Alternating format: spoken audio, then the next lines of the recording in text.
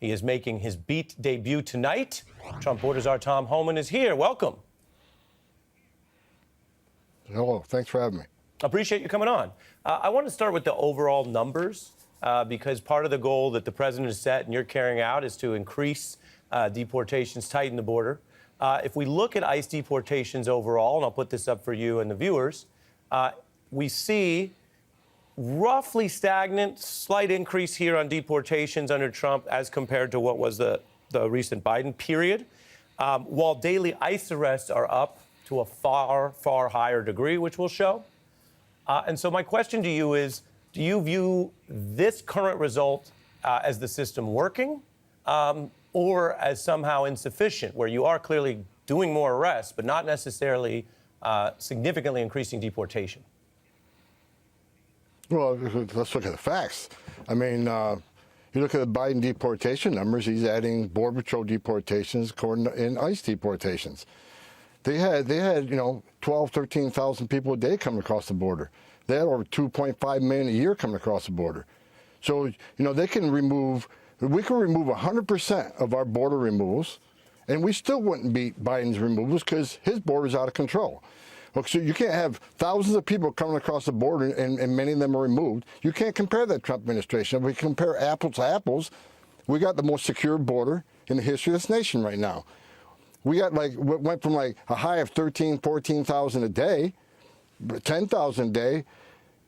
Yesterday it was 221 total apprehensions. So we got a secure border. So we can't count all those removals that Biden has because he had an out of control border. If you compare ICE, Biden, ICE, Trump, we're arresting about 3 times more than Biden is doing on the interior. That's what counts. I hear the point you're making, which is significant because this is a big topic. So let me show, say, apples to apples, February to February. Those monthly numbers here, about 11 to 12, pretty similar. To your point, if we look at the other border, I think around 200,000, we'll pull this up, you do have that decrease of encounters under this current administration. So I want to give you a chance to explain what you think is going on. You're saying the encounter decrease is a good thing and is because of your policies? Absolutely. I mean, let's face it. Joe Biden's the first president in history of this nation who came in office and unsecured a border on purpose. He destroyed everything we did. We handed him the most secure border in the history of the nation, and he unsecured it. And if you look at the numbers right now, based on the data, the most secure border in history of this nation. But I'm asking you specifically, and we may not be quibbling. We went over 10,000 apprehensions a day to 212 yesterday. Gotaways, an average day under Joe Biden, we had 1,800 or more gotaways every day. Known gotaways. They call on video, drone traffic, sensor traffic. And this is what I'm drawing you out on. The gotaways yesterday were 39. And we may not be quibbling. We'll get to how it works. But I'll put the decrease chart again. I'm just trying to make sure I understand. It's not, for example, macro factors or international economy. You're saying that drop on the encounters is because of your tougher enforcement policies. Do I understand that right? Absolutely. Okay. So when we look at that, you say, all right, that's a decrease, and that's part of what you set out to do. And then I want to get in with you, since it's your first time here, how you're doing it. Because as you know, part of the efforts have been ruled so far illegal. And so you're in law enforcement. You have a big job, and DOJ has a big job. Nothing concerning the border has been ruled illegal. We put President Trump put the Remain in Mexico program back in, the third safe country agreements, the ended catch and release. The law, federal law says this: if you come to our border without proper documentation enter the United States, you shall be detained. Not maybe, not think about it, not release millions in the United States. Yeah, immigration. So you shall be detained, and that's what we're doing. We're following laws enacted by Congress by the numbers. Immigration detention powers are certainly broad. So nothing concerning, you made a statement, concerning the border security, the most secure border in history of this nation. Nothing we've done on the border has been ruled illegal. So you say nothing's been ruled illegal. Let me read you some court rulings and let you respond as a representative of the administration. A judge says that this administration, under current law, does not, quote, possess the lawful authority to detain Venezuelan aliens, transfer them from within the United States, or remove them from the country. We'll put that up on the screen, but that's on the Alien Enemies Act. Another judge said the White House failed to prove the existence of the invasion or conflict required to justify invoking that act. Justice Sotomayor, and I'll let you respond, in a ruling that, as you may know, 7-2, included every Trump appointee on the Supreme Court, said U.S. citizens, under what you are advocating, could be, quote, taken off the streets, forced onto planes. History is, she said, no stranger to such lawless regimes, but this nation's system of laws is designed to prevent, not enable their rise. She said that in a dissent on a case where ultimately later, as you know, you've been blocked from using those wartime powers. So you have to acknowledge those rulings, right? You're not disagreeing that the Supreme Court paused some of those powers. No, but you're talking about two different things. We're talking about the border, securing the border. You're talking about interior enforcement. Two different things. So there has been some court cases on interior enforcement methods or operations. It has nothing to do with border security. Yep. Border security is something separate. Right. So, I understand the distinction you're making, so I'll let you respond. I'll let you respond on the interior. In the interior, these folks who are, to keep it simple, already here, you've been overruled. I assume you know that, and you're going to follow those Supreme Court rulings, yes? Well, absolutely. Look, the Alien Enemies Act, here's my position. I'm not a lawyer. I'm a cop, been an immigration officer since 1984. The President of the United States invoked his authorities under Alien Enemies Act to remove who we consider enemies of this country. Trinidad Agua and MS-13 are designated terrorists, and we would use the act enacted by Congress, follow the rules within that act, and played by the rules. People need to understand the Alien Enemies Act has a lesser due process system than the Title VIII immigration court proceeding. If you're at war with that country. We think we did the right thing, and we think we did the right thing. We'll continue to litigate it. I mean, President Trump made a commitment. Do you think we're at war? We're going to move the worst of the worst. Do you think we're at war with El Salvador? Arresting criminals. You don't have to be at war with the Alien Enemies Act. They also can be a predatory incursion. That's what we believe happened, a predatory incursion. We know that Trinidad Agua has infiltrated law enforcement in Venezuela, the military, and the government. We believe Maduro's regime was involved with sending thousands upon thousands here to unsettle this country. But I guess the point is, now that intelligence reports that back that up. Yeah, and I'm trying to go back and forth with you because I'm going to give you plenty of time, Mr. Homan. But when you look at Venezuela or these other countries, the law says you have to have a declared war. And so, yes, I understand you're not a lawyer, but we don't. That's not what the law says. Go ahead. That's not what it says. A declared war or a predatory incursion. We said there's a predatory incursion occurred. Venezuelan government, Maduro regime was involved, was sending thousands of Venezuelans to this country to unsettle it. To Americans dying from fentanyl, they're pushing through the streets, through the criminal acts they've done. I just left New York City. We indicted 27 members of the TDA under a RICO statute for sex trafficking, gun trafficking, drug trafficking. Sure, and those are individual criminal cases. We have a strong case of and Mr. Homan, I'll tell you, so you have the benefit of knowing this is a Texas-appointed judge. I have the quote on the screen. This term invaded concerns warfare. So not people crossing what you're calling predatory. But anyway, my key point to you is now the Supreme Court limited that. You're going to follow that unless and until the courts change it. Is that correct?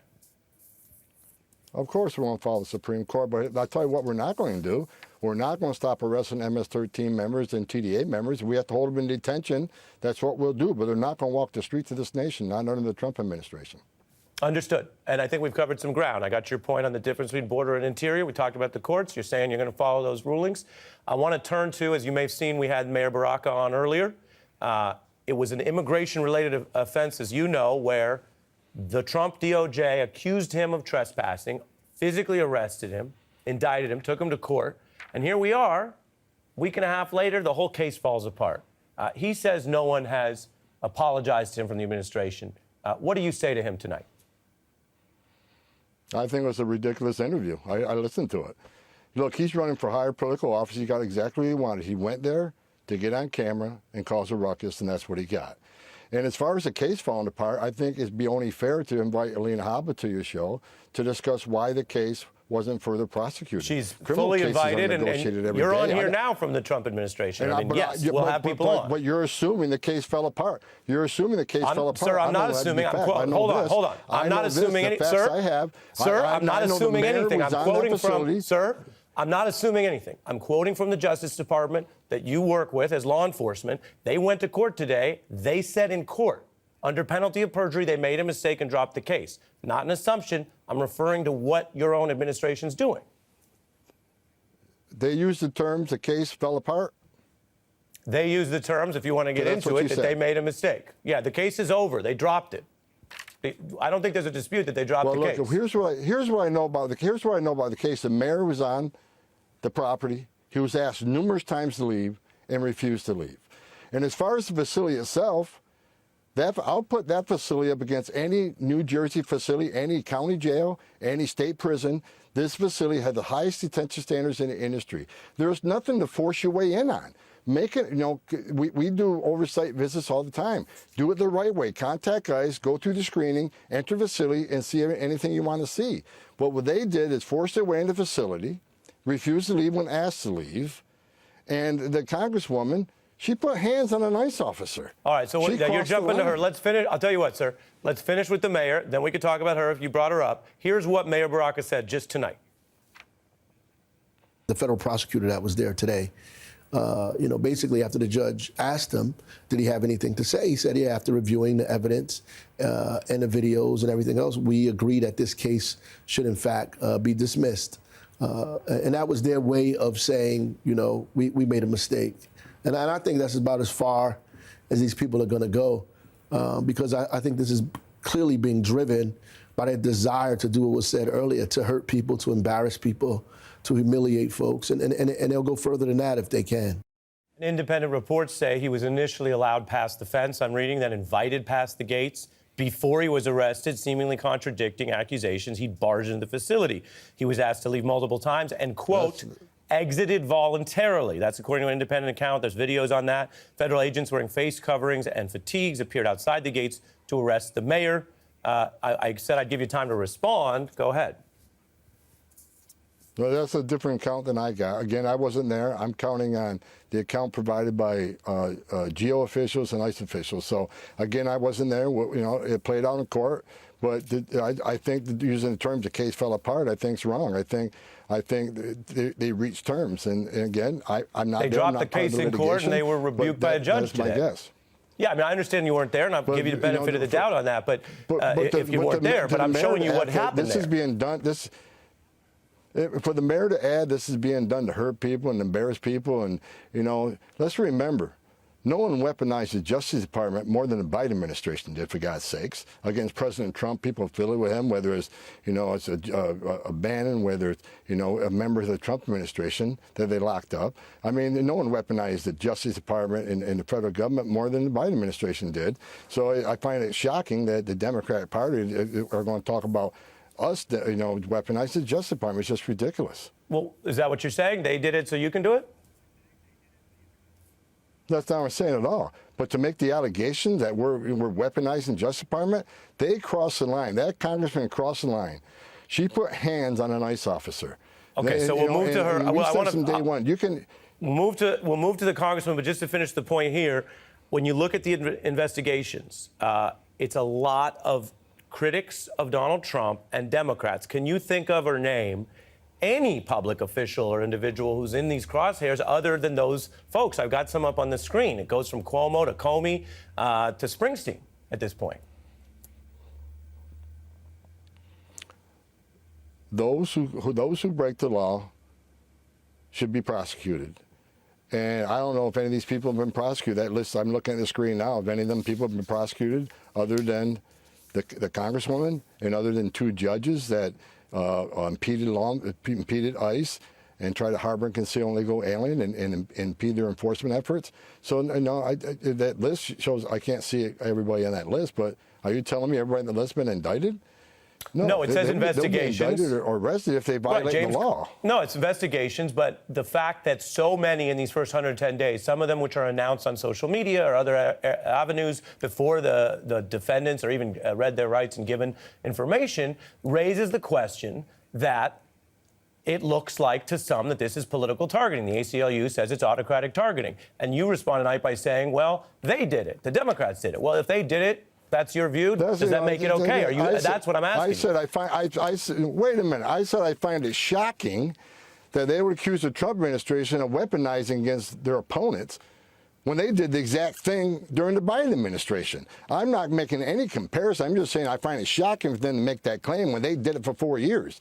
I'm not making any claim we're weaponizing anything. I don't think President Trump's weaponizing anything against his political opponents. We're enforcing the law. We're investigating crimes. If there's evidence that a crime has been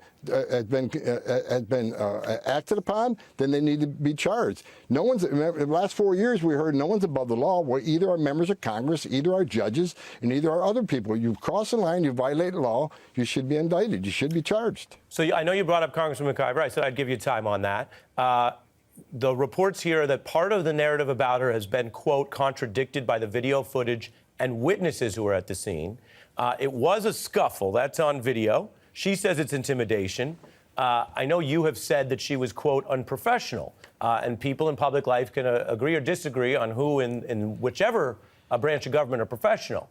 But does it concern you that someone who in a co-equal branch is supposed to oversee ICE, I'm sure you don't deny her elected authority to do that along with every other member of Congress in both parties, does it concern you that now it looks like, according to her lawyers, that the law enforcement agencies are trying to intimidate her out of that enforcement? And do you really think the video suggests that she was physically assaulting and battering armed agents? Because it looks more like a kind of out-of-control scuffle. She claims she was there on oversight. We open facilities of oversight every day across this country. There are, all you have to do is show up to the facility in a professional manner and request a visit. Go through screening and go see it. We are proud of that facility. I want everybody to go look at it. Maybe all the false narrative will stop about how ICE's detention standards are just so terrible. But she put hands, she shoved an officer, she put hands on her officer. That's unacceptable. These ICE officers, and when you cause a ruckus like that, then that makes that facility unsecure, because officers who should be dealing with the prisoners, very serious prisoners, criminals in that facility, they're dealing with the ruckus outside.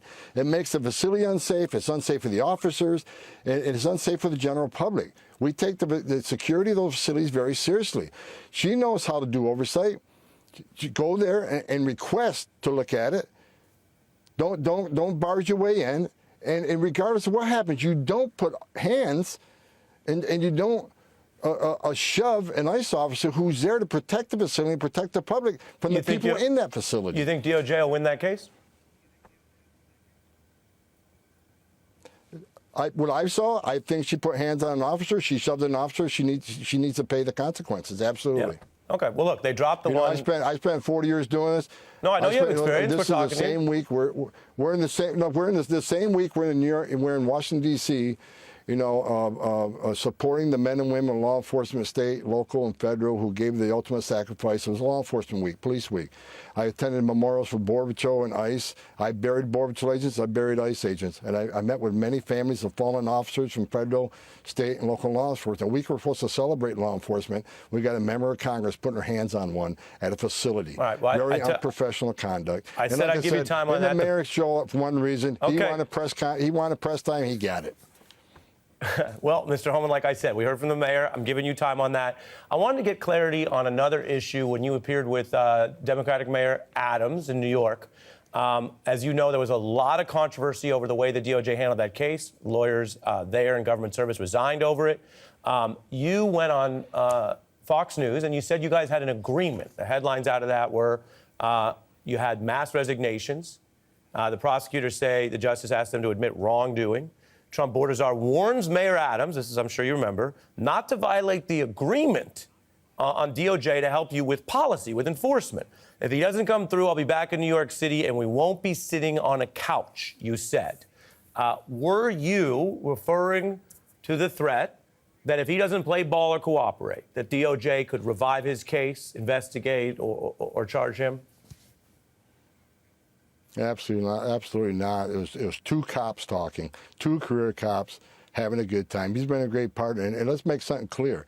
I started talking to Mayor Adams in November, long before this whole criminal thing came up.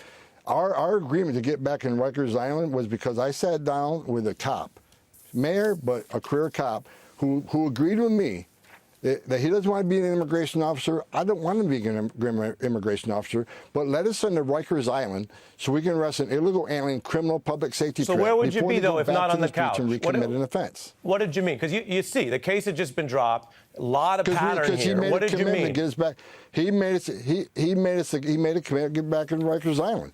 So you know, we talk cop to cop all the time. Well, you better keep your promise and play the rest of the tape. He came back at me and saying, you know, and I'm going to hold you accountable if we don't do things right. But you're disclaiming. Okay, but you're disclaiming the idea that it would relate. Nothing to do. He had nothing to do with that criminal investigation. Nothing. And finally, Nothing. I wanted to give you. We were talking before. We were talking months before that issue even came up. Okay. I want to give you a chance on one other item since I've had you and we've given you time. Tonight, you said you'll be following the Supreme Court orders. As you know, some Trump officials, including yourself, have sometimes suggested otherwise. This is what you said briefly on Fox News about judges. We're not stopping. I don't care what the judges think. I don't care what the left thinks. We're coming. Tonight, I wanted to address that with you. You also said tonight, opposing that you will follow what judges in the Supreme Court rules. So is that your final answer on that? No, what I said, that clip you just played, is the same thing I told you about 7 minutes ago. We're going to keep arresting TDAs. They're not going to stop us. We're going to keep arresting MS-13 members. Sure. If we can't remove them through the AEA, we're going to keep them in detention. They're not going to walk the streets. Consistent with what the judges rule. Keep doing what we're doing. We're going to keep arresting them and taking them off the street. That's what I meant. I never said we're going to violate a court order. I said we're going to continue doing what we're doing and taking these people off the street. That is what I meant when I said that. That's what you meant. Consistent with court rulings. President Trump has said he'll obey the rulings of the Supreme Court, and that's what we're doing. Yep. But when I said, I don't care what they think, we're going to keep doing it, we're going to keep arresting TDA and MS-13. Maybe we can't remove them as quickly as we want under AEA right now, but they're not going to be walking the streets. If we have to wait for Title VIII proceedings, we'll do that. But they're not going to walk the streets of America under President Trump. The president has a new order right in your domain seeking to lower drug prices. It basically says that there's going to be this deadline, and if there's not compliance, then they can, of course, down the road, it says, change what the U.S. government will pay. Tell us how this works and what percent in a drop in prices would you consider success? Well, we had a chart on the dais when we were talking about the executive order, and the president spoke very clearly to the reality that he wants equalization. And by that, he meant dealing with the inherent unfairness of a system where America invests in the R&D of so many of these wonderful products. And I want to commend people in the pharmaceutical industry for coming up with fantastic solutions. As a doctor, I benefited from using these for my own patients. But there's something wrong when you're paying 2, 3, even 4 times more for the exact same products in this country than in Europe. And so that chart next to me on next to the Oval Office revealed those numbers. So when you ask me how much we want to reduce the numbers, we want to take those numbers down to what the Europeans and other developed countries are paying. I think that's something people can relate to. In fact, past administrations have talked about it. But as you know, we have this free market system here. So you can't just tell drug companies what to do. I want to read to you from J.P. Morgan. This is how they analyze the plan. They say you have to overcome legal challenges from drug makers. This would go better with congressional approval. And so one question here is, if this is important, why not do it through the force of law rather than an order that kind of sounds like just a suggestion or policy?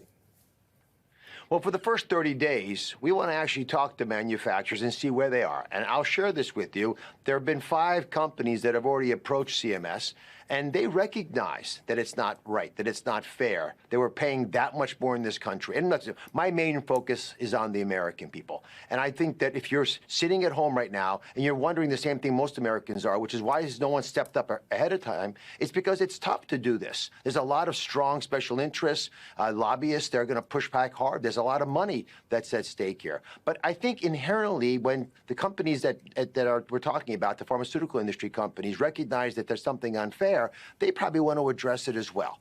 And here's a number that might strike, that, I think pretty motivate most of us. 2/3 of bankruptcies in America are caused by illnesses and associated medical debt. And a third of the time when I prescribe medications, Ari, to a patient, they can't fill the prescription. They can't afford it. So we have some of the best care in the world. We're paying a ton of money, twice as much as any other company per capita, but we're not getting our money's worth. I think that's the issue we want to address. So let's have the pharma industry for the next 30 days step up and see who wants to be involved. And then we do have lever arms. We have, obviously, the president lobbying both Congress, but also for public opinion. It means a lot to industries if the average American on the street thinks ill of them. We also have the lever arms within my agency, CMS, to be able to do innovation models where we can begin to play with different parts of the population and see how these most favored nation pricing might affect people's behavior. But our primary goal is to help people who are suffering, who are angry about the fact they can't afford their medications, or they're in bankruptcy or distress of bankruptcy because the healthcare system is so expensive. Can you name any of those companies that you say reached out? I'm not going to name them because it's all confidential right now, but you could probably predict with the companies that are coming to us. They're big companies, well, we know and they some want of to do the the big, right thing. Yeah, we know some of the big drug makers. On the Medicaid tax issue, this is interesting. The administration now, including your department, wants to sort of change how some of these state taxes work, which is actually something that Obama and other Democrats have supported in some form. I'll put this up here, targeting this loophole. Basically, the state tax hospitals and return dollars to them as higher payments, which is sort of a way to get money out of the feds. The Times notes that the feds have repeatedly attempted and failed to roll back those kind of taxes. That's under both parties. Obama proposed those limits. Congress declined at the time. So I guess my question is, why do you and President Trump agree with President Obama there? And how would this work? Is this something that could actually happen? Well, President Biden also had similar sentiments about these provider taxes. So we have a rule that just got released that's out for public comment that's going to address some of the managed care organizations in Medicaid very specifically, because that was a loophole that was being used by states. But here's the basic problem. It's money laundering. And it happens because we have a disalignment, a malalignment between what the federal government is trying to do and what state governors is trying to do. And so when we're not on the same team trying to help those of us who are most vulnerable in these states, you start to have little gimmicks played. And these gimmicks are very expensive. Let's go back and forth, because I understand the talking point money laundering. Of course, 49 states do this, Republican and Democrat. I don't know that you really want to say all these state officials, Republicans, governors are all literally money laundering, but what they're doing is trying to get money out of the feds, right, for state health care. And so you could fix this so it's less gimmicky, but then the question becomes, are those states still going to get health care funding, or do they all then end up holding the bag? No, you want to give states the money they need to take care of the people that are domiciled there, but you want those states to be responsible as well. And right now, there are many instances where states for Medicaid, again, Medicaid is money they're given to the most vulnerable, people who are living at below the poverty level. But the insurance monies that are paid for the care of those people is higher than Medicare, which is the system that's out there for elderly Americans, folks who've been paying into the system. It was never designed to be that way. And we actually have rules that have been put out there saying you cannot pay more for Medicaid patients than commercial insurance. How is that even possible? So we have a problem between the able-bodied people on Medicaid and the folks that it was originally designed for. Even that discrepancy is causing issues. And yes, you're absolutely right, Ari. A governor is going to wisely look for opportunities to shift the money to get as much as they can into their coffers. Yeah, they're trying to get something. Yeah. But we want to actually pay for exactly what's needed, try to do it in a way that's very transparent. Because if you have darkness and opacity in a process, Ari, I guarantee you the money's not all going where it's supposed to go. I'm sure there are hospitals getting money they don't deserve, and other institutions are suffering, like some of these federally qualified health clinics who aren't getting enough money to do primary care in areas of the states that are being left behind. Yeah, so that's sort of a reform issue. Then you have this new Republican budget, which affects everything you're overseeing. And the headlines here are major cuts. Like, we're going to put this up on the screen here to give people sort of what the billions level is. But you're talking about the $600 billion over a decade-long plan. And most importantly, CBO scored this actually just today. 7 million people could be basically forced off insurance. And take a look at, say, a MAGA Republican like Josh Hawley. He is looking at this right now and saying that slashing health insurance for the working poor is, he says, morally wrong and politically suicidal. He says the Trump coalition, which of course you're a part of, he just appointed you, was not pulling the lever for Medicaid cuts. Is this plan fair, or is it immoral, as Hawley says? Does it go too far? Does it risk you overseeing a system that if the Republicans get their way, you're going to be pushing a lot of people off health insurance right now? All right, let's get the fundamentals straight on this. In every scenario that I have seen, we are increasing payments on Medicaid. We're just not increasing it as much as it could be increased under other scenarios. When you talk about people being uninsured, that's a major focus of mine. Now, these numbers are all over the place, but let's just put some high-level thoughts. And I'll let you finish, but those here. are nonpartisan Congressional Budget Office numbers that I quoted.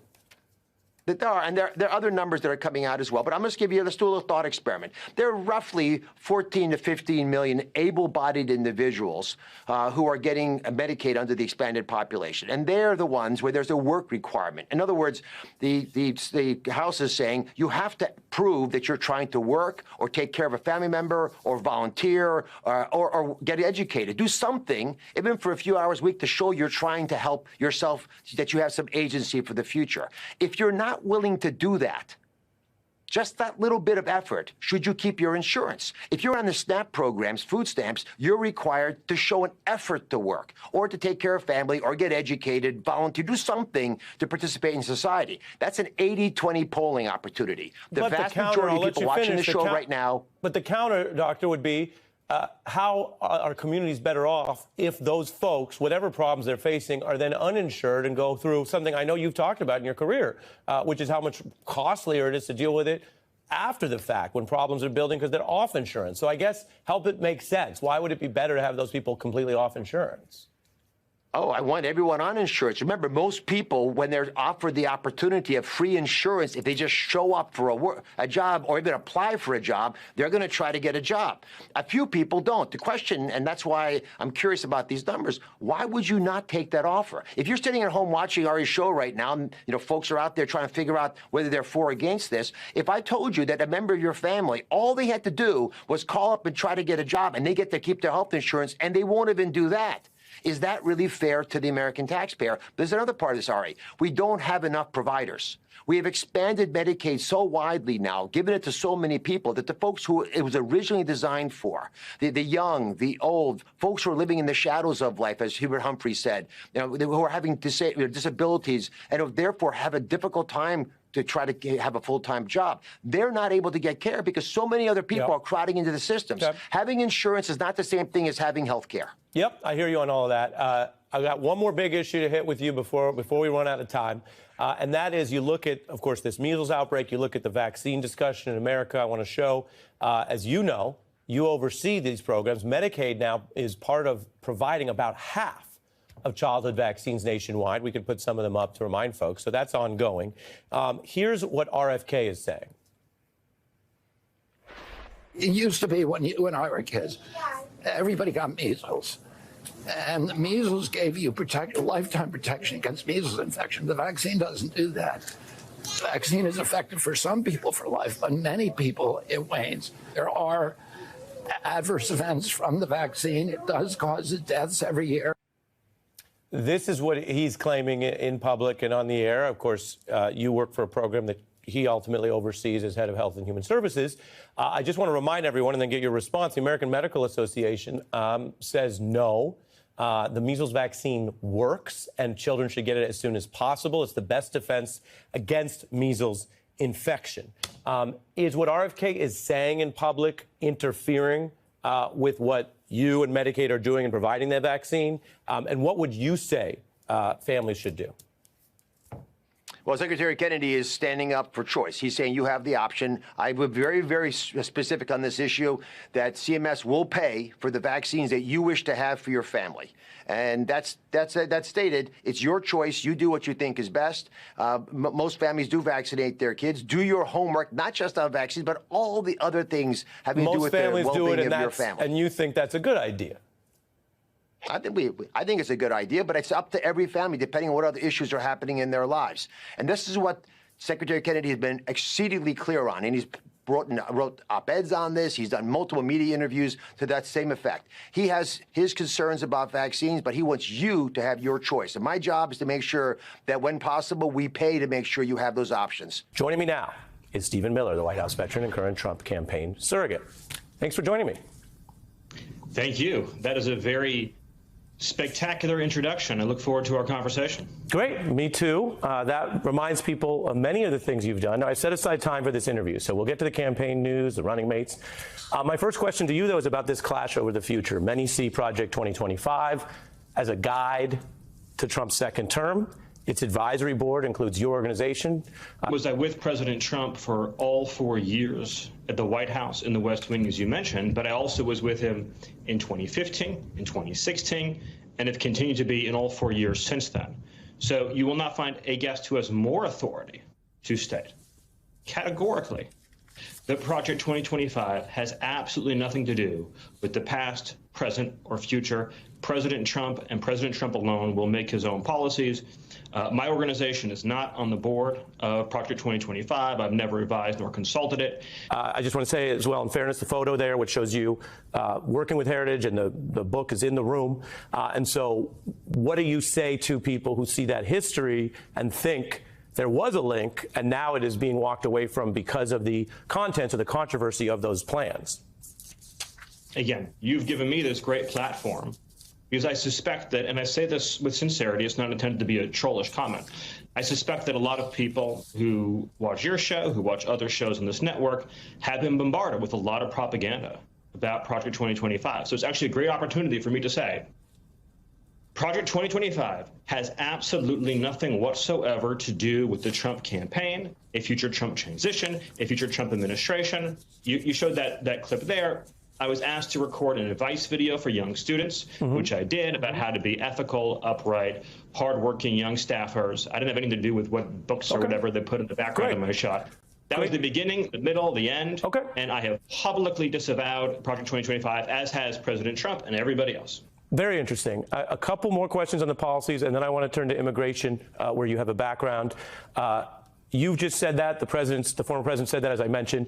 There are issues where we see a kind of overlap. Here's Project 2025 on abolishing the Department of Education, which would be a big move.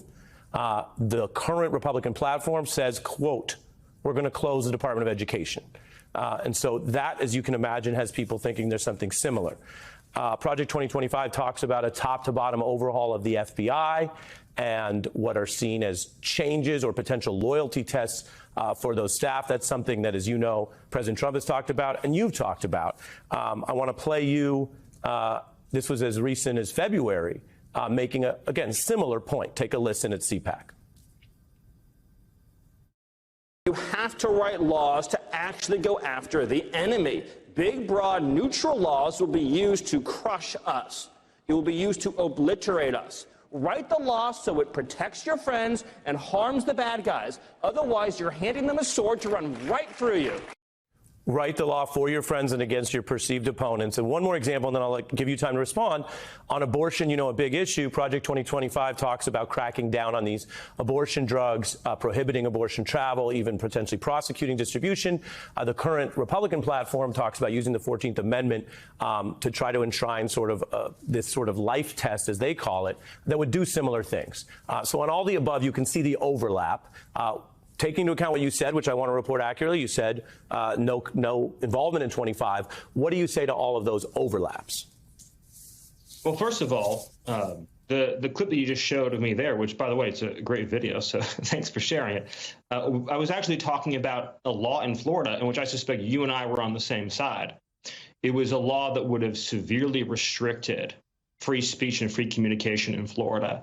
And I was talking about friends and bad guys. I was talking about you protect people who are engaged in legitimate free exercise of their First Amendment rights. The bad guys being people who are actually engaged, this is a defamation law, who are actually engaged in true defamation, in true actionable civil violations that deserve judgment. The way the law was written, a lot of innocent people would have lost a lot of money. So I'm actually glad that that bill that was in the Florida legislature was pulled back and wasn't advanced. To your point about the Department of Education, Ronald Reagan was the first one who called for closing the Department of Education. So this has been a pretty mainstream Republican plank for longer than I've been alive. In fact, longer than even you've been alive.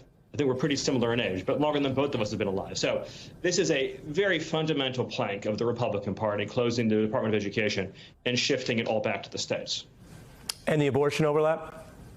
Oh, well, I'm really glad, again, really glad for this invitation to be able to state to your audience, because it's so much better to hear it without any filter in between.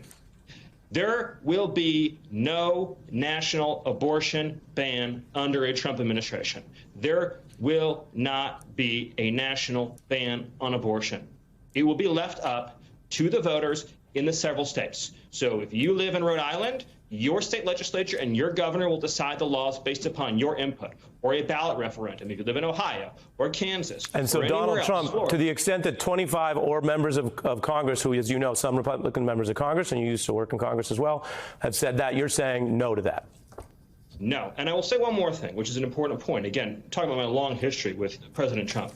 It's important to remember, Ari, that when President Trump first ran in 2015, it was a takeover of the Republican Party from established interests that had been running it for a very long time. And if we had longer than we do today, and I don't mean this coyly, I mean, if we actually sat down, me and you, for 45, 60 minutes, we would find common ground on President Trump's criticism of the Pentagon and the war machine. We'd find common ground on President Trump's criticism of how trade deals have been written for decades, NAFTA, Korea. We would find common ground, certainly China's entry into the WTO and the normalization of trade relations with China. We would find common ground on concerns about how foreign guest worker programs have basically decimated organized labor in this country. We would find a lot of common ground on those issues. Okay, well, you mentioned, my point in saying all this is that when you talk about what, quote, Republicans have to say, what I'm saying to you is that President Trump is sui generis. He is President Trump. He has his own agenda that is his and his alone. And I know you're smiling because you know that it's true. President Trump. I'll jump in. I'm only smiling because lawyers love to use Latin to complexify a point. Sui generis meaning unique. Lawyer. Fine. I just know lawyers would do for a living. Fine. Let me show you immigration, because that's been one of your big issues, and you served in the White House and you pushed a lot of plans that, as you know, are controversial.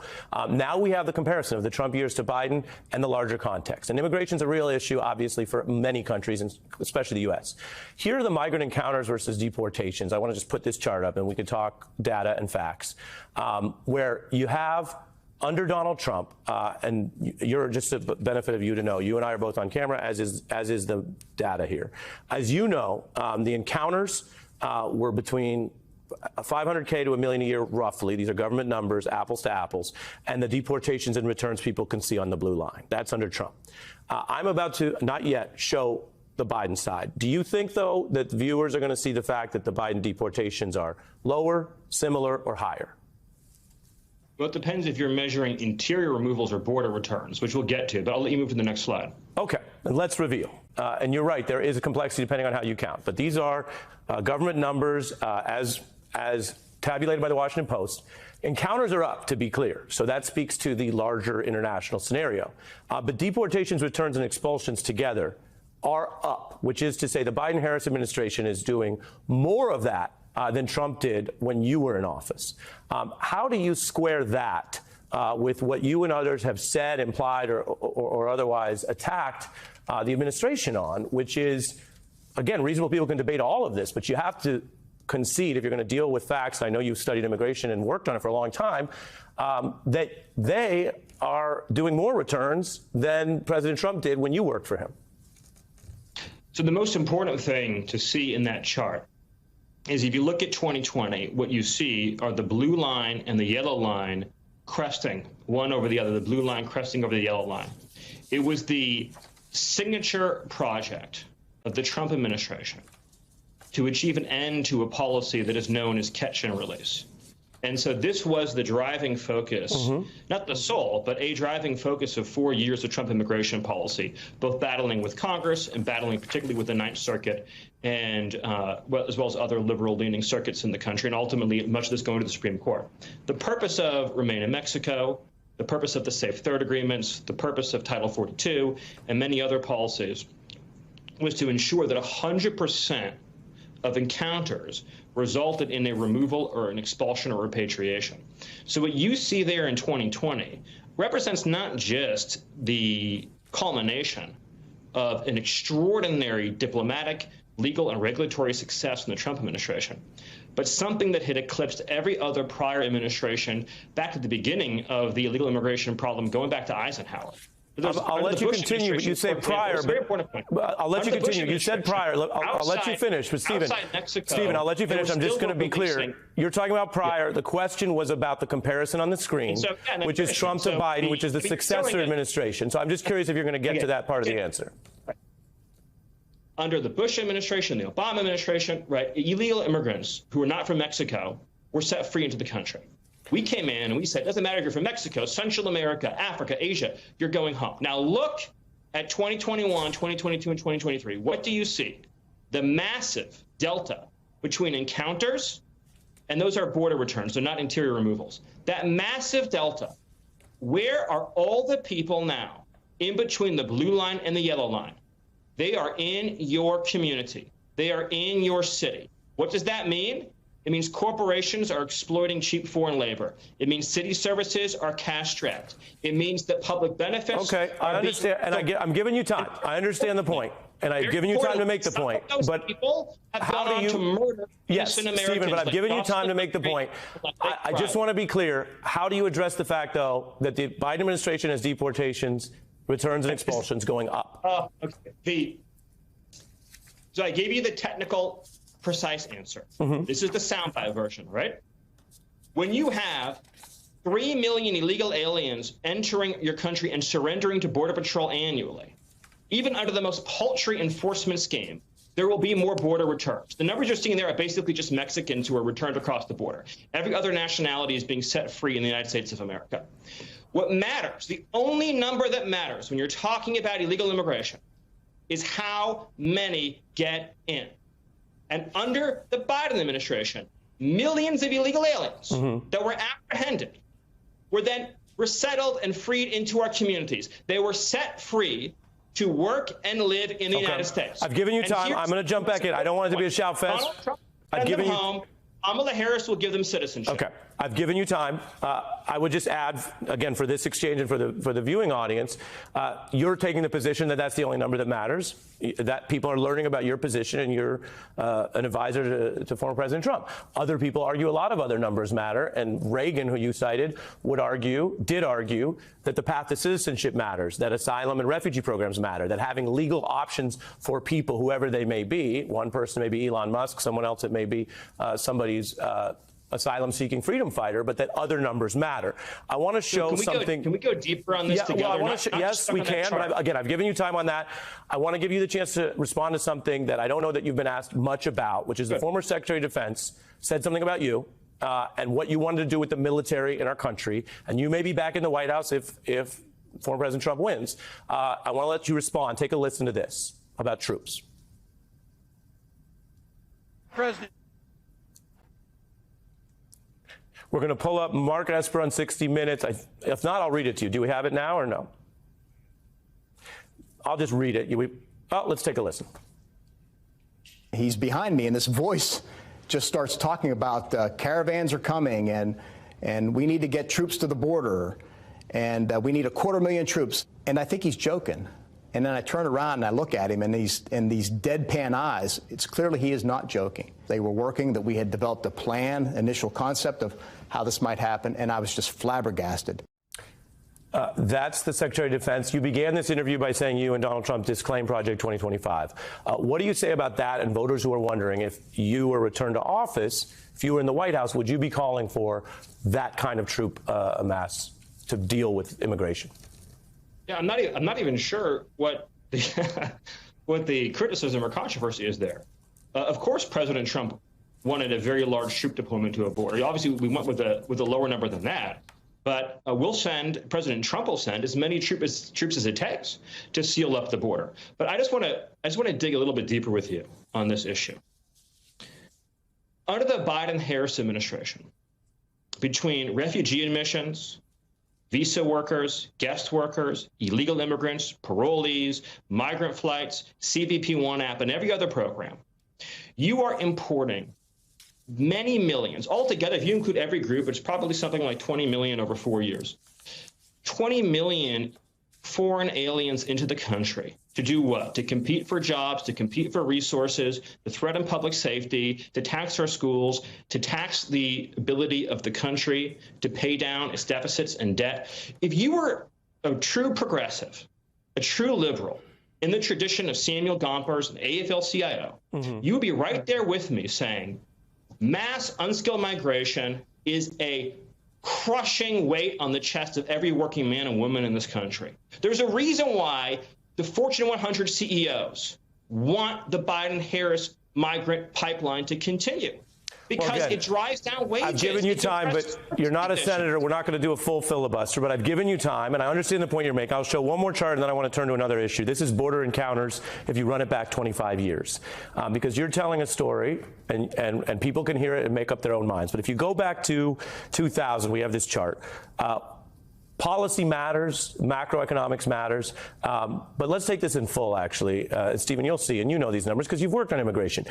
There is an ebb and a flow to this, and the macro is an ebb and the flow. And you do see in the recent period the increase, and we deal in facts here. But the larger market here in this topic, not unlike a stock market, is that there's ebb and flow.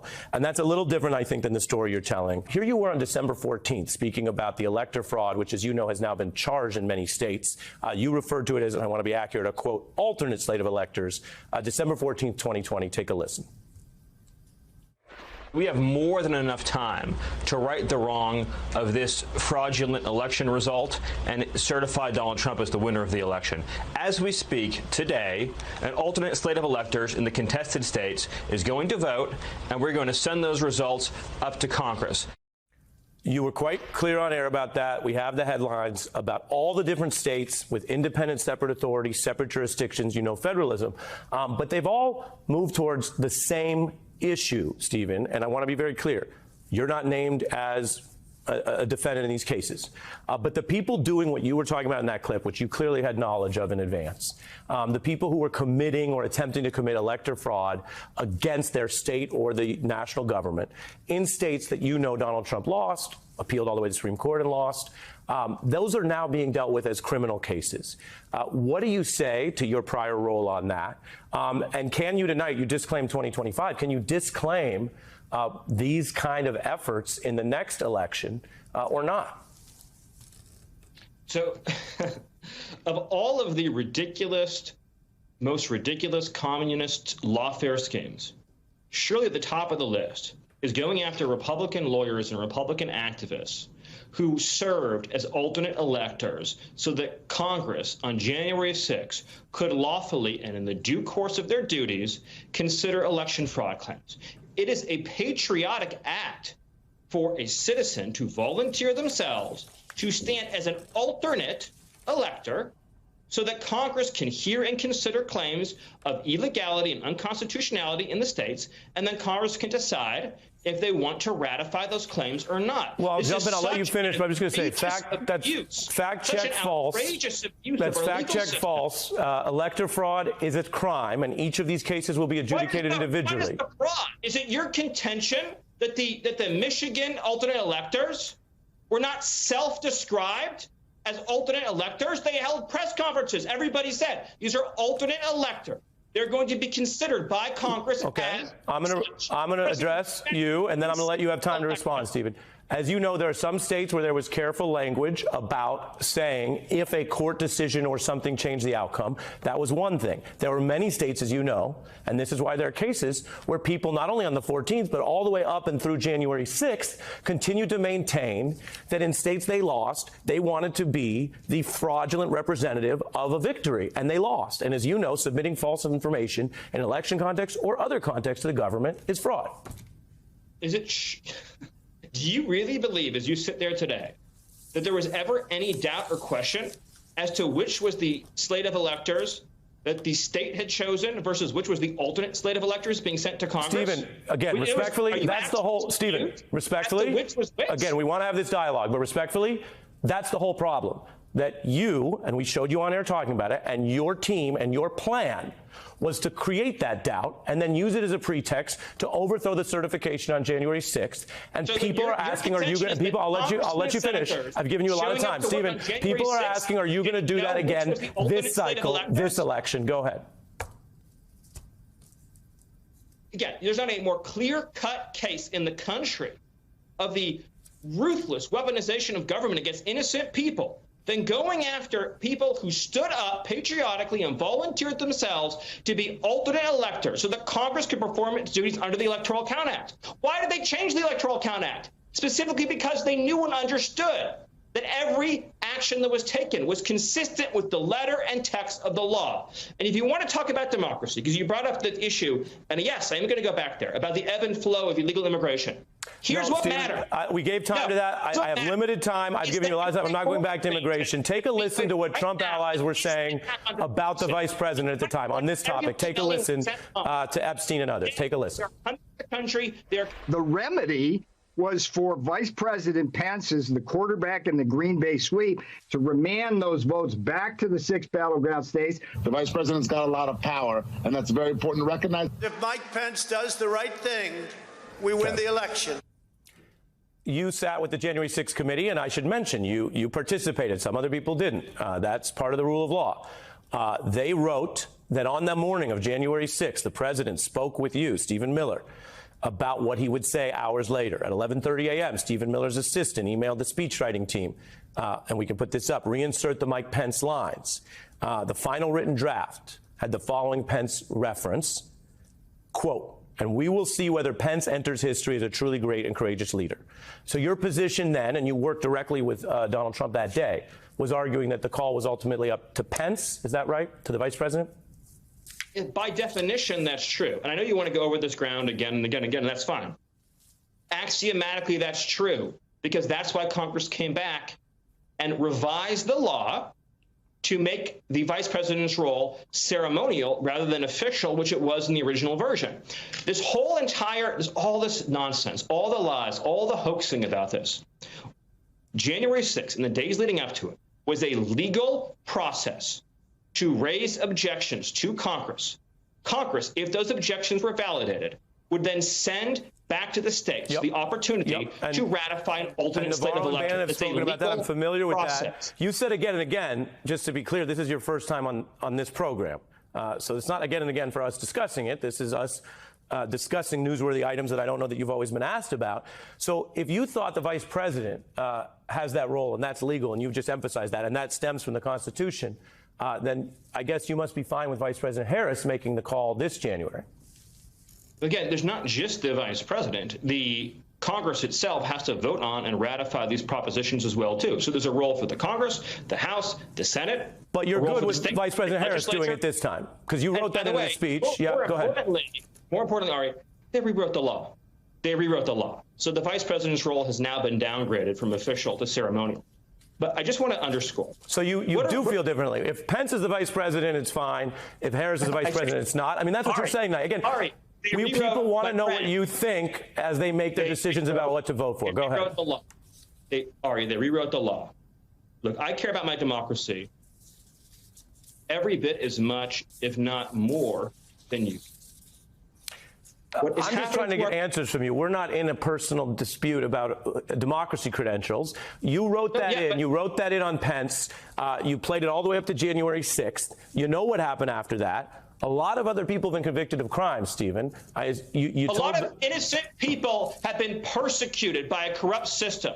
What kind of corrupt system throws Republican lawyers in jail for offering good, sound legal advice, but does nothing with secretaries of state who plainly violated their own state laws and constitutions? How many people are in jail right now?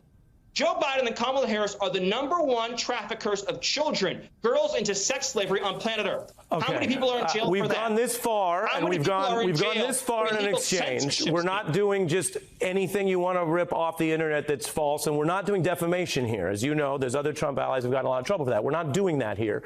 You want to talk about democracy. You sound right now. I'll let you respond. We are running over on time, but you sound more outraged about what. Stephen, I'm going to finish the question. I'll give you time.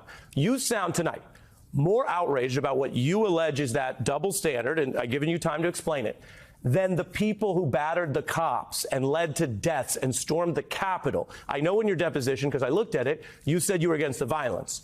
You haven't gotten around to saying that here tonight. Again, it's your time when you answer. But you sound more outraged about that than the actual convicted sedition at the Capitol that day, which, by the way, Donald Trump has floated the idea that he would pardon the seditionists who stormed the Capitol violently. We're running over on time. I will give you a chance to respond to all that. Yes. I, President Trump, and everyone else have been repeatedly clear about the fact that any violence that took place was unacceptable. That is completely separate and different from throwing a grandmother in jail for 5 years who just said a prayer in a hallway after being ushered in by a Capitol police officer and then left. The weaponization of the government. There's a guy who posted a meme about Hillary Clinton who's in jail right now, Mackey. The weaponization of government is the beginning of the end of American democracy. And every one of your viewers and listeners should understand, when you have a country where you can throw people in jail for violations of misinformation, for engaging in free speech, for engaging in good legal advice, for challenging illegitimate election results, you're not a free country anymore. Right. And I'll tell you the violence I'm outraged about. Right now, there are moms whose daughters are dead and murdered because Kamala Harris let in their killers. And when you have on your program the mother of Jocelyn Nungry, or the mother of Laken Riley, or the mother of any of the other victims, the mother of the girl who was raped in Central Park, any of those families, then you'll be in a position to talk about violence and suffering and death. I told you I'd give you time. We're not doing a comparison of me to you on everything, but we've given you time so people could hear, as you said, directly from you. That's something we do here, and we've given you a lot of time, and I appreciate the dialogue. Stephen Miller from the Trump campaign and the Trump White House veteran. Thank you, sir. RFK Jr. endorses Trump. As a campaign official, my question for you is, does the Trump campaign see this as a meeting of two people who agree or strange bedfellows who disagree on key issues? Well, look, RFK probably would have been the Democratic nominee had the system been not rigged against him. And he had an opportunity to have a voice in the process. I think he would have beat Joe Biden, to be very honest with you. But then he went out and decided to run as an independent, realized that there was no path for him to be successful there. And when it comes to the issues that are most important to him, he decided, he looked at both of the candidates and said Donald Trump is the best candidate to lead going forward. So on Friday night of last week, we had a massive rally in Glendale, Arizona. Yep. RFK was, supported at a response I'd never heard from anybody else that Donald Trump had introduced before. It was amazing. The crowd was so invigorated. And what I think it also does, RFK brings a special subset to the campaign. Those moms and women, 25 to 40 years old, who are concerned about their children and the vaccines and the food that they're being ingested by the government and the mandates that the government has put on some of those products, are coming now to the Trump campaign disproportionately because they support the belief that RFK is going to help fix that problem going forward. Okay, so you're saying the Trump campaign views him positively on that. We also got a peek into their conversations before the endorsement in a July phone call. I want to play some of that. This is Trump talking to RFK. Take a listen. I agree with you, man. Something's wrong with that whole system. And, it's the doctors you find. Remember I said I want to do small doses. Small doses.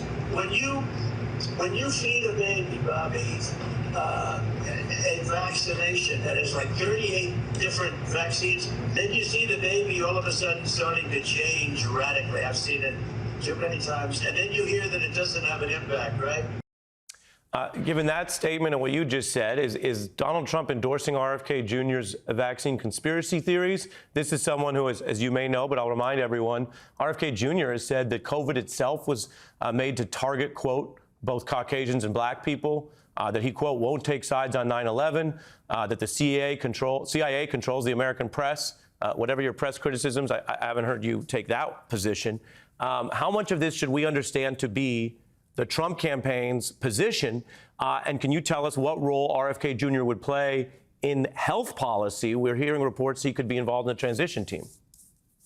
Well, RFK Jr. has been someone who's been very steadfast in making sure that when it comes to the decisions that affect your body, you get to choose. And what we saw was government mandates, whether you're a government employee at the local level, the state level, or the federal level, being forced to take an injection in order to save your job. And RFK was against that. By the way, I think a lot of Americans were against that. Yeah, I'll jump in. We saw I'll let a you lot of finish. Americans- As you know, Corey, I'll always give you time. You're talking about policy, and you're referring to something that is true. There was a wide national debate about government requirements. I would just mention, I asked you, though, about RFK's actual conspiracy theories. Are you going to tell me that you and Donald Trump think COVID itself was hatched to target people by race, or are you going to reject that part of his agenda? Ari, I'm not here to answer questions for RFK Jr. He's a big man. He can do that on his own. He's been on television a number of times to answer his own questions. What I am here to tell you is that he has a microphone to an audience who's very concerned that the government mandated vaccines into their children and themselves in order to keep their jobs. And there's real Americans who lost their jobs and their livelihoods because of what the government did to them. And I think when it comes to RFK, specifically those moms who have young children, they're very concerned about what is being injected into their children, whether it's through the food supply or through these vaccines. And RFK has an opportunity to go out and talk about the fact that he was right. The government should not have had to mandate those. We don't know the full impact of what was mandated by the government on the long-term repercussions that it could potentially cause. So we're very much in line with RFK on that position. All right, I got your answer on that. We have the headlines about you. You're not the whole focus of this interview, but you were a big figure in 16. And as people know in politics, it happens on a lot of campaigns. You were replaced. You're back here. It says Donald Trump's bringing you back. Some people, I'll give you time to respond, view that as a sign that he thinks something was wrong, that he needs the old 16 team, or he needs to shake it up. I also want to mention we have the debate coming. Trump, as you know, has complained publicly and vociferously about many debates, including this one, but it looks like it's on. So the two-part question, Corey, is one, are you back because the campaign needed a change, that there was some problem with the campaign or the team as of last month? And second, what should we expect in this debate? Is it really on? Are they still squabbling over the mics? Why is Donald Trump so worried about the mic rules? Well, first and foremost, I'm back because the president asked me to be, not because there was any concern with the leadership of this organization. They have done an amazing job. Look at what they were able to accomplish in a competitive Republican primary field, the largest success that any candidate in modern history has ever had. And not just that, before I ever joined this campaign, they drove the Democratic nominee out of the race, something that's never been done before. And for the first time in American history, Donald Trump's going to have the opportunity to be two Democratic candidates for president. And he did, and Trump did, I'll ask you, Trump did fine in that debate, as you mentioned that history. Does he miss Biden? Sometimes it seems like he'd rather be running that race.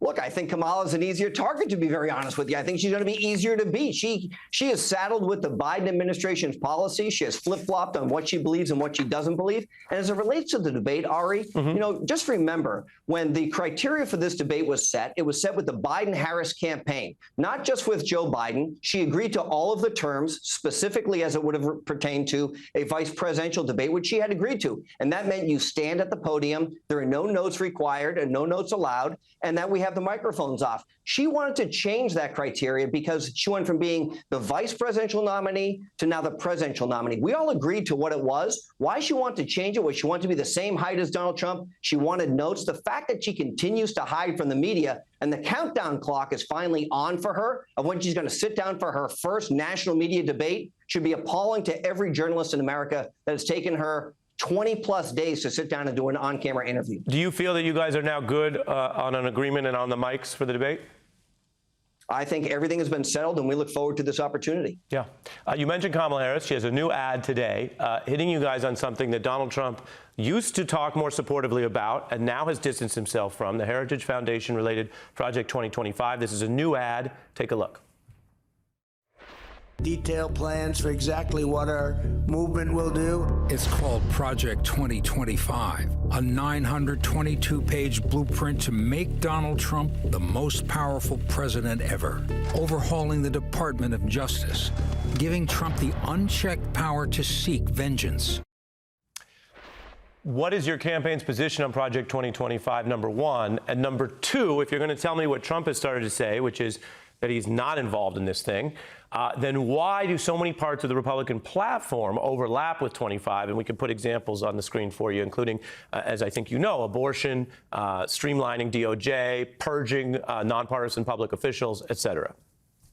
Look, Ari, it's very simple. President Trump has said he has nothing to do with Project 2025. I believe the project has been closed. That was a project of the Heritage Foundation. And there are a lot of groups out there on both the right and the left who come up with policy initiatives and policy ideas, but it doesn't mean that the candidate's going to implement them. Look, as we know, the Kamala Harris campaign is riddled. 60 employees from the Center for American Progress are there. They believe in taxpayer-funded reparations. They believe in transgender surgery without notification for minors. Does that mean that the Kamala Harris campaign supports everything that Cap endorses? Maybe it does, considering she's got 60 people over there and has called their leader one of the finest leaders. So if that's the case, and we're going to hold candidates accountable for what outside organizations on both the right and the left are doing, then we have to hold everyone accountable. And I haven't heard anybody ask Kamala Harris. I know she hasn't sat for an interview, but I don't think the Cap 60 staff or people are going to be asked about tomorrow or the next day when Dana Bash is there, because if she supports their ideals, then she should have to answer for them. And I don't think that's what's going on here. Well, as you know, Corey, we have no idea what Dana Bash will ask. But on the abortion issue, which is very important,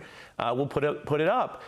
Okay, you now, on behalf of the campaign, are saying that 25 isn't yours. But the current GOP platform has a 14th Amendment effort to try to give what they sometimes call, quote unquote, fetal personhood, or basically would be synonymous with a national abortion ban. And Project 2025 tries to also go after, as you know, abortion rights, even women's right to travel if they want to move in and out of their state, which people are allowed to do. I don't know if you support, on behalf of the campaign, policies that say a man or a woman can't leave their state for a certain reason. That's a big liberty crackdown. What do you say to people who can read these two things and say, okay, Trump and the platform are basically 25 on abortion?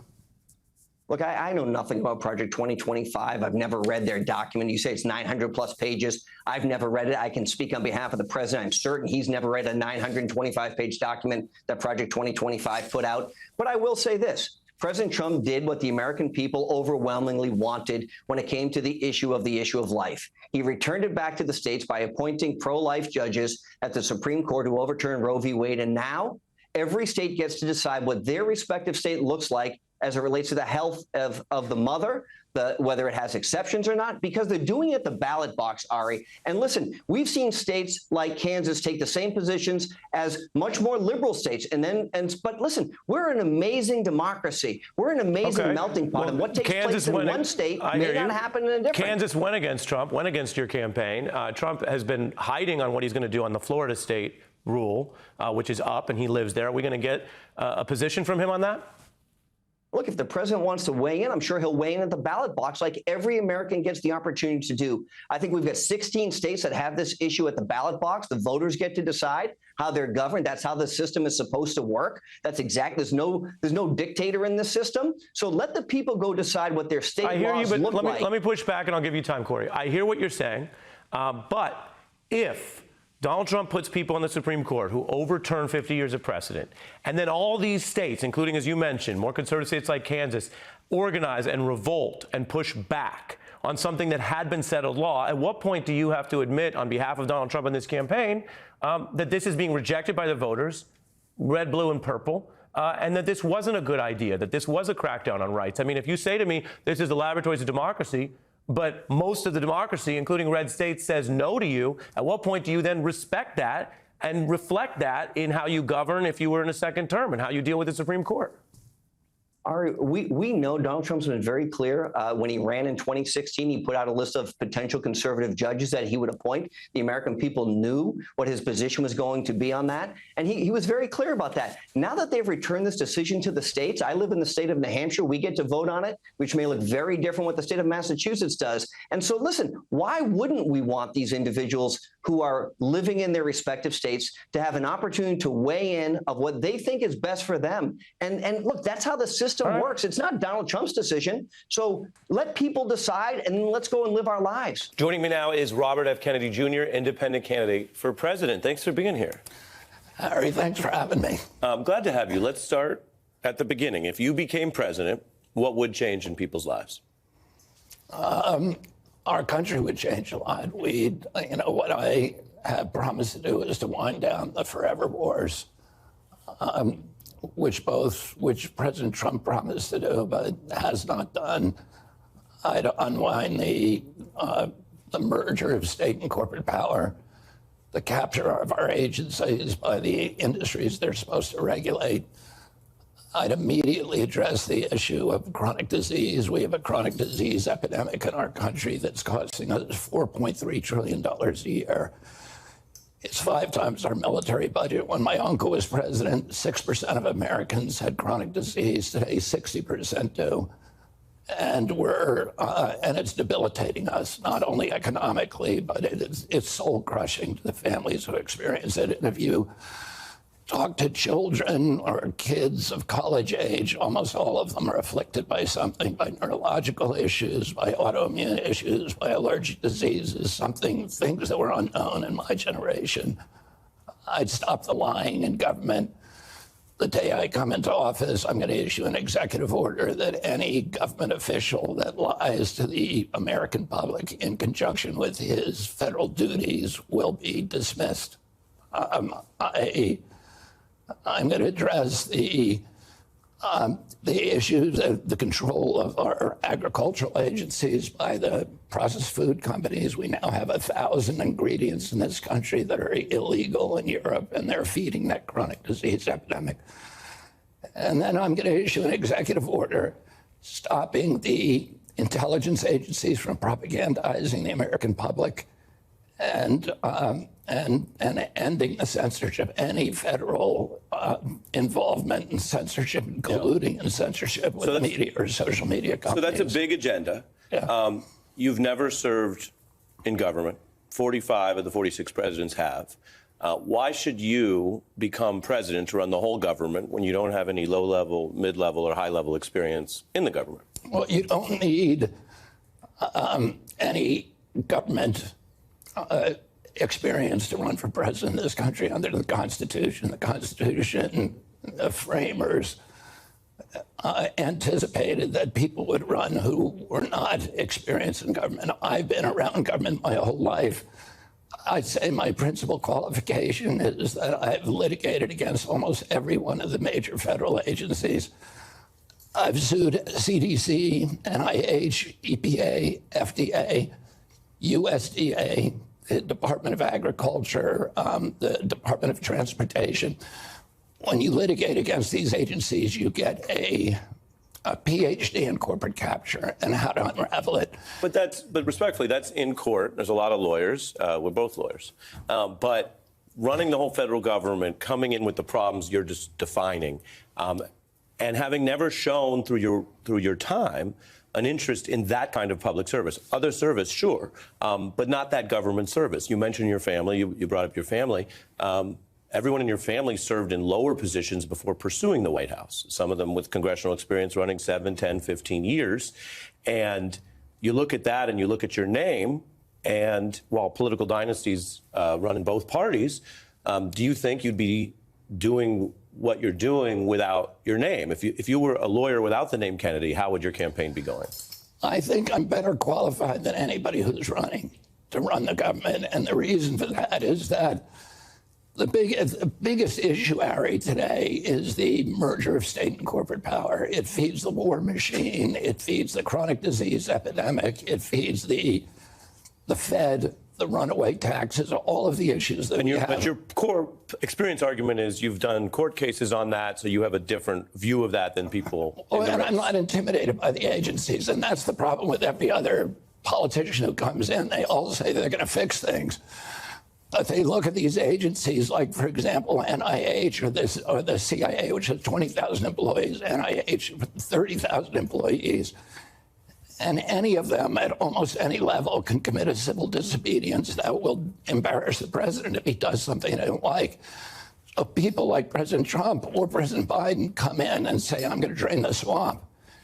And then they appoint Scott Gottlieb, who's a business partner of Pfizer, to want to run FDA. No, why would you do that? Well, Why would you appoint John Bolton, who is the father of the war machine, to run the NSA? In fairness, I think that diagnosis is a fair issue to raise. I'm asking you about the experience. I also want to ask about I think my experience is more relevant to fixing the government than the people who are actually part of the government, because they get co-opted into this system where nothing's going to be fixed. So They're all profiting on it. I'm coming in from the outside. I actually know how to fix it. I'm not intimidated by these agencies. I know who the individuals are in some of these agencies who are causing the problems. Okay. I know the perverse incentives. I'm going to jump in to say, then there's the campaign math. This is not summer camp. This is not a brainstorming session. You have 6 months here to try to run, to be in a position to win the Electoral College. How many states are you on the ballot in right now?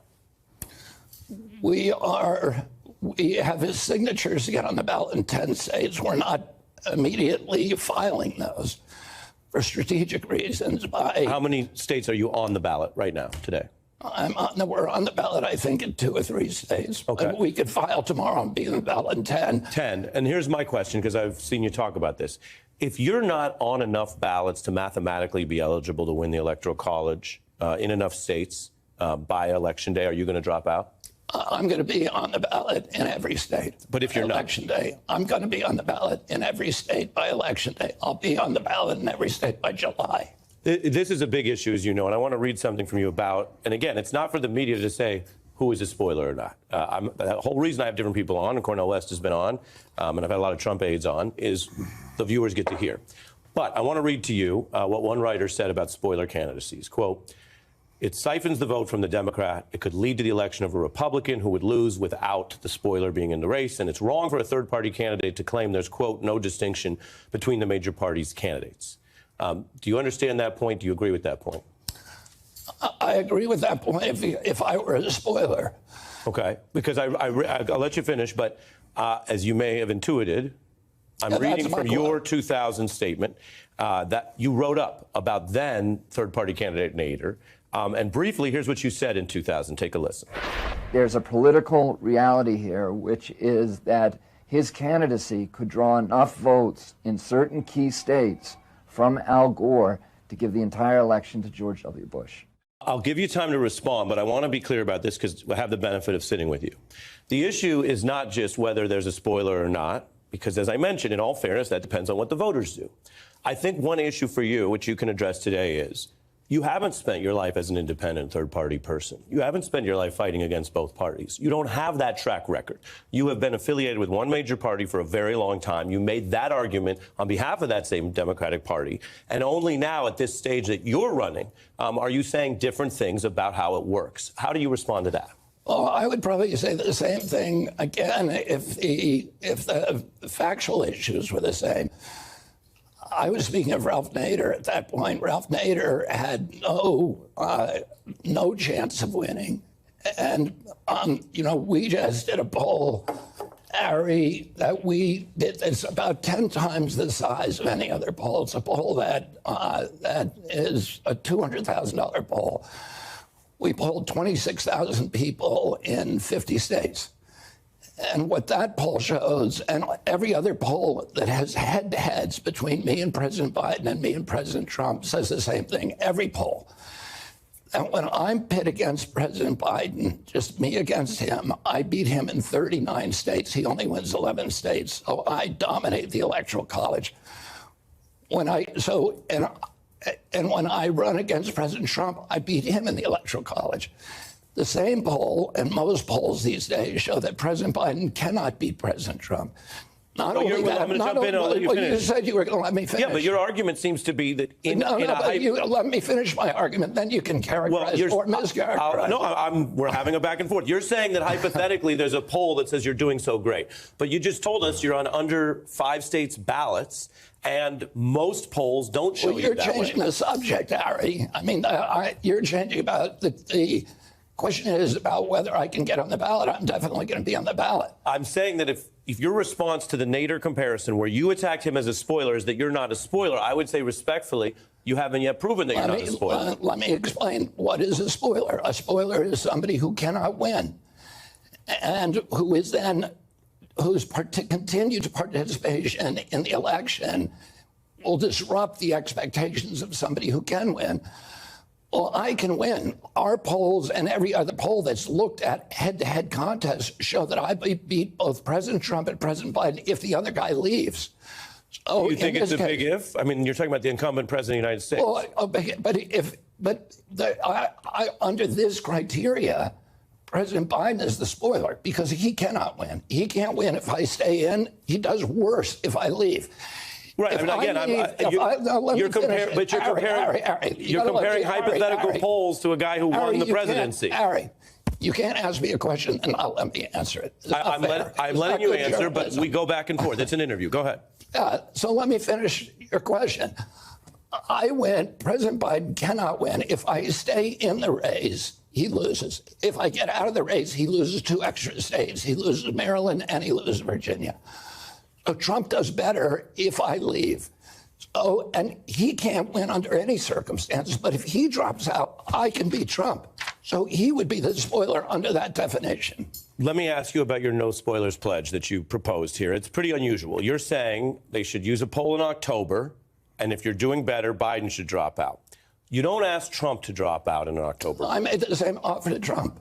Well, it says, I mean, I have it right here. It says, yeah, but I gave a press conference today. Right. If you go look at the tape of my press conference, I make the same offer. I mean, I have it right here. You say both parties pledge that whoever performs weakest against President Trump in the contest will drop out. You want to say that to both sides, not just Biden. Yeah, I said it to both sides. You're reading off a summary. I got this from your, no, this is a quote from your campaign. Yeah, but you weren't at the press conference. Physically, no. If you'd been at the press conference, I can't be at every event, but I cover them. Okay, but now you're being cute, kind of, because when I'm saying no, I'm being pleasant because I'm not trying to be misleading. I'm confirming in the interview. You're saying that offer you're making to both of them. I said I made the offer to both. Okay, and you can go if you doubt me, Harry. You can go look at the tape. No, that's why I got you right here. We call that a primary source. So let me ask you this: the people trying to make sense of. You do seem at times to be warm towards President Trump, and he is clearly warm towards you. And I would definitely disagree with that. He just called me a radical effing liberal. But he also said you're a common sense guy, and you guys in public have exchanged warm words. I think that's fair. And you said you're proud that he likes you. I've said good things about President Biden, too. And Biden's fine. He's my friend. But here's where I'm going with the Trump thing. You endorsed his opponent in 2016, correct? Hillary. Yes. Yeah. Right. What since 2016, in his first term, and then him refusing to leave office peacefully, and January 6th, and everything since then, has made you warmer towards him? I mean, you went from supporting Hillary Clinton against him in 2016 to now, however you want to describe it, the way you talk about him now. Can you explain that for us? Well, I can explain to you that I'm running against him, so obviously I don't want him to be president of the United States, and I don't think he did a good job. And if you go look at my speeches, my statements, I am not mean-spirited. Sure, okay. I don't try to feed into the vitriol and the anger and the polarization. I try to respect people. One, because of the office they held, the presidency of the United States. I always call President Trump President Trump. I call President Biden President Biden. I treat them civilly.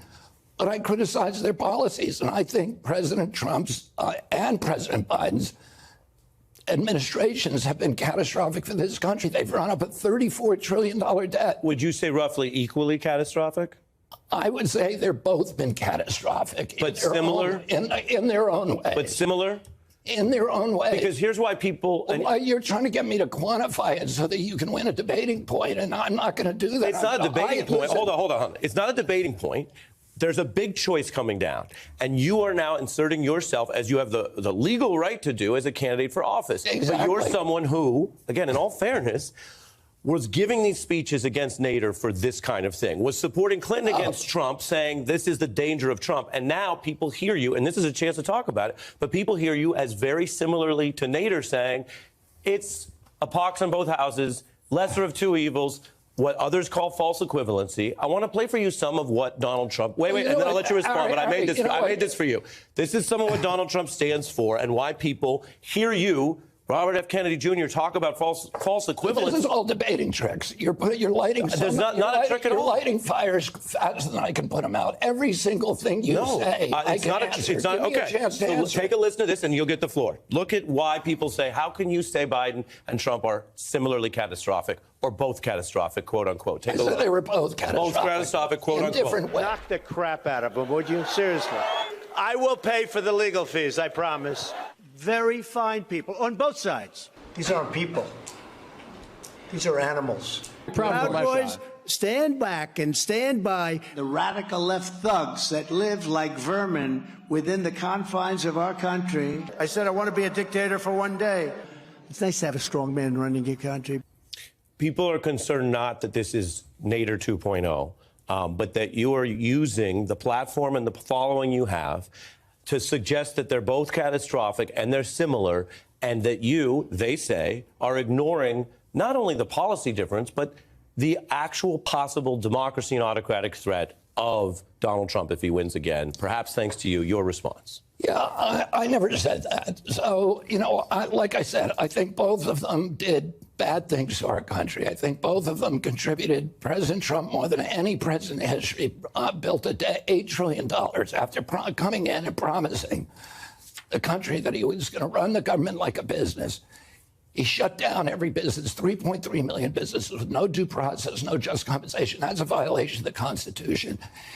He ran up an $8 trillion debt. More money he spent than every president between George Washington and George W. Bush, 283 years. President Biden is racing to catch up with him. He's added $1 trillion in the last 100 days. We're now spending more for our national debt, our $34 trillion debt, and we are on our defense budget. Just to service that debt, within 5 years, 50 cents out of every dollar that we collect in taxes is going to go to servicing the debt. Within 10 years, 100%. It's not sustainable. They're both catastrophic. Neither of them can solve that problem. Let me tell you something else they can't do. Neither of them can end the vitriol that you are trying to pump up right now. I understand. What have I said that's vitriolic? What have I said that's vitriolic? You're saying to me that I need to take a side and say one person. No, I'm asking you about, you're running for president, a big job, and I'm asking you about what people say out there. You told me I would have the floor. You told me. Yes, I did. After you get but you your just long, said, long you just speech. suggested that I am perpetrating vitriol. And I asked you to substantiate that. What have I said today that is vitriolic? Let me finish what I'm saying. Okay. What I said when I announced a year ago is that we are facing a time in our history, Ari, that is more, and I think you'll agree with this, you are a student of history, that is more vitriolic, more polarized, more poisonous than at any time since the American Civil War. And it's all being amplified by the social media algorithms. And it's hard to see a way out of that if somebody doesn't come along and say, I'm not going to participate in that. And even if people act crazy on both sides, I'm not going to be part of that craziness. I'm going to try to talk about the issues that people care about. In fact, the fact that 57% of Americans can't put their hands on $1,000 if they have an emergency in their family. That cohort, if the engine light comes on in their car, it's the apocalypse. There's more than half of our countrymen. And these two presidents have created that situation. More than 50% of the people in this country are making $5,000 less than the cost of basic human needs. Well, and we're embroiled in forever wars. So when you neither mention of these guys can get us out of. When you mention, for example, economics or foreign policy, I think. I mean, let me just say what you're doing. You know, no. You just went for a while. I'm responding with a follow-up question. You just mentioned economics and foreign policy, and I think people can understand the point you're making based on reality. But you're not addressing the question I raised, and maybe you won't, which is that what we just heard from former President Trump and what he does in the racism, in the misogyny, refusing to leave peacefully through January 6th, up through that night, praising the people who are now convicted seditionists. What I played for you, people don't all see what you seem to be saying, which is a type of equivalence. Do you see something different about that and the threat of that this election or not? And if not, so be it. But that's what people are asking. This is when I say you're feeding into the vitriol. You're trying to get me to hate on President Trump. Not hate on. I'm talking about what happened. And you're trying to get me to issue a condemnation of those particular things. And what I'm saying is, I'm not going to talk about those things. I'm going to talk about the issues that Americans care about the economy, about inflation, about affordability, about $4 eggs, about $4 milk, about $6 gasoline. Sure. That's what I am running about. I'm not going to feed into the vitriol on either side. I stay away from the court case. Okay, you keep using the word vitriol, but what I'm referring to is what we're living through. Well, what we're living through is they stormed the Capitol.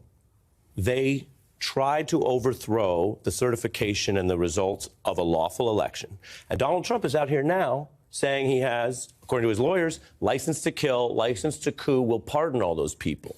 And so you seem to be saying, discussing that as vitriolic. No, it's not. Having a clear position on the peaceful transfer of power is a very low bar. Very low bar.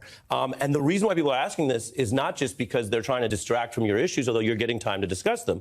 But again, you're well familiar with your campaign put out a statement, an email that said basically the people at January 6th who stormed the Capitol were stripped of their constitutional liberties. They were, quote, activists.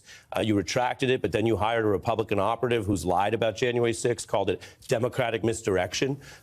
We are talking about whether there are rules and nonviolence enforced in our country or not. And that was a violent storming of the Capitol. Can you unequivocally condemn that, or do you leave us all out here because of whatever your reasons, whether you think that's part of the voting bloc or something else? Look, January 6th was a terrible time in our history, a terrible day. People committed terrible crimes. They committed violence against police officers. They broke into the Capitol. They stormed the Capitol. They committed other crimes, and a lot of people are in jail, and they should be. So I condemn that, but I'm not going to campaign based upon drumming up or amplifying people's hatred towards each other. I think we need to start figuring out a way to find common ground. Sure, but you condemn that, and Donald Trump would be, he would be wrong to then pardon it. If you condemn it, he'd be wrong to pardon it, right? Sure, but what you do and what you do when you're sitting in this chair every night is your job is to inflame that.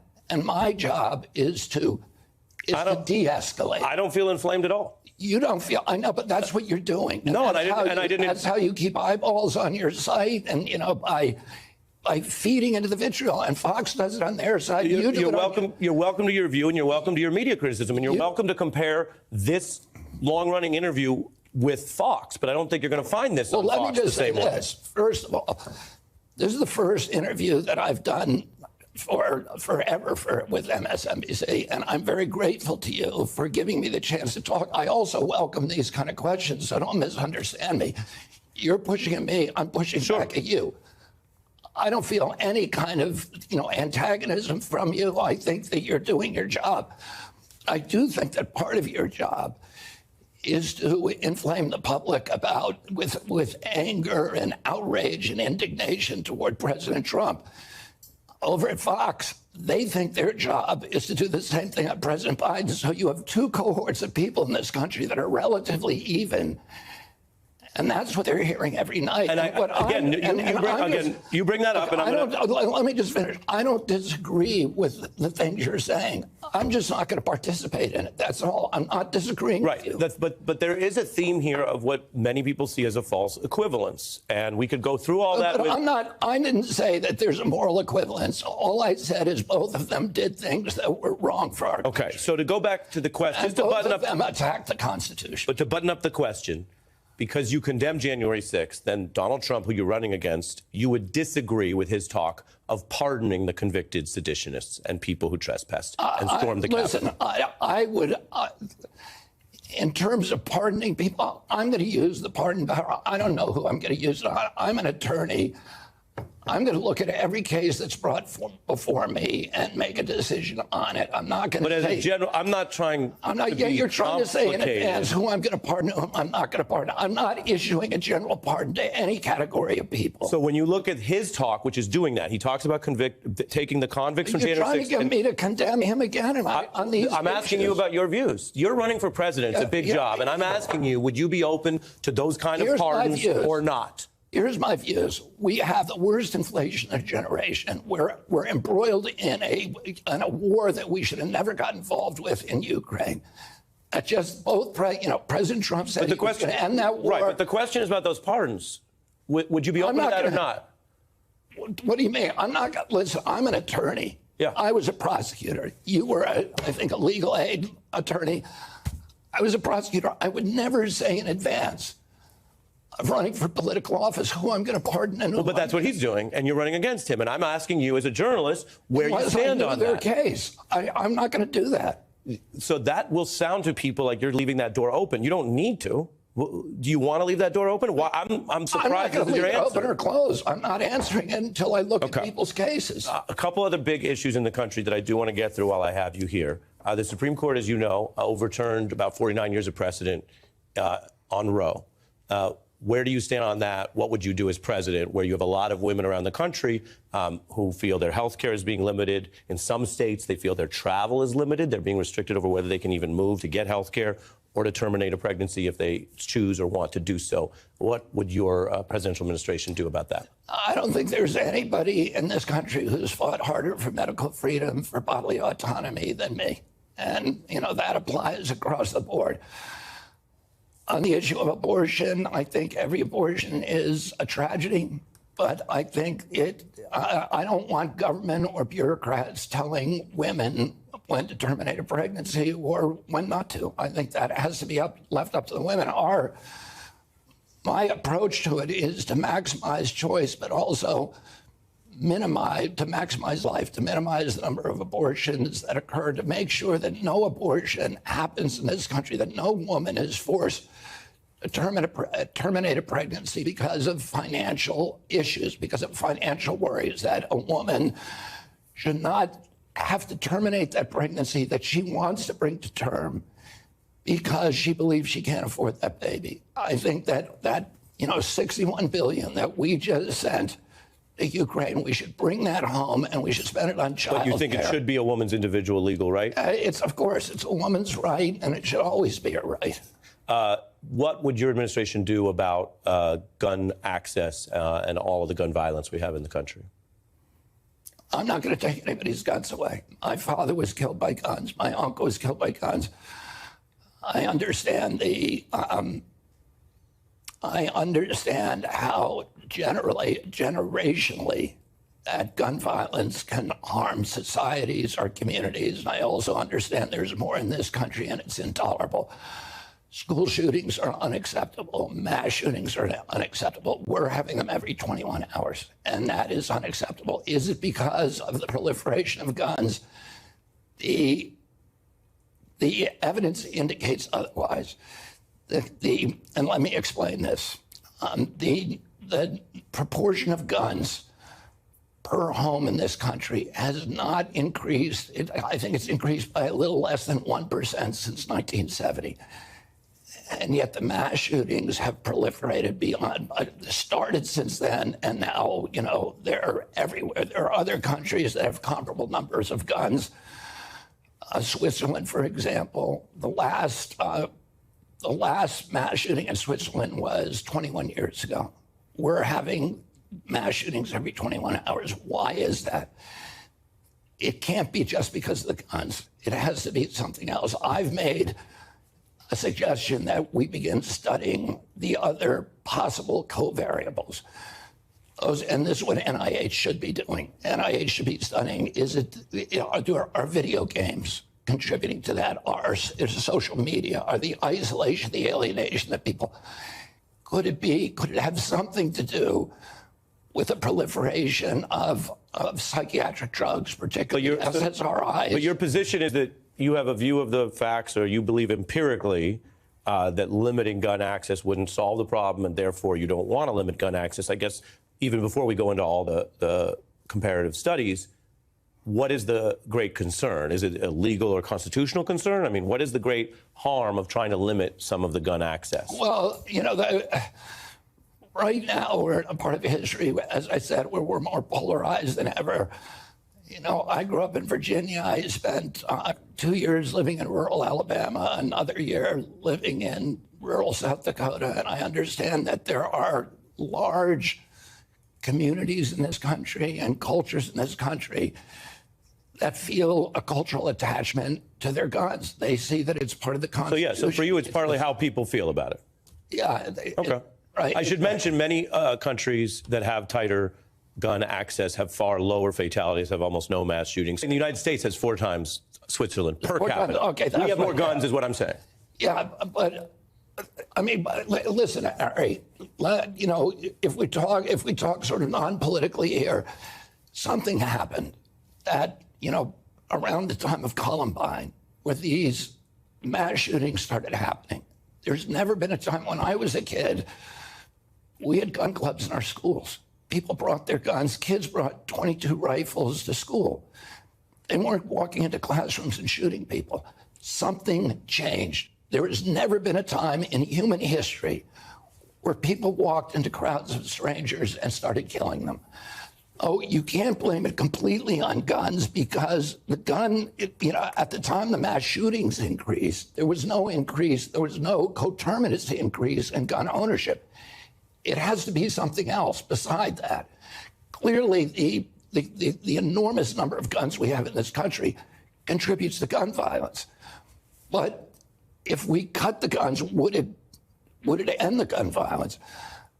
First of all, I don't think, particularly with the very expansionist interpretation of the Second Amendment that the Supreme Court has given, there's very little room. That's certainly the legal reality. We do it on the margins, and that's not going to change anything.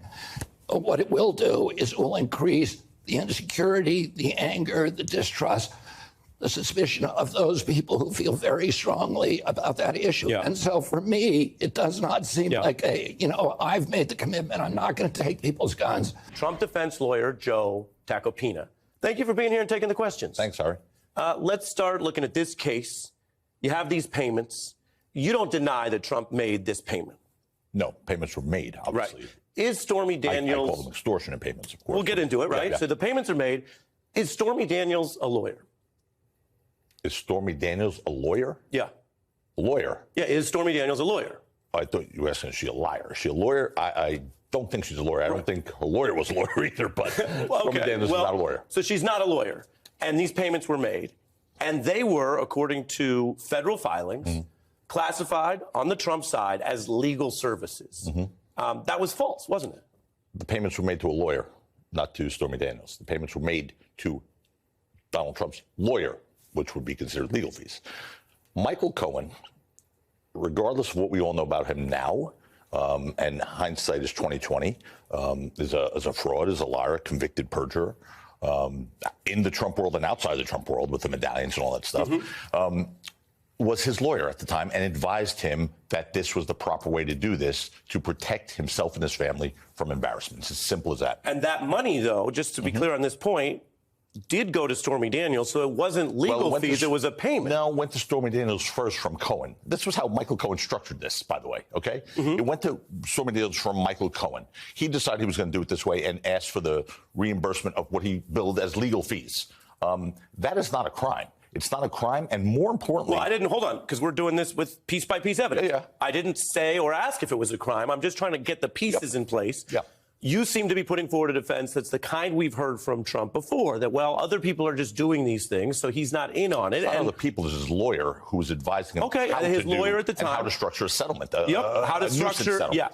And so let's take a listen. I actually want to jump ahead to something we have. This is a Trump-Cohen recording where you have Trump in the room informed about the nature of some of these payments. Let's listen to this audio recording.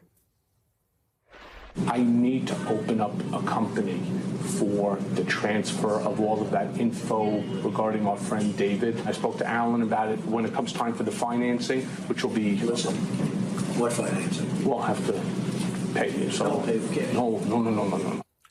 When Donald Trump's talking to Mr. Cohen, as you say at the time, his lawyer, and is engaged and is saying yes and pay with cash, that doesn't sound bag like of cash. It means instead of financing the payment over months or years. Right, but write a check. Okay, that doesn't sound like someone who has a lawyer who's gone rogue. It sounds like someone who is using this lawyer to send the money to Daniels. And the problem potentially for your client in New York is whether this was misclassified, a.k.a. illegally written down as something it wasn't, as a payment for legal services. What would be illegal about it? Well, I could show you. I know you like to ask questions. I don't know what would be illegal about it. Here's what he was called in the federal case, individual one. Those were the Cohen charges. And you refer to that to say that that was bad for Michael Cohen. That was campaign finance law violations, right? Right. And here is something that the federal government chose not to bring against Donald Trump. Well, as you know, they were not allowed to under DOJ rules in a federal case while he was president. Oh, and then he was not president, and they still haven't brought cases against Donald Trump. This is true. Thank you. This is true. Thank you. Now, you asked about whether this would become a crime or not. And again, the authorities will determine that. But if you're making the defense, I'm trying to understand what the defense actually is, because here's how it was put by the feds. Cohen, with the assistance of Corporation One, arranged for the purchase of those stories to suppress them and prevent them from influencing the election. The new reporting is, I want to get the benefit of your response, prosecutors could argue that $130,000 became a donation to Trump's campaign under the theory that the money was silencing Daniels, benefiting his candidacy. So two-part question, why lie about this and why misidentify the payment if it was legal? And second, your response to that theory of the case. A donation to his campaign by himself. Okay, that's what it would be. This is very different. Look, John Edwards, remember that case where a third party paid for John Edwards' mistress who was pregnant with his baby and all that stuff. That was a third party. That was a donor. Okay, he was acquitted, and the DOJ dropped all charges on the hung counts on that. This is different. This is Donald Trump paying with his own money. And here's the bright line test. And here's where this case falls miserably. And by the way, yes, I'm his lawyer, so you would expect that from me, Ari. But what you have here is legal scholars, former members of the Federal Election Committee have publicly stated there was no crime here, no campaign law violation. Because here's the deal. First of all, there's a crucial distinction between separating campaign funds from personal funds, right? And on personal fund usage, here's the bright line test, and it ends this case. It ends any case regarding Stormy Daniels. If the spending or the fulfillment of a commitment or the expenditure would exist irrespective of the campaign, it's not a campaign law violation. End of story. This would exist irrespective of the campaign. You're making a potential defense that he would have paid this out regardless. It's not only would I say that, his lawyer at the time, who pled guilty to all sorts of lies and frauds, who's now a cooperator, said that under oath. He said that under oath. Can you point to other payments that Trump made like this outside of a campaign? During the time of the campaign? Outside of that campaign year, in his other many years on planet Earth, has he ever made a payment like this? I have no idea, Ari. I have no idea. But Donald Trump is a litigious individual who gets sued by a lot of people, okay, commences lawsuits, and all the time things are settled. I've represented hundreds of people in similar situations where they make payments for what's called a nuisance settlement. Look, $125,000 to me is not, I mean, to you it's nothing, but to me it would be important. But to Donald Trump, it's what's called a nuisance settlement, okay? And when you do that, it's to make a problem, an embarrassing problem, go away. It doesn't mean it's real, because he vehemently denies an affair, so it doesn't mean it's real or not. Yeah. It means you're settling something to not have to deal with the aggravation of it. It sounds like a lot of money to me, and we've never, done that much together. But if you were at the early bird special with me, you'd know I like to keep things as cost-effective as possible. That's why you have that big bank account. But I'll ask you this. If all of what you say is true. It is. Then why was Trump hiding it and lying about it at the time? And I'll play that for your response. He lied about it. We all know that. Take a look. Take a look. Let's see. Did you know about the $130,000 payment to Stormy Daniels? Then why did Michael Cohen make this if there was no truth around engagement? You have to ask Michael Cohen. Michael's my attorney, and you'll have to ask Michael. Ari, that's what you're going to consider a lie. A lie to me is something material under oath in a proceeding. Well, I didn't say perjury. I said a lie. Yeah, but that's not a lie. That's not a lie? Here's why it's not a lie. That's not a lie? Here's why it's not a lie. Did you know about this? Let me answer. Did you know about this? No, I don't. No, we don't need that. Here's why it's not a lie. Yeah. Because it was a confidential settlement.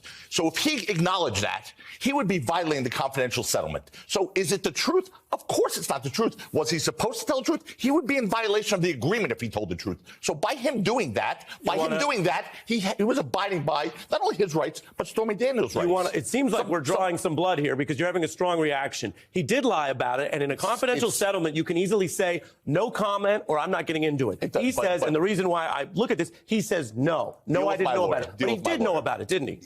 But here's the thing. I don't know the timing of that video. I really don't. And I'm not trying to play games with you. April 2018. Yeah, but I don't know the timing of that video in relation to the timing of the other video where he was speaking to Michael Cohen. What was the date of that other video? Do you know? Yeah. We have the Cohen recording. This was around the 2016 campaign pre-November. So that was 2018 later. The original conversations were in the fall of 2016. Yes, sir. So obviously he knew about it, but what he decided to do was not violate the confidentiality clause and provision of that agreement, which was the right thing to do. So, yeah, he could have said no comment, or he could have said, I don't know anything about it, which is what he did. But that's the right. I would advise my client to do the same thing. He's speaking to some, whether it's a journalist or some young lady on the street. September 2016 is the exact date. But whether he's speaking to a journalist or some young lady on the street who's shouting out a question, that is not the forum for him to go into detailed questions about a confidential settlement agreement. So let me tell you what I'm hearing, because, again, people deserve to know all sides of this as we go into what may be an unprecedented indictment of a former president or not. We don't know. We don't know. It sounds tonight like what you're saying. I appreciate you coming here and taking the questions. Not everyone does that. It sounds like you're saying you have a legal attack on the potential campaign finance violation, and you think you have precedent that helps you, for example, the federal Edwards case, which Jack Smith oversaw and lost. Correct. To make the point that you don't believe that is a tight, open and shut finance felony. That's number one. And number two, on the misdemeanor case, which is more legally minor, but is not zero, and you and I can point to individuals who've had trouble with misdemeanors, it seems that you're saying, well, yeah, you know, he lied. He lied. It wasn't really legal services. Stormy's not a lawyer. I didn't say that. What did you say? I said his lawyer advised him to pay him his legal services. And that money went to Ms. Daniels. But the money went to Ms. Daniels before that. He was reimbursing his lawyer. His lawyer sent him an invoice for legal services. That's the evidence in this case. So he didn't lie. He relied on counsel. It sounds like you're saying, one, not a campaign finance crime, and two, well, the misdemeanor, sure, maybe he lied about it, but you don't want to deal with the misdemeanor. No. You're kind of admitting part of the misdemeanor. No, I am. Ari, please don't put those words in my mouth. I am not admitting. He's not guilty. But they weren't of any legal crime. services. His lawyer classified them as legal services. His lawyer sent him an invoice for legal services. His lawyer told him they would be properly classified as legal services. He relied on his lawyer. But here's the thing. Even if you put in your checkbook, or I put, I'll use me as an example. I put in my checkbook, I bought a car and I wrote, I purchased a horse. That's inaccurate. That's a lie, maybe. But there's no crime there, because this filing was not for the purpose of influencing an election. There wasn't something being hidden. There was no obligation to disclose this to an election campaign committee at all. Well, I suppose the question then becomes, did any company owned by Donald Trump or controlled by him, or Donald Trump personally, tell the government this was legal services? I'll tell you why. Because that would be false. Right. The government being the United States government, the answer is absolutely none. Here's the thing. So can you substantiate that? 3 years. First of all, I don't need to substantiate anything. They need to substantiate a charge, right? Well, in a criminal court of law, that's true. Sure. Here we are. They have the burden. Here we are. Well, he's not charged yet. We're not talking about traffic court. He's not charged yet, but I don't need to. But you sound like someone who's bracing for a charge. Only because I'm listening to this stuff. I still hold out hope that they're not going to do this, because I think this will be an enormous stain on the legacy of that district attorney. Look, for the last 3 years, they have scoured every record of Donald Trump. They actually, this Pomerantz in his book wrote. I'll give you one more. I'll get to Pomerantz. He wrote in his book. I will get to that. Okay. We're going to close this out on the facts, as I said, and then we'll turn to what I think you've raised, which are fair questions that the DA should face. Before we turn to that, your colleague went in and made a case to the DA. Can you tell us anything about that? A case against indictment. First of all, the point person on this case has been Susan Nicholas. Yep. Who's one of the top lawyers in the city. I worked with Susan. We've known each other for many, many years. So she's been interacting with them, number one. Number two, this has not been a tell us what you think and we'll tell you what we think sort of relationship, okay? We are shocked that this has gotten this far, especially after Pomerantz's grand jury secrecy laws violation. We'll get to that, but do you think she was able to make any headway with them? Was she able, for example, you're telling me, hey, here's my response to misdemeanor, and it's not really a strong campaign finance case. Yeah. Did she say stuff like that? She made all the arguments that we needed to make. I'll tell you that. Whether they were listening or not, look, to me, if they're pursuing this matter, it's weaponizing the justice system to keep this guy out of office. Donald Trump is going to win the election. And if they bring this case, I believe this will catapult him into the White House. I believe it, because this will show how they are weaponizing the justice system. They're taking the vote out of the voters' hands. But Joe, that's not really relevant, is it? Oh, it's certainly relevant. What's not relevant to what? Relevant to what? To his innocence. Either he's innocent or not. No, it's not relevant to his innocence. He's innocent, and if they bring this case because he's innocent, this will catapult him to the White House. Okay. Let me rephrase that. Appreciate it. So I appreciate you taking the questions. We've had a back and forth. That's all about your client's potential legal exposure. Yes. There's another piece to this story, and that is the conduct of the New York DA's office. You have a lengthy letter here. We've been waving papers around. You can wave this one around all you want. And you say a legal theory wouldn't pan out. The New York DA simply pivoted to a new theory because it was determined to identify an alleged crime. Pomerantz, you mentioned this former prosecutor who was detailed there, and his colleagues kept trying to bring back the case from the dead. Yeah. Now, this also is important. Whether people agree or disagree with your representation of Donald Trump, you're here. You're definitely a newsworthy person right now. Let's listen to some of what we heard from Mr. Pomerantz after he left the office and did his book tour. Sure. When you describe your reasoning and the debates between you and your team about the hush money thing, Are you giving a potential lifeline to Donald Trump's defense lawyers? I don't think we've given the defense any kind of leg up. I don't know what's going on behind closed doors in the DA's office, and I don't know what evidence is being presented. I don't know whether charges will be brought. The evidence is there. It may not be as sweeping an offense or an offense that involves so much money as the financial statement case, but it's still serious misconduct. I hope that case is brought. For the benefit of the public record, what is it that you allege that is improper about either Mr. Pomerantz or the function of the DA that is provable that you think should be on the record? I have an agreement that he signed when he left his Paul Weiss, which is a Clinton-affiliated law firm, by the way, as an aside. When he left Paul Weiss to join... Opinion, but go ahead. It's not my opinion. It's a fact. They raised money for the Clintons, but it's whatever it is. He went to the district attorney's office as a prosecutor. You know, in his great book, he told his wife that not only did they not pay him, he would have paid to prosecute Donald Trump. Think about that. Let that roll around your head for a second. Prosecutors are supposed to be blind when it comes to dishing out justice. He would have paid to prosecute Trump, he said. Then he goes in there looking for a crime to fit the person. It's not supposed to be that way in our system. It's the other way around.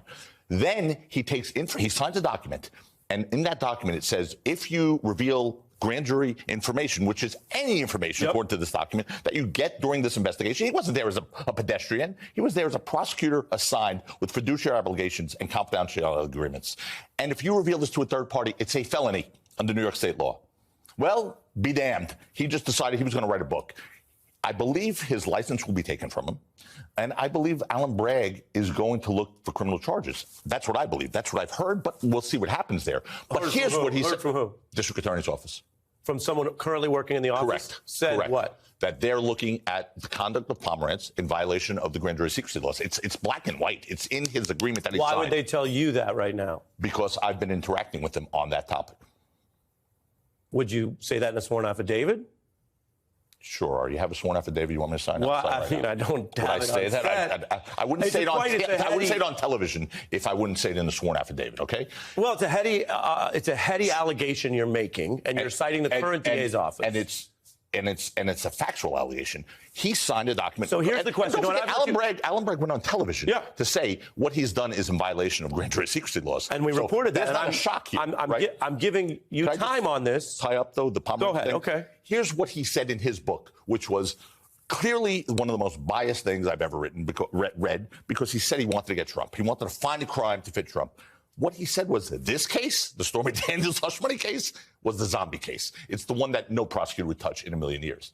And it's funny that we have now reduced ourselves to the point of relying solely on Michael Cohen, a guy who's a convicted liar, to bring a case against President Trump when they have nothing else. They scoured for 3 years. You know, it's interesting. You're jumping. I got to say, you're jumping around because I wanted to give you time on the Pomerantz piece. You're jumping around, and as a reporter and fact checker, I have to say we have the Cohen receipts. It's not just his word. Your point is he was convicted, and he was convicted of these crimes. But we'll put up on the screen for people to remember multiple receipts of these payments. This is, I think we have this in part one, our Cohen payments, which he made. So those checks are signed by your client, Donald Trump. That is not Mr. Cohen's word. Those are actively verified financial receipts. And when they talk about receipts, that's what you're facing in court. You know, I honestly, all right, I think it's time for me to get a thicker pair of glasses, maybe, because I'm not extra.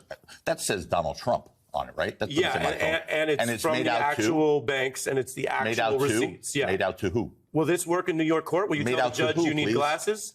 Made out to Mr. Cohen. Oh, yeah. Okay, well, there's a fact that's not in dispute. What are you talking about? I thought you were showing me a check that was signed by my client that was sent to Stormy Daniels. Yes, he paid Michael Cohen. Yes. He was invoiced by Michael Cohen for legal fees. I want to button up Pomerantz. I appreciate you taking all the questions. If you are, for the sake of argument, correct about Mr. Pomerantz, what do you say to the DA defense or few that he no longer works there, that they got rid of him, that this is a They didn't get rid of him. He resigned. He did resign, but what do you say to their view that whatever you think of him, even if you're right that he made chargeable mistakes, for the sake of argument, that doesn't vitiate and destroy this case against your client? What do you say to that? I say, well, according to Alan Bragg, it caused a problem for them because Alan Bragg went and did a press conference saying that this compromises their grand jury investigation against Trump. So that was the DA saying that. Yeah. But regardless of that, just let's focus on these facts. Ari, these facts do not make out a crime, not a misdemeanor, not a felony, not a traffic ticket. Yeah.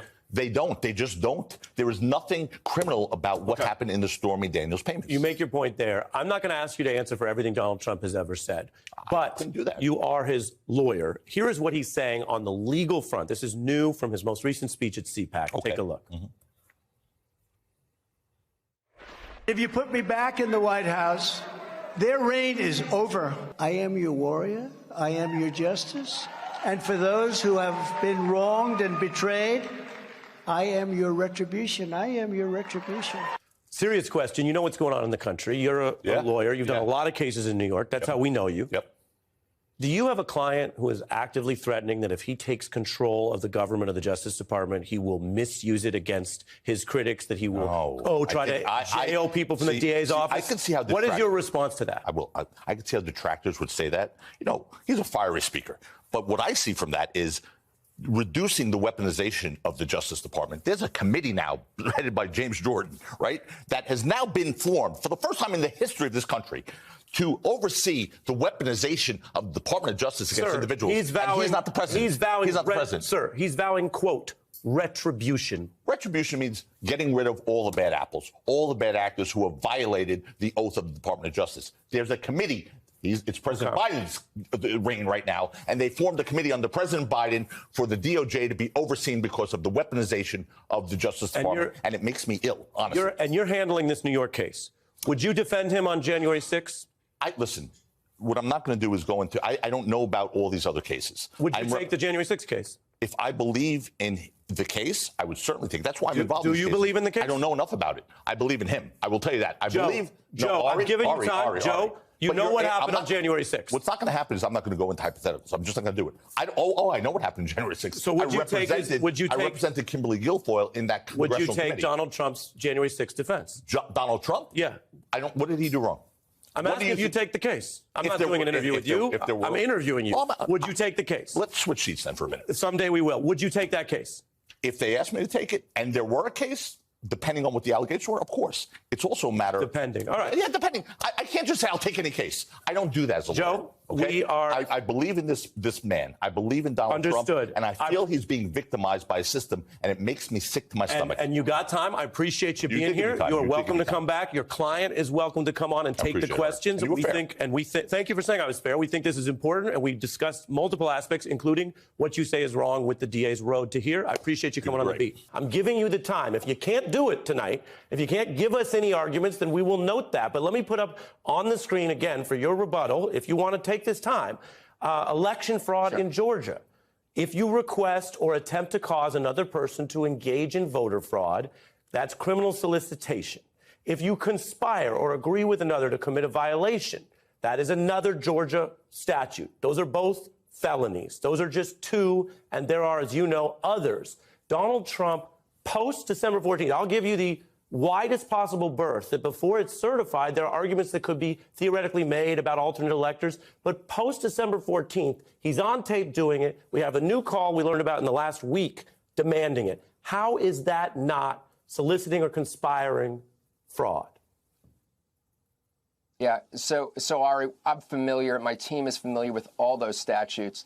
And while I'm looking at this, camera, I could tell you we're incredibly familiar with those statutes. They aren't new to us. We do a lot of political cases. Sure. We are absolutely confident, having looked at the evidence, that our client has not violated any of those. We're not going to look at it two-dimensionally. We're going to look at it three-dimensionally. What did he mean when he said fine? And he's completely innocent. But what did he mean when he said find votes that don't exist after certification? What could that possibly mean other than find votes that don't exist? Well, I will say this, and that is that, again, okay, looking at the entire 62 minutes, putting it all in context, there was nothing illegal said by our client, nothing. And so anybody that wants to listen to 62 minutes will know that that was a perfectly legal phone call. Let me ask you as well about also part of this case, because you've discussed the DA. They've also sent notice that they may indict people on elector fraud. That's people who quite blatantly were planning to lie to the government to commit elector fraud, pretend they were electors. I've got the AP here. Georgia fake electors could face charges. 16 Republicans who served as fraud or fake electors signed a certificate falsely declaring then President Trump had won the 2020 presidential election, declaring themselves the state's, quote, duly elected qualified electors. Here's what another Trump lawyer, Boris Epshteyn, said about that. Not exactly a denial. Take a listen. Did you ever make calls like that regarding what you're calling these alternate electors? I was quoted in the Washington Post in the last 24 hours. Yes, I was part of the process to make sure there were alternate electors for when, as we hoped, the challenges to the seated electors would be heard and would be successful per the 12th Amendment of the Constitution and the Electoral Count Act. Drew, this is one of the things that is at issue in the case and also led to, of course, in part, the later insurrection. Do you acknowledge that Donald Trump lost Georgia and people telling the government they were the duly elected electors were lying? Yeah, so Ari, I am not going to start getting into political statements. I stay in my lane. This is about the case. What I will tell you about what I will tell you about the elector issue is the elector issue is decimated by the fact that this judge removed this district attorney's office from handling part of that case, which, as far as we know, there's no law in the country which would support that, which is a reason why this district attorney's office, unfortunately, should be removed from the case. It went right to the heart of the elector issue. And you've gotten time to make that, and we reported on that attack on the DA. But do you acknowledge that Donald Trump lost? Exactly, but that's what I stay focused on. Do you acknowledge that Donald Trump lost the Georgia election? I am. That's an easy one. Do you acknowledge that, Drew? No, I'm focused. Let me tell you what I'm focused on. I'm focused on being a criminal defense attorney and seeing that my client is being swept up in what has, to me, been a ridiculous circus atmosphere, special purpose grand jury. No, and you made that point, but not only in this case, but on other cases. You made that point, but do you acknowledge? I'm not going to sit there. Do you acknowledge? Well, Ari, do you acknowledge that he lost the state of Georgia? You can talk to other political people. Why would we even talk about that? What does that have to do? What does it have to do with me defending President Trump in this matter? It has zero to do with it. I appreciate it. All right, you've raised a rhetorical question. What does that have to do? Let's listen to Donald Trump lying to people, some of whom later committed crimes, some of whom other Republicans committed the potential crime of misleading the government about who were the duly stated electors of Georgia, which, of course, the current president, President Biden, won. Here's Donald Trump talking about Georgia. Take a listen. You know, we won Georgia, just so you understand. They cheated and they rigged our presidential election, but we will still win it. That was December 2020. That was a lie, and it was, in concert with these other things, a lie that induced these people to submit this elector fraud, which may or may not be charged, and which, as of January 6th, they were trying to bring some of that in different states, not Georgia, by the way, to the floor of the Senate that was been uncovered. So again, I want to give you one more chance on that. When you say you don't know why it's relevant, that's, to me, the most charitable way I can put it, Drew, is that's confusing, because what's relevant is the entire point that he lost the election and got people to submit false material to the government and everywhere else or conspire to do so, and that's a potential crime. Now, so Ari, let me tell you, because what I'm not going to do is I'm not going to be a hypocrite and I'm not going to be disingenuous. When I talk about prosecutors who I know very, very well, okay, and have great relationships with, but when I call and say and file something that they went down the political avenue and that has no place in this case, I'm not going to turn around and start being political, because then I'm a hypocrite for everything that I put in 50 pages. So respectfully, I appreciate you bringing that up. And I appreciate that you appreciate it. I do appreciate being on the show, but I got to tell you, Drew. But I'm not going political. I got to tell you, because I'm not going political. I'm giving you time, and I'll give your colleagues time, and we'll have you back. But it is not accurate. Absolutely. But this is a case about trying to steal an election. Ascertaining the facts of that is not, quote unquote, political. It is the beating heart of the center of this case, because Donald Trump lied about it. And it seems today that you have an inability to acknowledge that he lost the state of Georgia, which is odd, because you know he lost the state of Georgia. We all know that. I don't have an inability to do anything. I have the ability to tell you what I think was in the scope of the questions that I'll answer regarding the filing of 50 pages motion and 400 pages of exhibits about concerns that we have. I think you'd agree we covered that. About a special purpose grand jury. Nothing, right, understood. But nothing in that is political from our vantage point. In fact, we call out folks for being political. So I'm not going to be disingenuous and start being political. I'm going to talk about the facts that are contained in there, right? And I'm not going to be put in a position where I have to make one claim or another claim. I am, as you know, you pointed out my relationship to the bar, deeply committed to my profession and deeply committed to the Constitution, and nothing about that has to do with those facts that you're talking about. And I get you're asking the questions. I get it. I totally get it. That's part of the job. This is a big issue. That's not what. I understand. I'm gonna wrap it up this way. That's a big part of the job, obviously. I appreciate you coming on. In our reporting, we've checked with you before. You're willing to come on, given that you did the filing. We covered the filing. I think the other questions are, of course, germane to the case. But people have heard your side, which is an important part of everyone learning about this. So, and I mentioned your background. So, Drew Findling, I appreciate you coming on. Absolutely. Your view of what we just saw there, these contrasting closing arguments.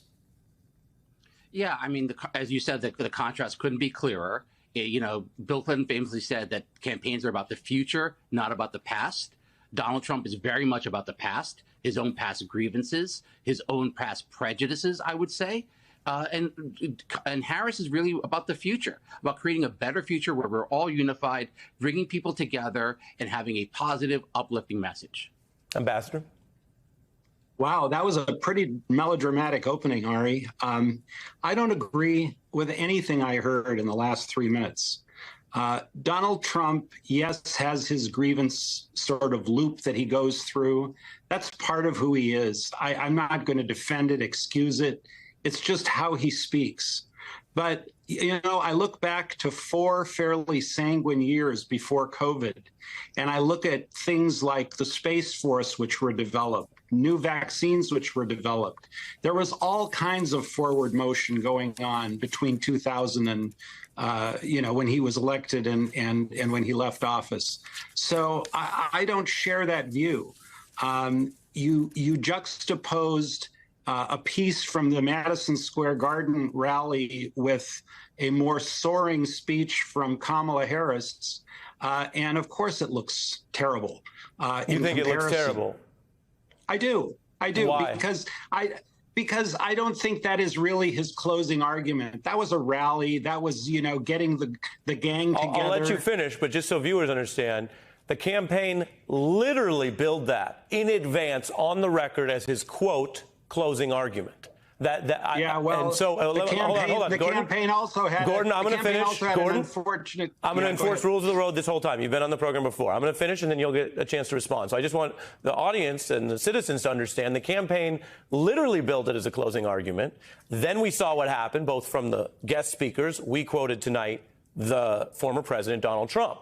And so if you find it terrible, melodramatic, a rough contrast, as is often the case in life, I think your problem, your issue, is not with the editing, not with the clips.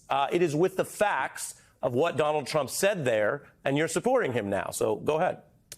Yeah, I'm supporting him because I think he wants to take our country back in the correct direction. Kamala Harris had co-stewardship of our country for 4 years with Joe Biden. And all of the things she's talking about doing, she was nowhere to be found in the last 4 years. And yes, you can excuse the fact that she was vice president, not president, but she was also the last person in the room. And there have been no tangible deliverables by Kamala Harris in 4 years. Jay? I rest my case. Well, you can't rest yet because we're still in the middle of the argument. But go ahead, Jay.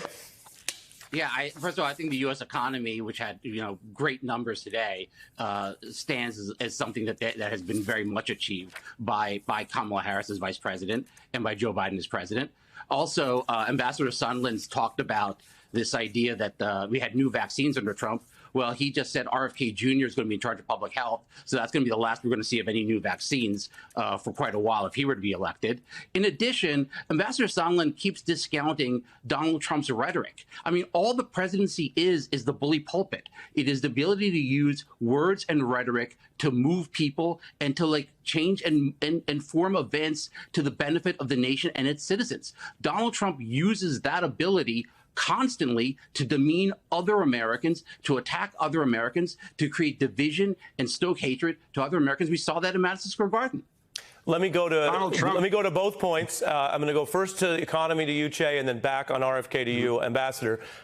Che, you're referring to the numbers, and there are some improving numbers. The new quarter numbers are out right now.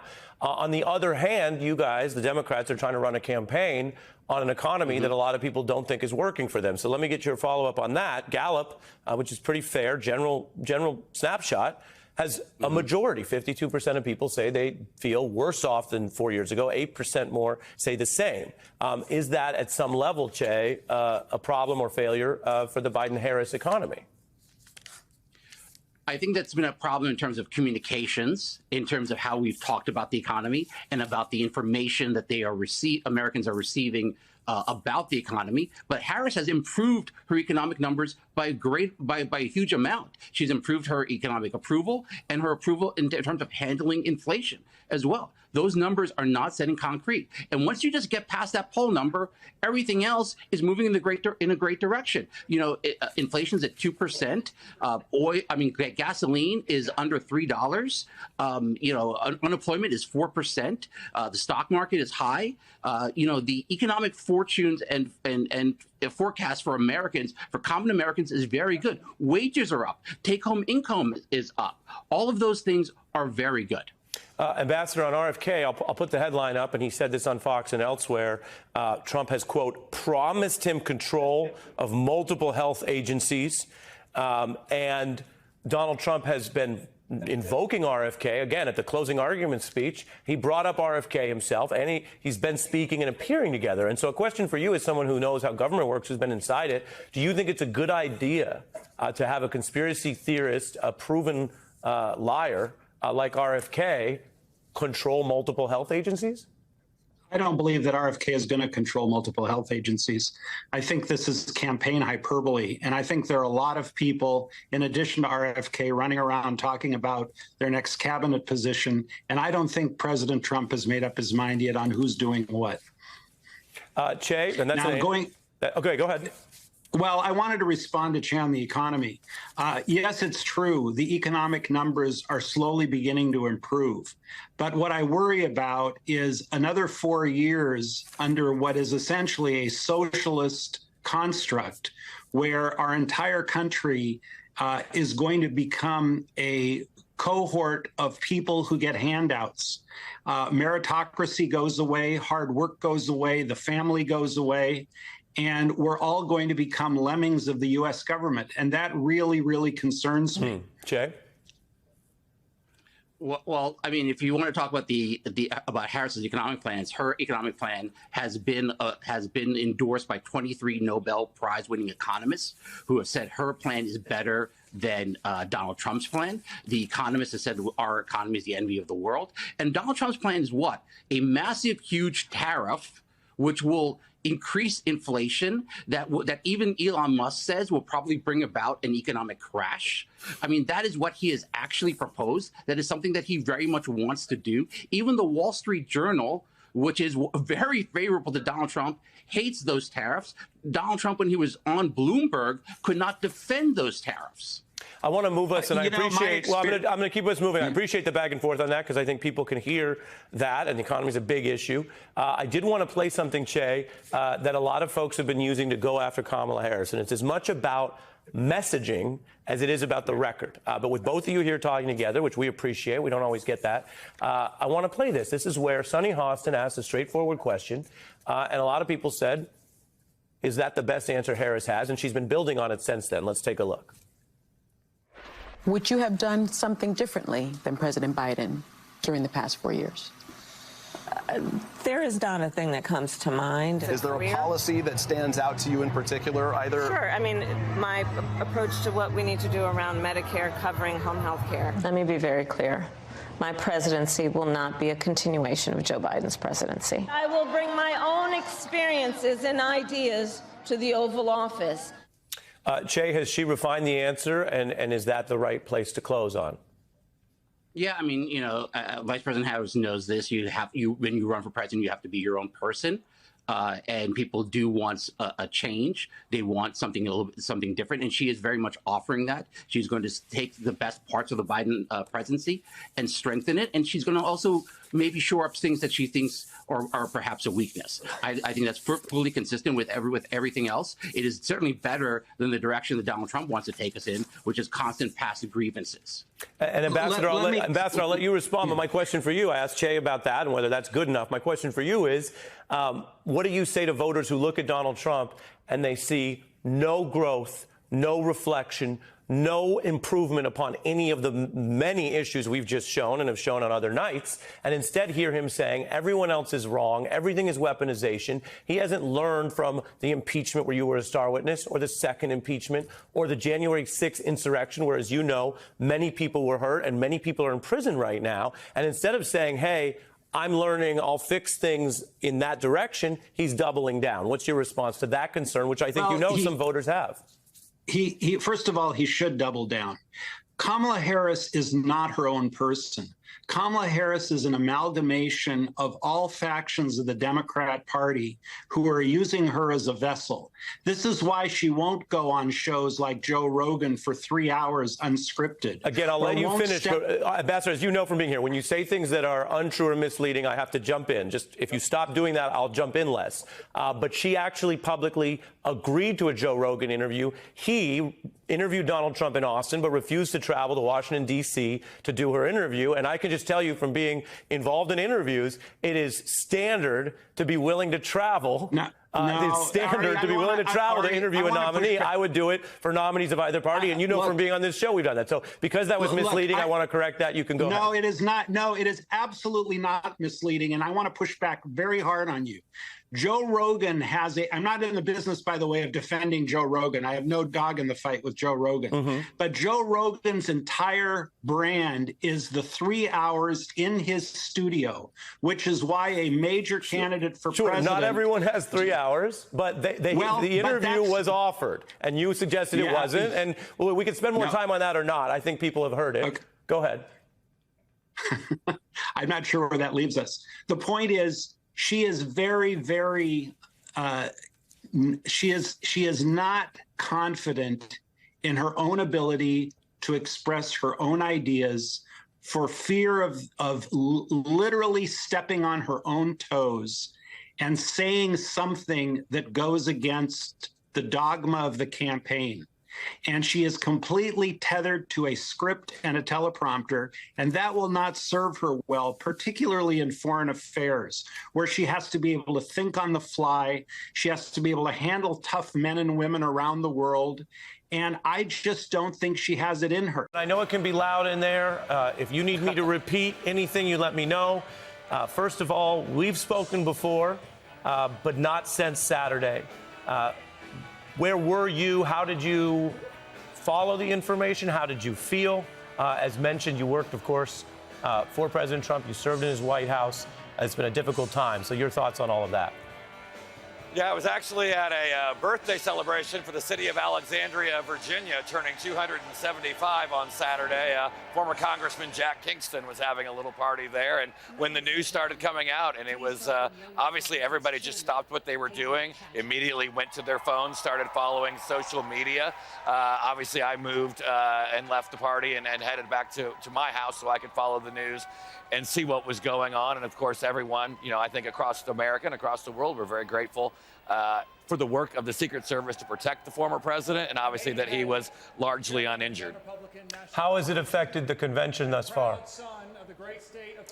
It's been talked about. I arrived here on Sunday. You kind of had a very quiet sense on Sunday, but as we got into the activities yesterday, and then obviously with the president appearing last night, you could feel people ramping up. And the sense I got was that since we didn't have a convention in 2020 because of COVID, this is really the first time the party has gotten together since 2016. And so while they were very concerned about the president, I think they were eager to get together and kind of get this election campaign going. We've heard talk from people around Trump and from President Biden about lowering the temperature, about political rhetoric.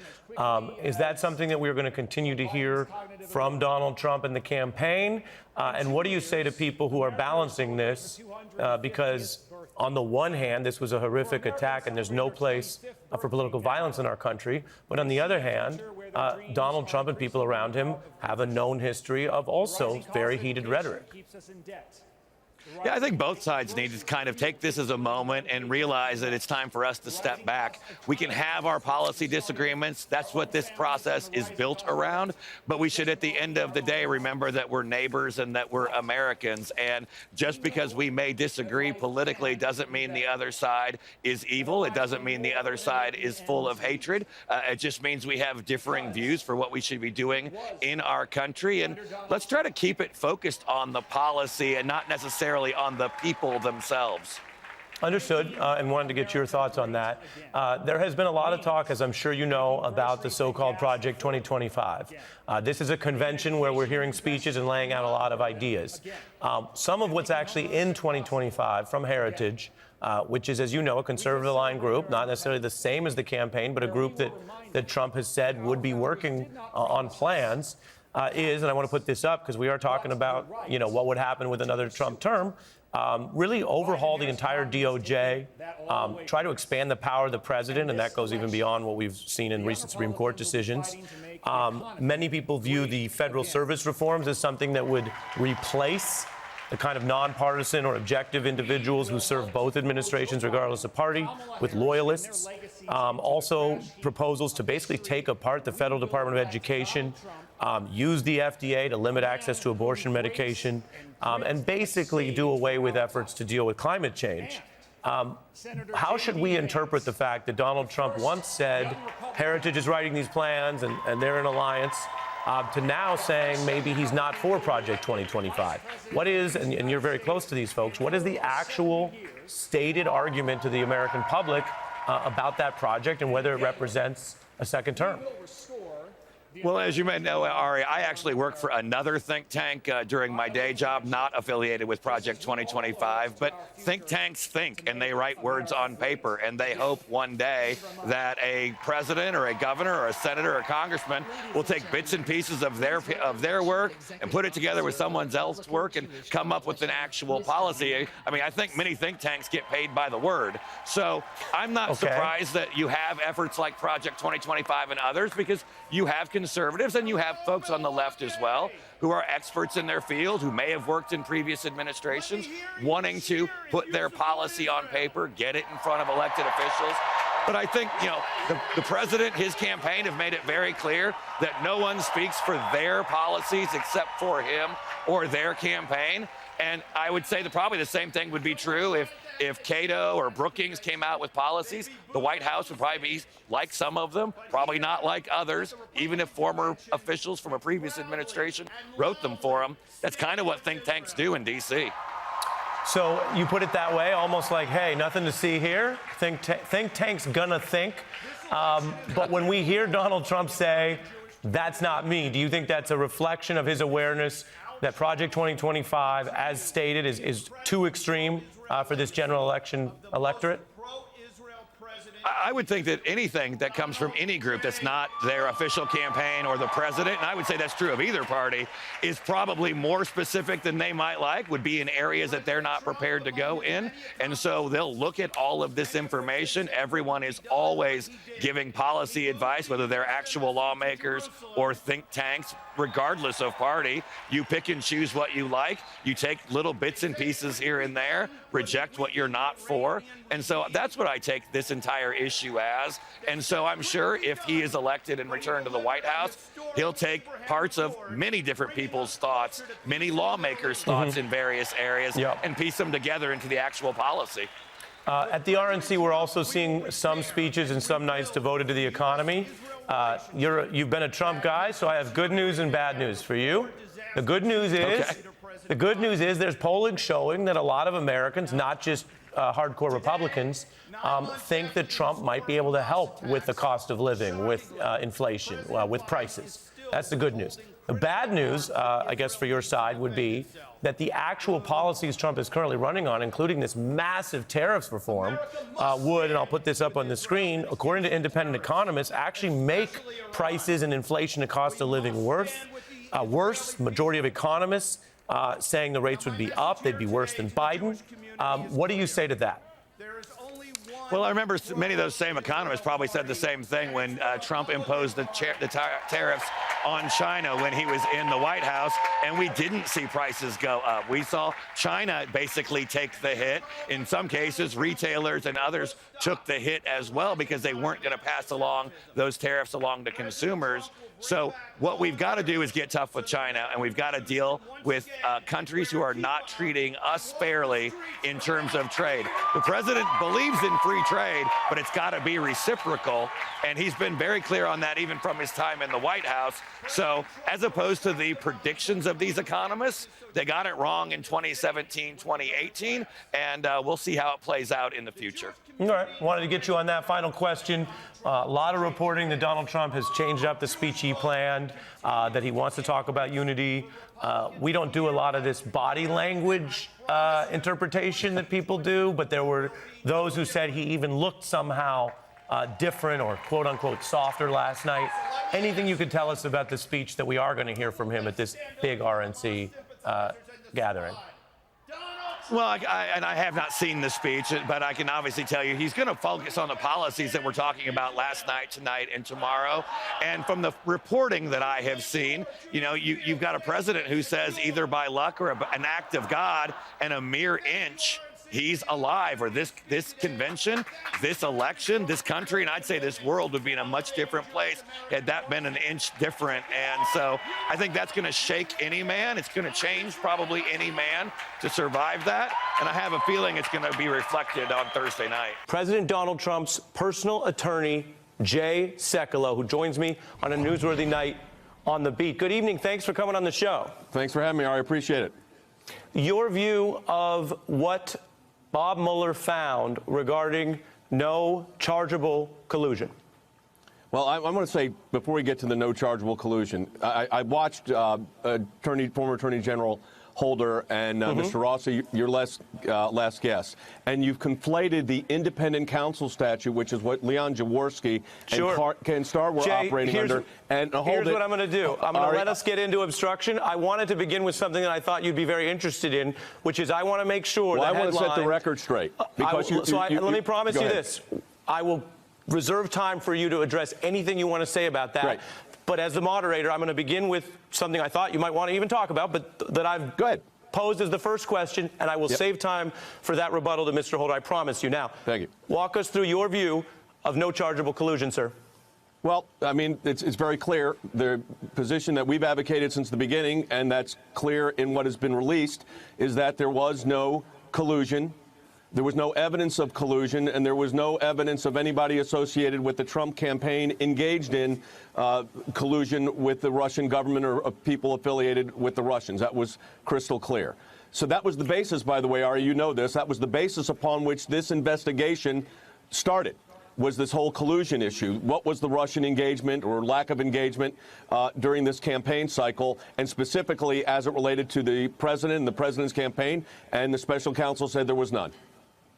And so on that, given that that would be, by most accounts, good news for your client, President Trump, how do you explain how many misstatements and falsehoods there were? Other people, as you know, were convicted of obstruction-related crimes and lying to the feds. That's not in doubt. How do you explain all of that now that you have this result that would seem to be positive on the lack of conspiracy? Well, that individuals that were charged or pled or were convicted were charged with crimes unrelated to the issue of collusion with Russia. Most of the charges were what's called process crimes. That was lying to federal officers, tax evasion, FARA violations. So those are very different.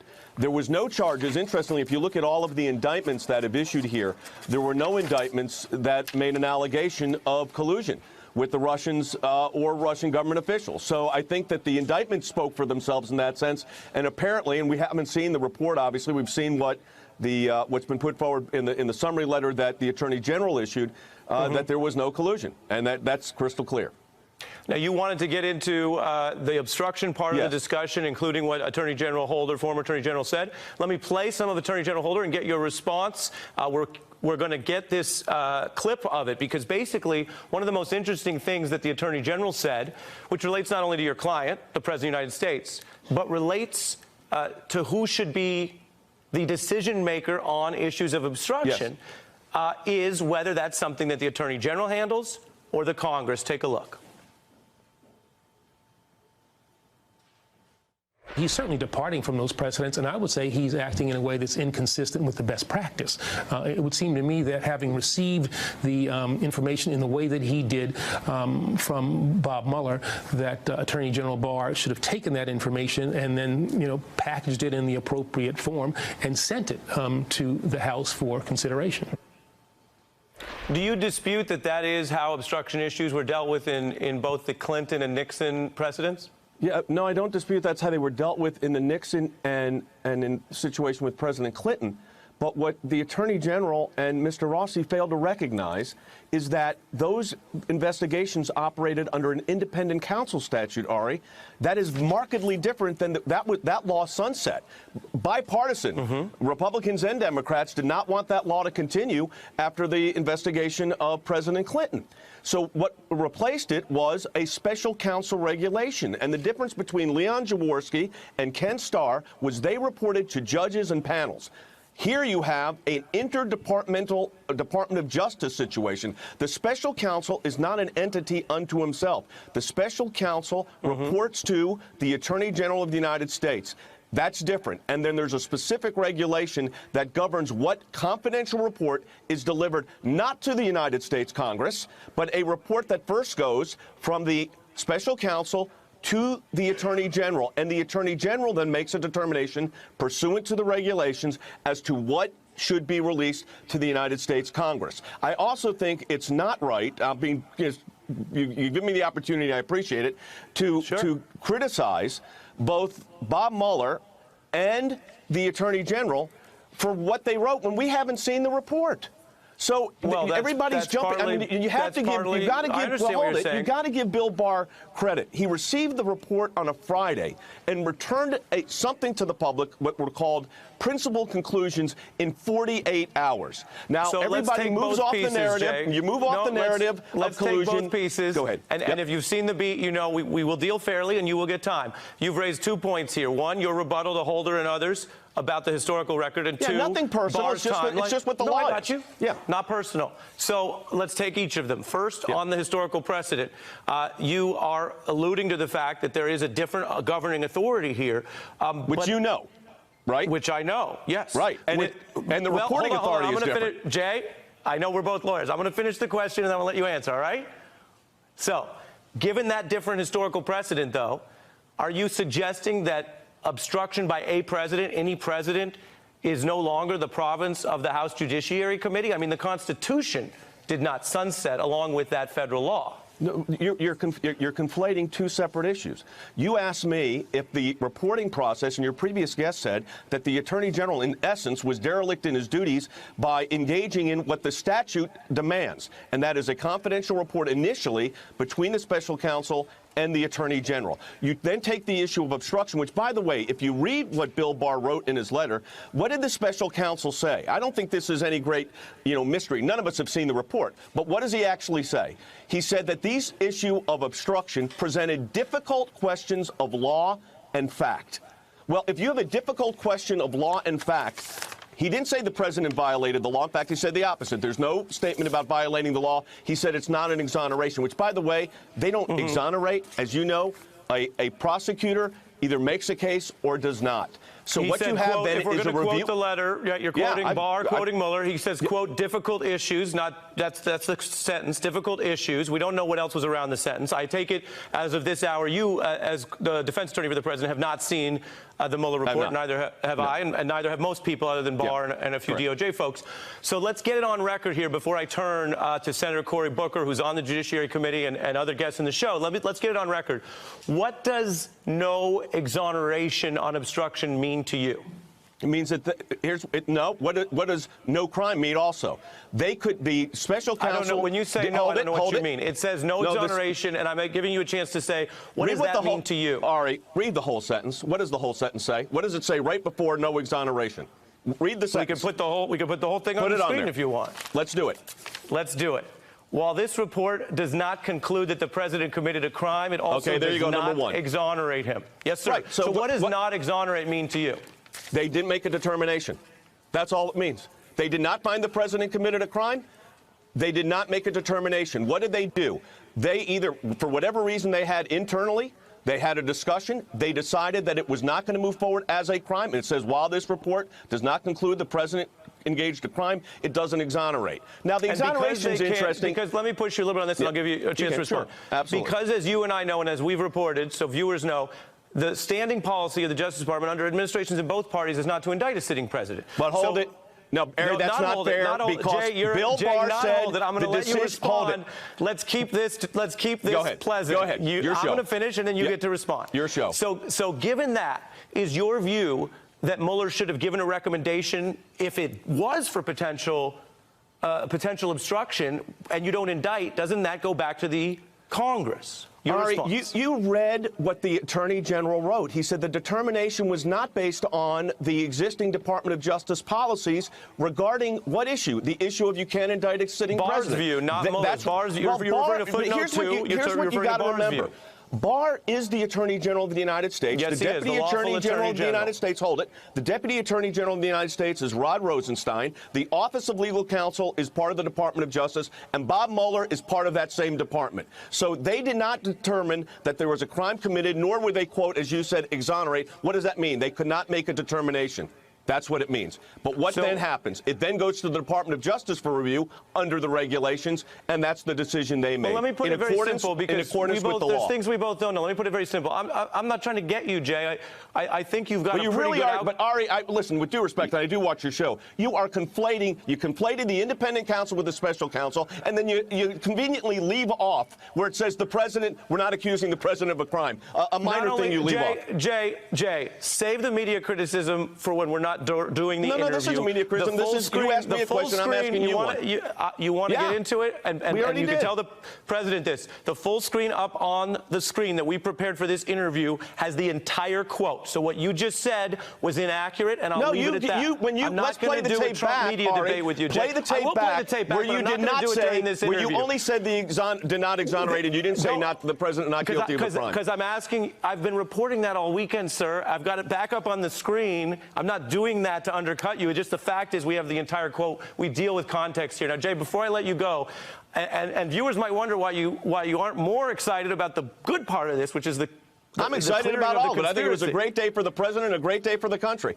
Right. So before I let you go and I turn to Senator Booker, let me ask you this final thought, which is, why do you think that Barr felt the need to go farther than Mueller on the obstruction issues? Why not leave it the way it is? Notify Congress under, as you say, the DOJ rules written by Neil Katyal that are different than the underlying federal statutes that used to exist. Why did Barr go further? It was good for your client, Donald Trump, but was it necessary if the Mueller report left it good enough? But that's, again, Ari, with due respect. You are conflating independent counsels with special counsel. Bob Mueller works for the Department of Justice. He doesn't report to a 3-judge panel. It's a completely different system. It was eliminated, the independent counsel statute, and Ken Starr was under it and said it should have been eliminated. Barr didn't have to go further. What Attorney General Barr did in conjunction with this extra letter, you would acknowledge that. In conjunction with the Office of Legal Counsel and the Deputy Attorney General, do what the Attorney General of the United States is supposed to do as far as an interpretation of the law or a theory of a case. That's it. Well, it's actually that simple. I will say this. While you and I may disagree about your assessment of the beat or how much conflation is going on in my mind, I appreciate on a big news night, I appreciate you coming on the beat. Thanks. We gave the Attorney General, Eric Holder, his view. We give you your time, and I really appreciate it. Appreciate it, Ari. Thank you. Jay Sekulow, lawyer for the President of the United States. Thing we've never done before. For all the discussion about the Mueller probe, it's rare to hear firsthand what's happening inside the Mueller probe because his office doesn't leak. Accounts from the lawyers and witnesses involved are rare or are offered on background in anonymous bits and pieces to reporters. But tonight, 4 key witnesses in the Russia probe are here in one place for one live interview for the first time together. And each person at this table that you see is linked to President Trump and is directly involved in Bob Mueller's Russia probe. Each have given some sort of testimony to the feds. One of these 4 men was explicitly warned that Mueller could indict him. Jerome Corsi is the only person in this probe to publicly release Mueller's written warning that he could be indicted on the felony of lying to investigators. One of these 4 men faced the risk of imprisonment for another reason. Former Trump aide Sam Nunberg openly declaring that he would defy a Mueller subpoena to face the grand jury. and then Nunberg did, of course, comply. One of these four men worked on behalf of Russian interests for years and is open about that. Former Trump aide Michael Caputo lobbied for a foreign power on behalf of a Russian energy conglomerate during the campaign. He publicly declared the WikiLeaks hack was a provocation from the Russians, breaking with the denials of Trump and most of his other aides on the record.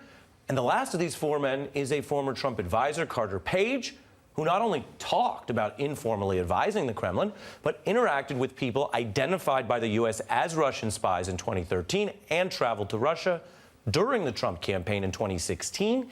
And the FBI sought and gained approval to put Page under surveillance in October 2016, providing potential evidence to what is now the Mueller probe, and also teeing up the now famous debates over the so-called Nunes memo, interference in the Russia probe, and the FBI's independence. With me now for the first time together, let's get into it. Witnesses Jerome Corsi, Sam Nunberg, Michael Caputo, and Carter Page. We're going to explore your role in the probe, but I want to begin with Michael Cohen, and thanks to each of you for being here. Appreciate it. Sure. You're welcome. Thank you. Michael Caputo, let me start with you. Do you think Michael Cohen does fear the president is threatening him, and should he testify? I don't think he fears the president as much as he fears Mueller. I think he's doing whatever Mueller tells him to do. I think this drama unfolds the way that Mueller wants it to. And Michael Cohen, I think, will do and say whatever it takes to cut his sentence down. I think Michael Cohen is an inveterate liar. And it's been proven so. He's been found guilty of lying. I think he'll continue to lie and say whatever he needs to cut his sentence down as far as possible. Do you think Cohen should testify, Sam? I think what's interesting, Ari, is that the way a lot of this is being covered is that this is a bad day for Democrats or for the chairman of the Oversight Committee. Republicans are looking forward to him testifying because while you may have questions and Cohen may say certain things that are problematic for the president, they're going to be people on the other side just attacking him and attacking his credibility and going over every single thing that he did to betray what they view as betraying the president. Do you think, as the Democratic chairs are alleging, that when Donald Trump attacks Michael Cohen's family, that is so-called, quote, mob tactics? Well, you know, quite frankly, Ari, I haven't given a lot of thought to Michael Cohen. I'm much more concerned about myself. I understand that. What about you, Carter? Well, the key word in that statement today was threat.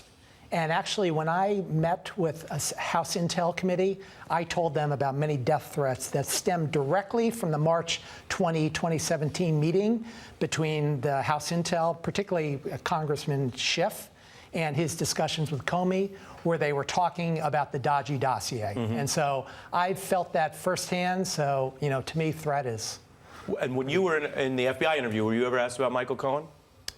I can't recall specifics, but I definitely told them about the death threats in those interviews. I was asked about Michael Cohen, a couple of different questions.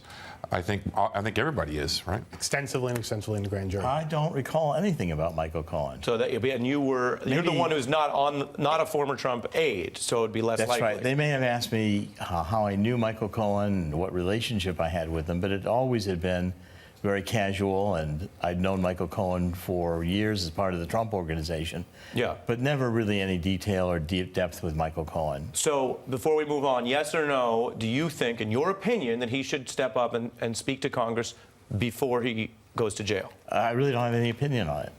I think he should. I really couldn't care less. I'd like him to go to jail as soon as possible and stay there a long time. The more openness, the better. I want to start now, as we get into the probe with you all, on some yes or no questions. Real quick, so we understand who we're talking to. Did you speak to the FBI or Mueller's prosecutors? Yes. Yes. Yes. As leaked to the Washington Post and New York Times, yes, I can confirm their statements. Have you been inside Mueller's grand jury? They said that, and I will not deny that. Yes. No. Yes. Yes. Do you think this probe is a witch hunt? Yes. Yes and no. Classic Nunberg, yes and no. Yes, I do. Yes, you do. The Comey steps and the FBI steps against me was a witch hunt, as I wrote to him in September 2016. Do you think any of the indictments or guilty outcomes thus far are legitimate? You have people like you're criticizing Cohen, who comes out of SDNY, or Manafort and Gates, or Flynn. Any legitimate or all illegitimate? Well, I don't know anything about Manafort's taxes, so I can't comment on that. So I don't know. I think they're legitimate. I think they're legitimate, but I do believe that Michael Cohen pled guilty to something that is not a crime. I don't know, and I only base things on facts, and so let's wait and see. I'm just waiting for the facts of what they did illegally against myself, so. Do you expect, and you're on this list, and I don't say that lightly, do you expect more indictments coming out of this probe? More indictments? I don't know. Again, I don't know. I would say probably, but I would have no direct knowledge. I don't think so. You think we're at the end? I think we're at the end. Based on Chairman Graham's discussions with the Attorney General nominee, it sounds like they're starting some new investigations and there potentially could be some indictments, so we shall see. Some of you will talk about this, some of you won't, but so we understand, because you have an experience most people don't. What was it like when the FBI brought you in? What was the tone? What was the professionalism? Starting with you, Dr. Corsi. Well, I wrote a book, Silent No More, and I think that the entire experience was abusive. I went in to cooperate. I proffered all my computers, my cell phones, my email accounts, and I expected this to be a cooperative process. The gotcha games and the memory games started from day one. And you felt they were very adversarial about what you said. And abusive, and abusive. Sam? I thought that the questioning in my voluntary for the first 90 minutes was aggressive, but I understood why they did it. What I did not feel was fair was giving me such a small window to comply with the document production. You felt that was hardball. That's what made you feel pressed. Correct. I've compared it to a proctology appointment, and mine went shorter than I thought it would. Thank goodness.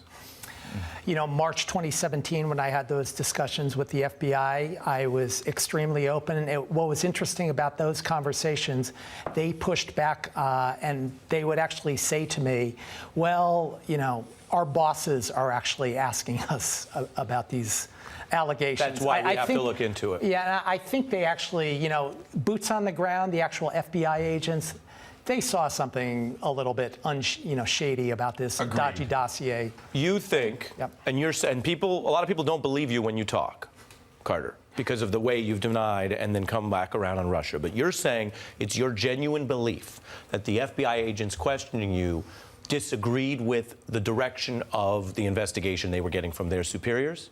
That was my gut sense. Again, I don't like to speculate on things when I don't know for sure, but yeah. And you agree with that, Michael? I believe rank and file FBI, yes, but the FBI agents that were in the room with me were kind of just the facts, ma'am. It looked like an episode of Dragnet. You know, they were just taking notes and doing their job. I think that's a tactic they use to build a rapport. Mm-hmm. They build a rapport, the good cop. Right. I mean, if you've seen one of these movies, you know about good cop, bad cop. That's what I think they do. We're living in a movie. Well, I mean, my whole investigation, blew up because I don't have a contact with Julian Assange. And I think the last 20 hours, as I detail in this Silent No More, were very abusive. And I think we're out of order. Who did they ask most about? Well, they asked mostly about Roger Stone. You? Roger and Michael. Roger Stone. Dodgy dossier allegations, all that information that came out. But who is that?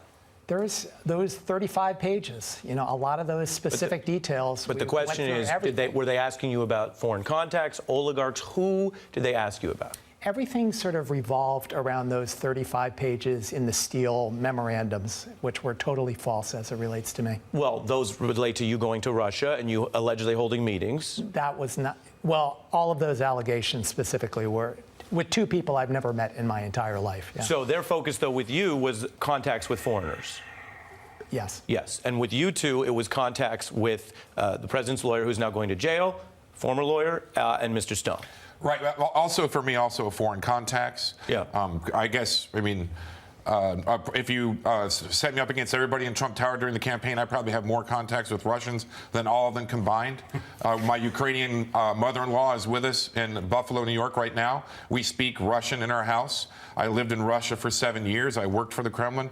I expected a few questions about Russians. How do you explain that with that background and that linkage, you spent less time in there, you were the one during the campaign saying what later was proven by investigators that WikiLeaks linked back to Russia, and all these other people are in the soup deeper? I don't know how to explain that, except for perhaps I was more of a marginal aide. Sam was in early and was very important in the run-up to the formal campaign. I think you were in the jackpot because they were illegally wiretapping and FISAing you. Well, no, this is the time. We've seen Dr. Corsi there spending a lot of time. Nunberg 11, Michael, according to what we have, 3. Carter Page, according to public accounts, 10. So you come through very good, Michael, if this is the end of the road for you. I think so, but at the same time, I think they told me when we went in there not to make dinner plans. We went in at noon.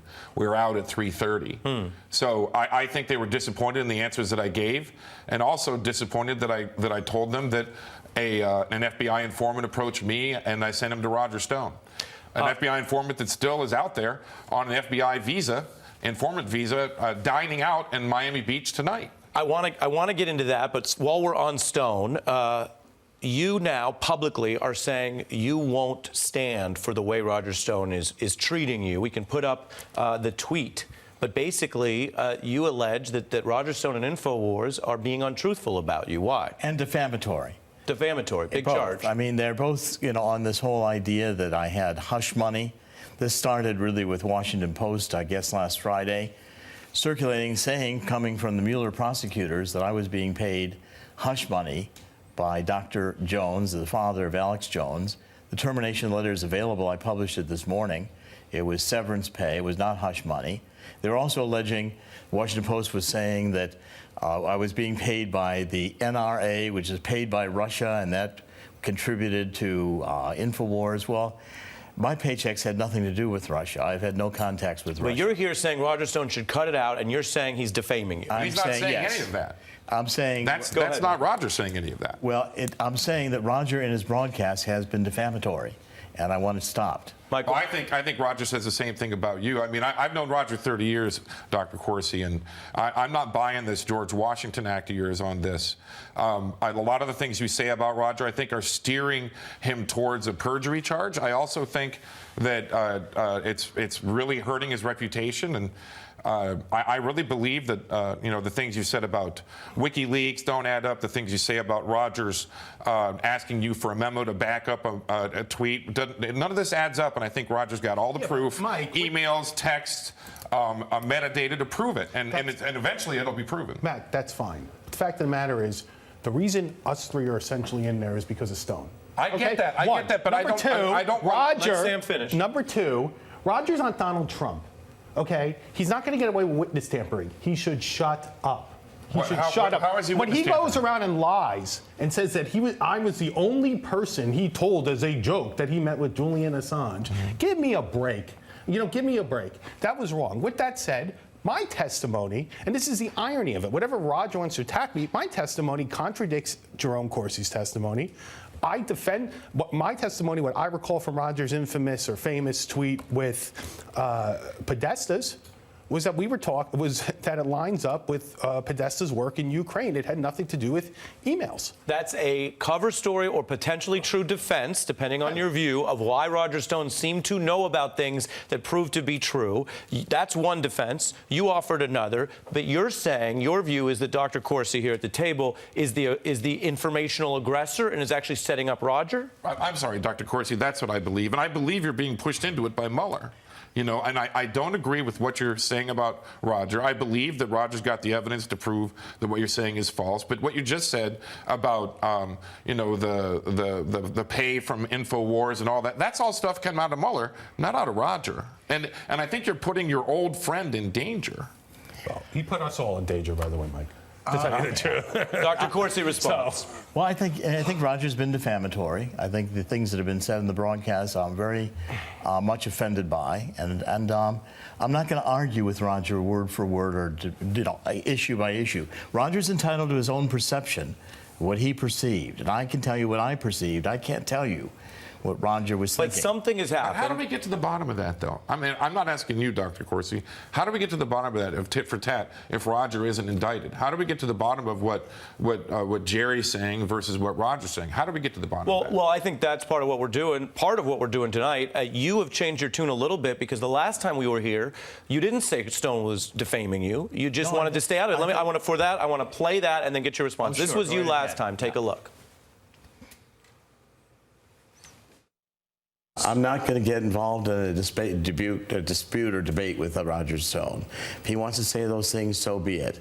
It's up to him to do it, and if he wants to disparage me, so be it. I'm not going to respond, and I don't intend to engage in that kind of discussion with Roger. And now you are in that discussion. I just showed it. You're accusing him of defaming you. Yes, and it's changed because Roger's intensified his attacks. Since I was here last time, and since I'm here tonight, Roger's upped his intensity of attacks on me, and so is Alex Jones.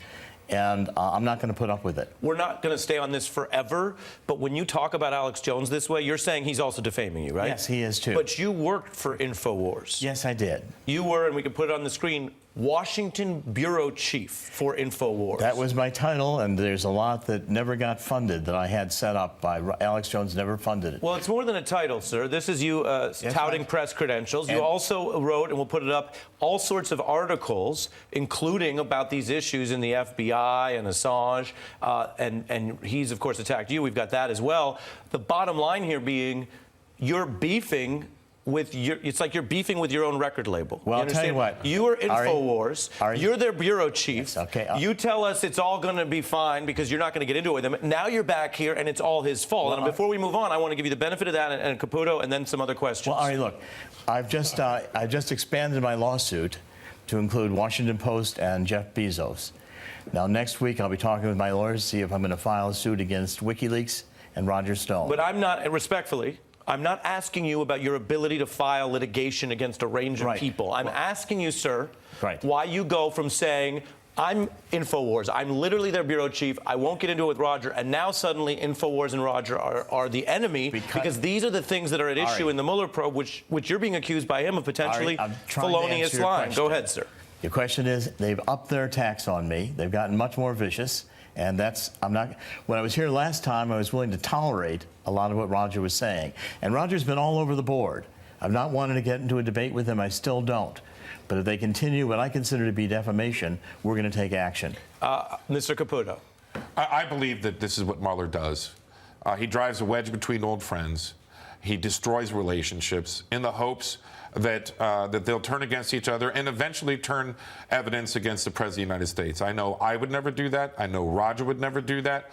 I believe none of us would do that. And I got to tell you, I think we got to change the way the special counsel operates in the future. Well, on that point, that goes to Sam. I'm going to let you in, but I want to play for you, Sam, you talking initially when you were talking about defying Mueller, about Roger Stone as your mentor. You both have also changed your tune. Mr. Caputo is suggesting that's law enforcement's problem. A lot of other people think it means somebody is lying. And if they're lying in the investigation, that's a felony. Here you were initially saying Roger is a friend and you would defend him. Take a look. I'm not going to answer something so wide as this. This is so ridiculous. I'm not going to go into a grand jury for them to set up a case against Roger, whatever case it is, which could be ridiculous. You keep saying you don't think there'll be a consequence. What if the consequence for that is going to jail, Sam? They're not going to send me to jail. You know what, Mr. Mueller, if he wants to send me to jail, he can send me to jail, and then I'll laugh. Roger's my mentor. I email Ari with Roger 15 times a day. Okay, they're trying to set up a perjury case against Roger Stone, and I'm not going to have it. Roger's my mentor. Roger is like family to me. But you did go in there, and is he still like family to you? After I went in, he sets up a story that I'm the only one that he told that he had met with Assange. It's like similar to the fictional employee he had in 1996, excuse me. You're saying he was lying about you and trying to pin something with you as his defense. And pin something. And basically, look, in the background, Roger, like in the Trump circle, fine. If you hear that he's bad-mouthing you, I mean, it's par for the course within that environment. To do what he did publicly after the strain that he put me through. I didn't ask him to email me and tell me that he had met with Julian Assange. You don't think he was joking? Well, we can put up, and I don't do it, again, this is part of my job. I don't do it to make it harder for you, but this is what he's saying about you. Well, and I mean, so it shows you Roger's character in that way, too. Listen, he emailed me. I didn't ask him to tell me about his fairy tales about Julian Assange. I didn't ask him. I had warned him not to do that. Do you think he helped the campaign collude? Do I think he helped the camp? I think Roger wishes he colluded. I think Roger conspired against himself. You think you think Roger Stone is a wannabe colluder? I think that they were trying to ingratiate themselves and make themselves on the outskirts. This is what I'm going to do. I promised I would keep it moving. I'm going to take what is a very short 30-second break. Carter Page has been less involved. We're going to get you more involved. You're the only person here that the FBI has said deals with Russian spies. That doesn't apply to any of the other three. We're going to get into that and a lot more when we're back in just 30 seconds. You are the person who was under surveillance. You are the person the FBI says deals with Russian spies. You are the person who said in writing you're an informal advisor to the Kremlin. Before we get into the details, knowing what you know now, you advised Donald Trump you wanted him to win. Do you think that you have been a distraction from his agenda and his presidency, and would you do anything different knowing what you know now? If I knew how dishonest people would be behaving behind the scenes in terms of what started this whole process with the Spygate and the dodgy dossier, which was, a multi-million-dollar project by the Democrats, I definitely would have done some, I would have been more careful. Let's put it that way. But would you still have gone to Russia? It's a free country, and I had a visa there, so there's no. I'm not saying you broke the law by going to Russia. Absolutely Remember the not, question. Do you think that you would do that differently now? I mean, I know Mr. Caputo's looking at you, who's a communications advisor to Donald Trump, and he thinks you should do it differently, and he also has been to Russia. Well, I think what's sad about it is, the last 10 minutes or so, the back and forth. I mean, there has been some very serious wrongdoing amongst the Democrats and some of their close advisors, and all these little, minor points that we're talking about in terms of he said, she said, this is minuscule compared to the real scandal, which I think is just starting to break. What about, and I'm going to read here from in 2013, you met with people that were, quote, charged with being undeclared officers in Russia's foreign intelligence service. Knowing that now, would you still want to deal with those people? They were a couple of diplomats, or actually one junior 20-something diplomat in New York that I had a couple of brief conversations. Right, and that was absolutely nothing. Yeah. You think it was nothing, and at the time that's what was known. But what I'm asking, and I know people watching, some people watching are wondering, is okay, that was then, this is now. Now that you know that they were both diplomats and, according to the United States, and your guy won, the president won, right? They are, according to the United States, Russian intelligence. Would you still want to do the meetings with them?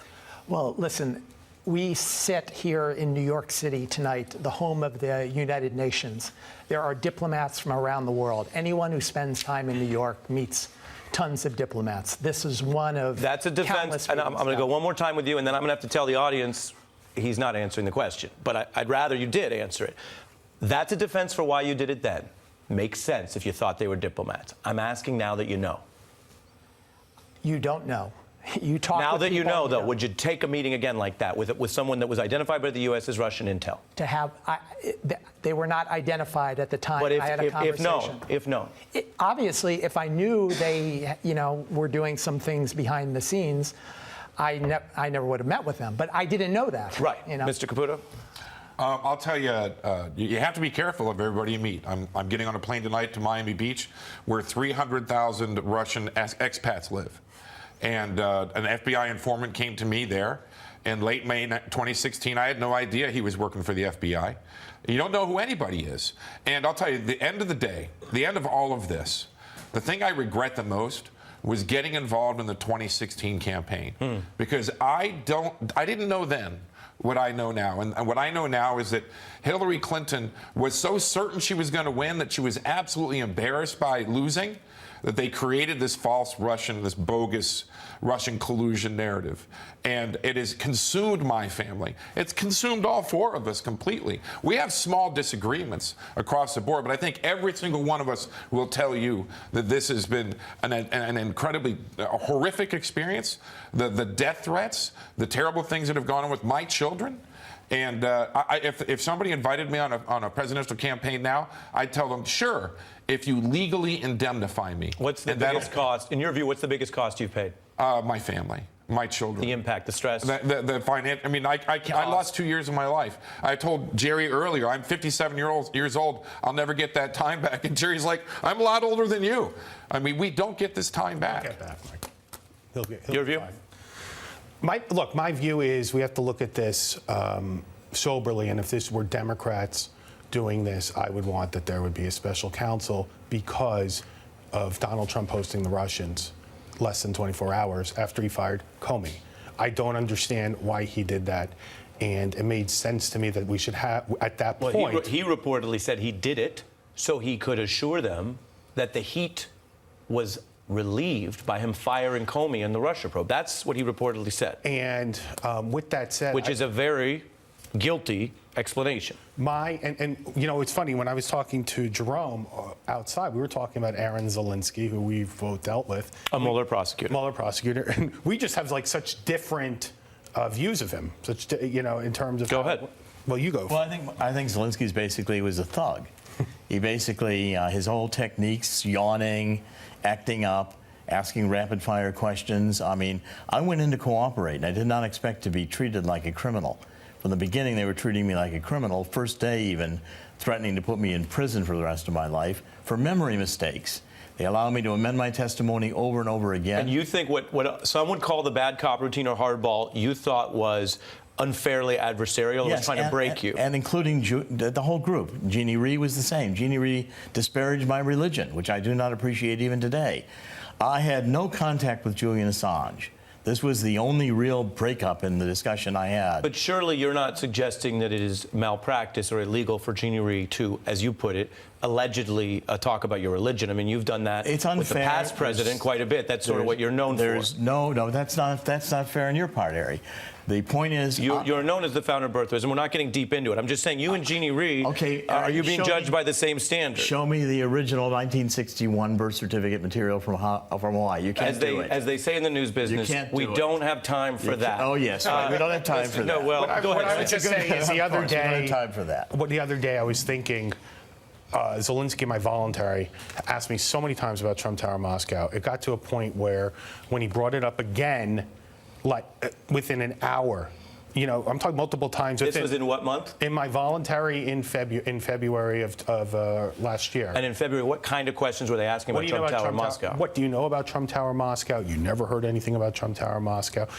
Well, was anything talked about with Russian business, vis-a-vis Trump or anything like that? And I was irritated about things like that. I would tell you, in my experience, what they've asked me, they had reasons to ask me. They had a foundation and a reason, and that's the job they're doing. That's the job. Mr. Caputo. I had a different experience with Aaron Zelensky. I think it's like 3 different people. I think my experience... we had a negative view, we had a more legitimate view, and your view is... I'm right in the middle. Because I think Aaron was probably just getting wound up when he let me go. He wasn't a pleasant person. I don't expect that to be the case in an interview with the special counsel. But at the same time, I've been, I raised money in a GoFundMe, and I've paid the legal fees of a lot of different people who have been in front of the special counsel, a lot. 4 different people who have been in front of the special counsel. One person in particular is Andrew Miller, who is challenging Miller versus the United States. The actual appointment of Robert Mueller, and his attorney spent time in front of Aaron Zelensky, and they had a terribly negative time with him. Sounded a lot more like Dr. Corsi's experience than mine, and Sam's. The only time he really screamed at me was because I had announced on your show the week before that I was going to a voluntary interview. Well, he got angry with me because I told him I was going to talk to the media. The Mueller investigators were asking you to do what instead? Don't talk to the media and the stakeout downstairs.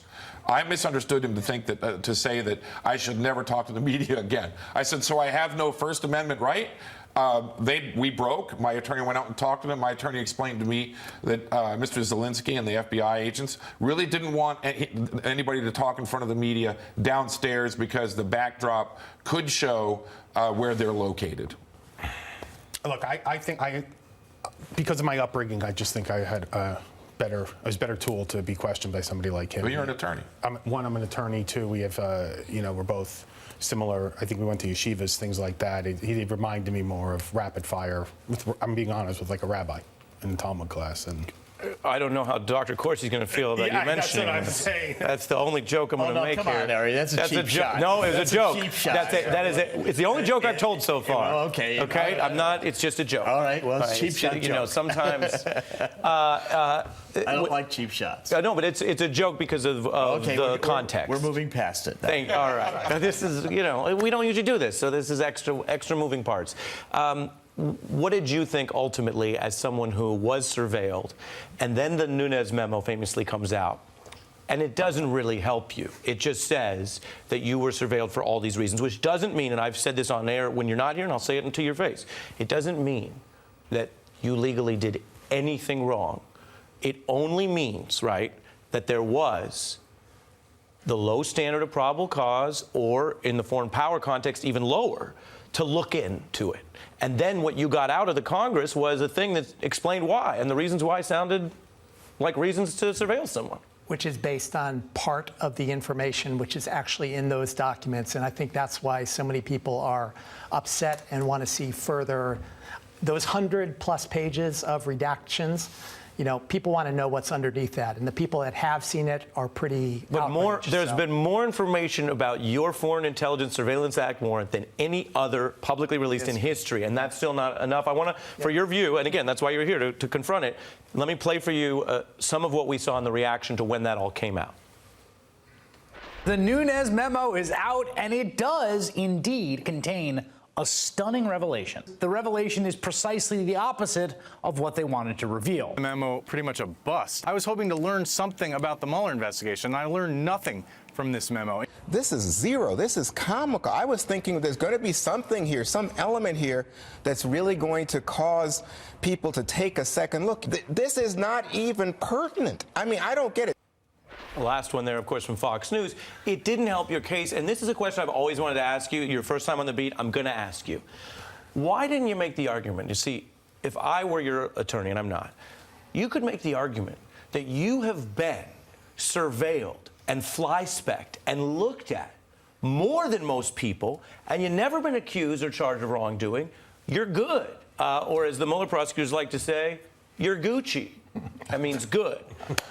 Why not make that argument? Why are you constantly attacking a process which seems to have worked, that has court oversight, when you haven't been accused of any wrongdoing? Tell us, Carter Page. Well, it's interesting. The first person you showed in that clip was Chris Hayes, who is someone I've spent hours with. And just going back to the various investigations, the back and forth I had with him was probably one of the best training possible in terms of getting beaten over the head plenty of times. But actually, in fairness to the special counsel, I think there was actually, if you look at some of the wrongdoing that was happening surrounding that FISA warrant versus the professionalism of the special counsel operation, I think light years ahead. You know, there's a long series. Let me make sure we understand what you're saying, and then I'll give you the mic back. You're saying that the Mueller folks you felt were generally professional, legitimate, but your concern was with that original way that you were surveilled, which is before he came into that office. Absolutely, and actually, I've never talked about this on TV before. I've discussed it with a few journalists, but in May of 2017, I sent a long series of emails to Mr. Mueller and to Rod Rosenstein 1 month before my final FISA warrant, kind of laying out all the facts for, you know, what a ridiculous situation this was. Relatively speaking, you know, as we know, Mr. Rosenstein signed that final warrant just a month later, and, you know, I think you know, all's well that ends well on the Mueller front. What are you suggesting? Well, you know, there's, again, you know, let's see what's in there. You know, I think a little sunshine would provide a lot more clarity. But yes, sir. Yeah. We've all been through the ringer. I think Dr. Corsi is still going through it. Sam had some stress. I've had some stress. But I think his country failed him. I think the United States of America failed Carter Page.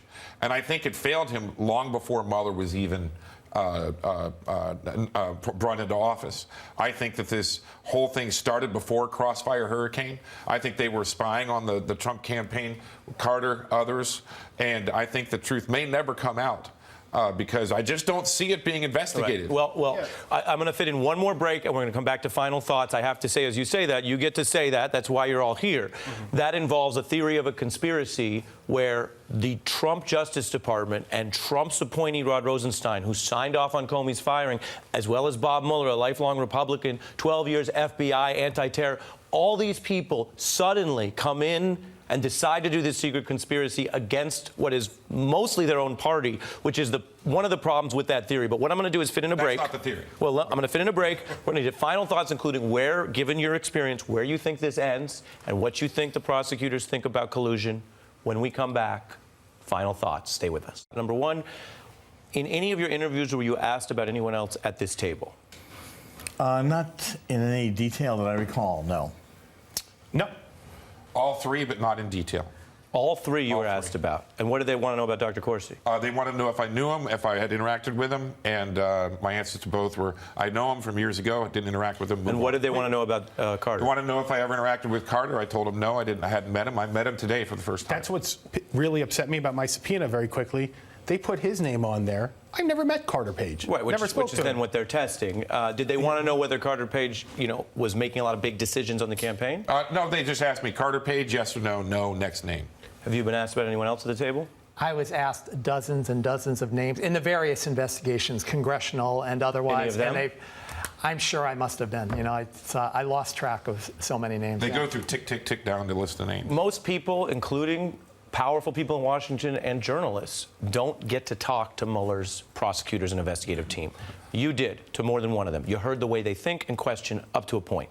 Based on that, as we close up here today, I'm curious what you think their view, whether you agree with it or not, what is their view or prosecutorial theory? Do you think they're moving towards conspiracy by the Trump campaign and Donald Trump, or something less than that, as we hear reports they may be wrapping up? Your view of what they're doing. Well, I didn't take the mind reading course at Harvard. I should have.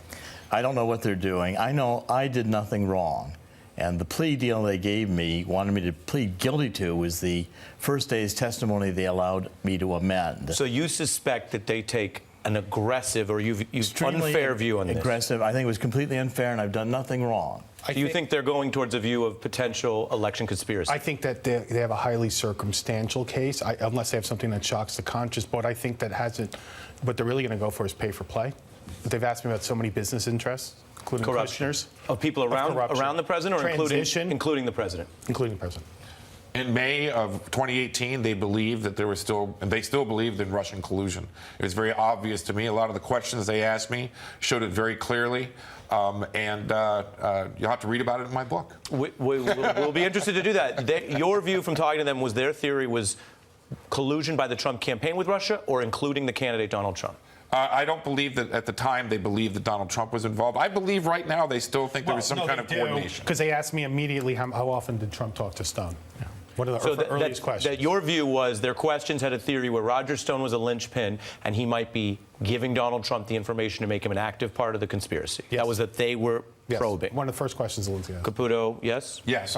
I don't know that that they were trying to connect Roger to the president with me, but it was very clear that they thought that there was something going on with Russia in the campaign. 20 seconds, Carter. It was a beautiful moment on Friday night when they put out that statement about the false BuzzFeed article, and then the president the next day was saying, very appreciative. I mean, I think when it's all said and done, our country will come back together and we'll be able to move on. If they're trying to build a case against Roger, I'm not going to be part of it. I'm not. Roger didn't do anything. Roger didn't do anything except get treated like crap by Donald Trump, the president. You keep saying you don't think there'll be a consequence. What if the consequence for that is going to jail, Sam? They're not going to send me to jail. You know what, Mr. Mueller, if he wants to send me to jail, he can send me to jail, and then I'll laugh about it, and I'll make a bigger spectacle than I am on your TV show right now. Well, sir, I don't know what they're going to do. I don't know that, and I can't prejudge it. I know you can't. Yeah. But Ms. McQuaid, Barbara, if you would speak to Sam's point, he's saying that's not going to happen. You just outlined, again, a different case, not a prediction, but a different case where the refusal to testify did result in a lengthy time in jail. Yeah, I don't want to give Mr. Nunberg legal advice. He certainly should consult with his own lawyer about what he should do in this case. But if his information and his evidence is that Roger Stone did nothing wrong, he should tell that to the grand jury. The grand jury wants to find out the truth. If he's got information truthfully that can exonerate any of these people, that's information that's valuable to the grand jury as well. Ma'am, how many times should I go to the grand jury? What if they want me again? What if? How many times do I have to go to the grand jury? If the grand jury wanted you again, it would be because there was some additional information forthcoming during the investigation that they had not had the opportunity to ask you about. So I think this is what's incredibly important here. Sam, you got immunity. So you certainly don't have any reason not to testify, right? As you told us today. Not only that, it actually makes it appear that Roger Stone has something to hide because you will not go testify. He has nothing to hide. Well, then go testify. You know what? I'll tell you what. Okay, so I don't mind about testifying. I'm not going to sit there for 80 hours for this document request. I have real work to do. I have to earn a living. I don't think this is fair. I don't think it's fair to ask me, Paul Manafort, Rick Gates. Once again, like I told you, Corey Lewandowski, Hope Hicks. Do you think I was talking to Corey and Hope Hicks? I mean, while they were having their affair after they screwed over Roger and me? Give me a break. Carter Page, never met him. So let me ask you Donald, by the way, look at this. Donald J. Trump. Donald J. Trump is number 3 on the list that you're releasing. I think that's a problem when they ask that too. Well, now I would turn over anything. But no, you wouldn't. The whole point, the reason you're here right now, the reason we're talking about all this is you're saying you won't turn over things. That's the problem, Sam. Right? I'm saying I'm not going to spend 80 hours going over emails with Steve Bannon and Roger Stone because Let me ask you the final... Ari, Roger and me and Steve, we communicated like 50 times a day. And we talked about that. This is my final question. Sir. I appreciate you sharing with us your thinking. It is certainly newsworthy. This is the final question for you. And again, I say this. Forget the law, forget the journalism, forget that we're in a TV studio. Okay. Is it possible, as someone listens to you and you talk so much about all of these people and you've been through something with them and you feel that you've been through something that's been unfair, is it possible that in the heat of this, you're having a very strong reaction based on the strong feelings you have and that over time, you might come around to a different view of this? Is it possible that this is coming in the heat of the moment? I think that in our discussion and what you said, I would have no problem going to the grand jury. But I, once again, don't want to have to spend 80 hours going over email. You'd rather spend possibly a year in jail than 80 hours going through I'm not emails. going to jail. You think I'm going to jail? Turning to your time in the White House. Yes, sir. You had a front row seat that many people would be very interested in. I want to start with a very basic question. When did you first hear about a proposal to fire James Comey? Well, it's been publicly talked about, you know, in the week before, right, on the weekend before Bedminster, the week before it happened. That's when it was starting to be discussed. I mean, I think it's been pretty well vetted in the press. I was not a fan of that.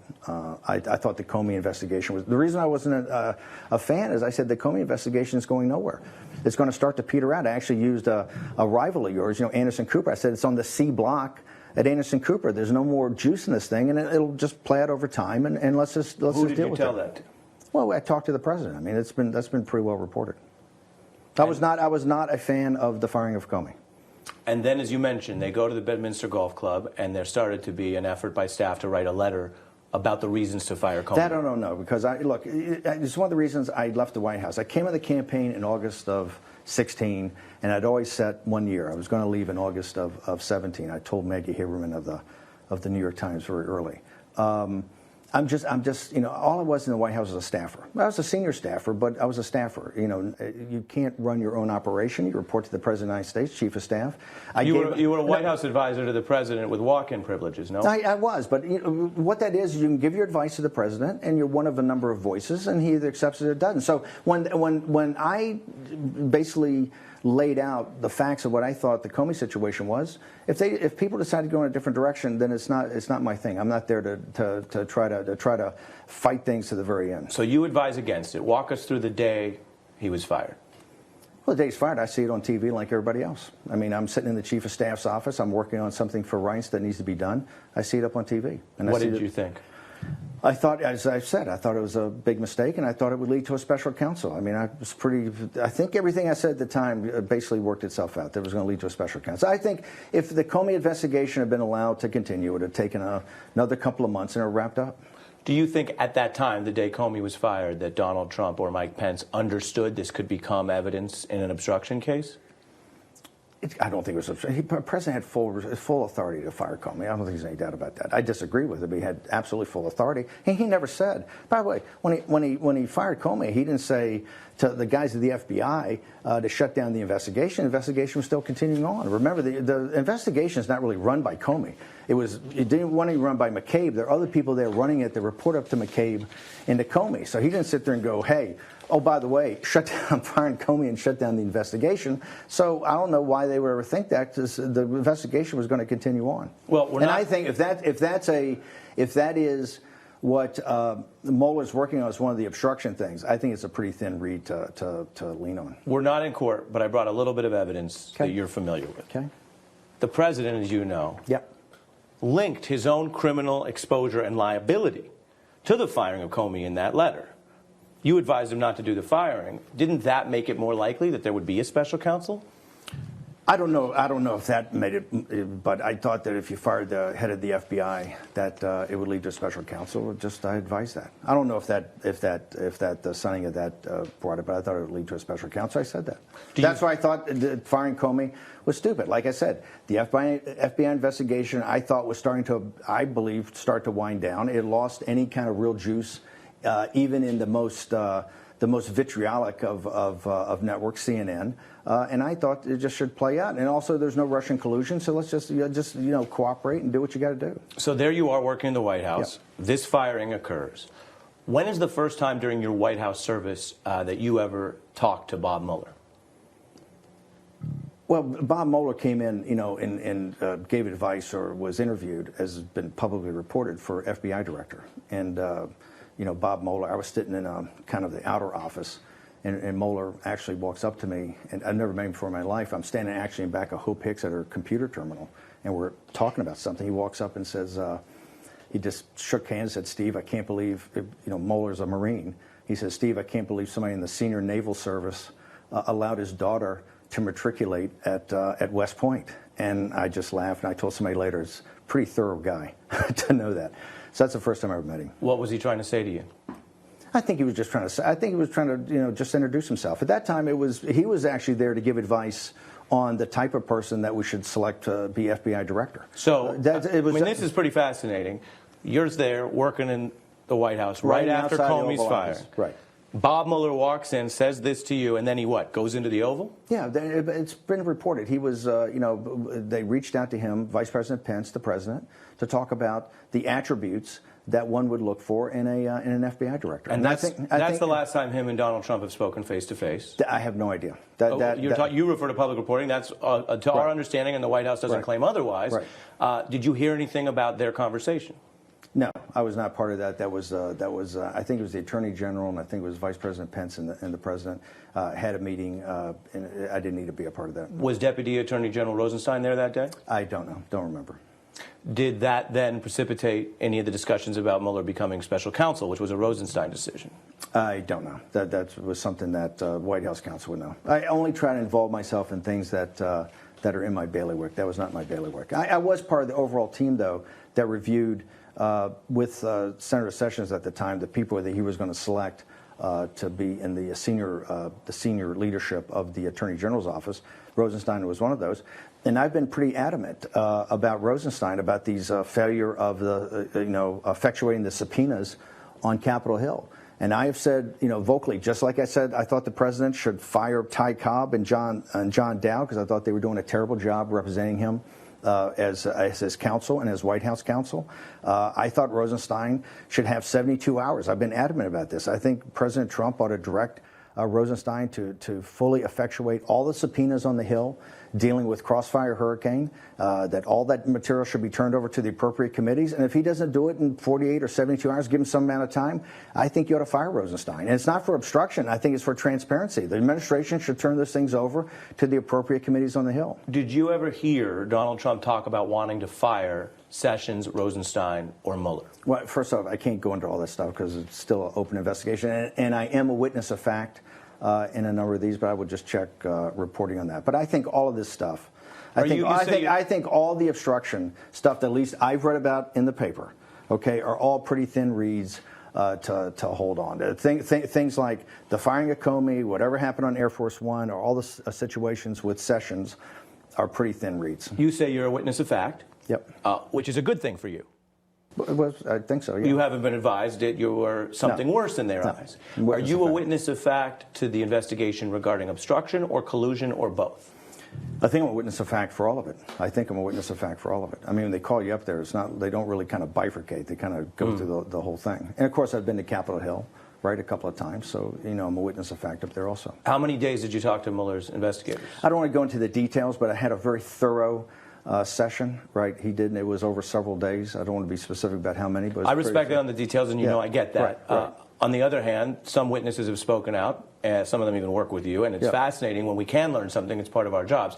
What else can you tell us about what you walked away from at a broad level? Did you feel they were professional? Did you feel it was a witch hunt? What did you take from it? Listen, I do think that there are elements of this, particularly as things are leaked, that it looks like it's a witch hunt. I think what's most disturbing is did you feel that from your time with them? Hang on, the IG report that came out about Strzok and some of the stuff at the FBI. It's clearly causing a question about this entire thing, and particularly the Crossfire Hurricane, which is the second part of it, about the the oversight of this investigation into the Trump campaign and led into the transition in the Trump administration. Everything that was done that I engaged with Bob Mueller, and I've said from day one, Bob Mueller is a patriot, is a combat Marine. I've got a lot of respect for him personally. And I think that his investigation ought to play out, and I think he ought to do a report. I've also advocated, I think it's very important for Bob Mueller to do the report and to put it out before the November elections. And so, no, but everything in my relationship with him has been very professional. I will tell people, it's quite thorough. Right, it's quite thorough, but I don't want to say it's a proctology exam, but it's quite thorough, but I think it's very professional. Now, there's certain aspects that I've seen in the press, particularly about some of the FBI and CIA and others, that I think call into question this entire thing. And I think you could argue that's a witch hunt, and I think the American people are starting to come this way. So that's why I think it's... Let me make sure I'm hearing you right. Let me make sure I'm hearing you right. This is what I think behooves Mueller, is to get the report done, and let's get it out and let people decide.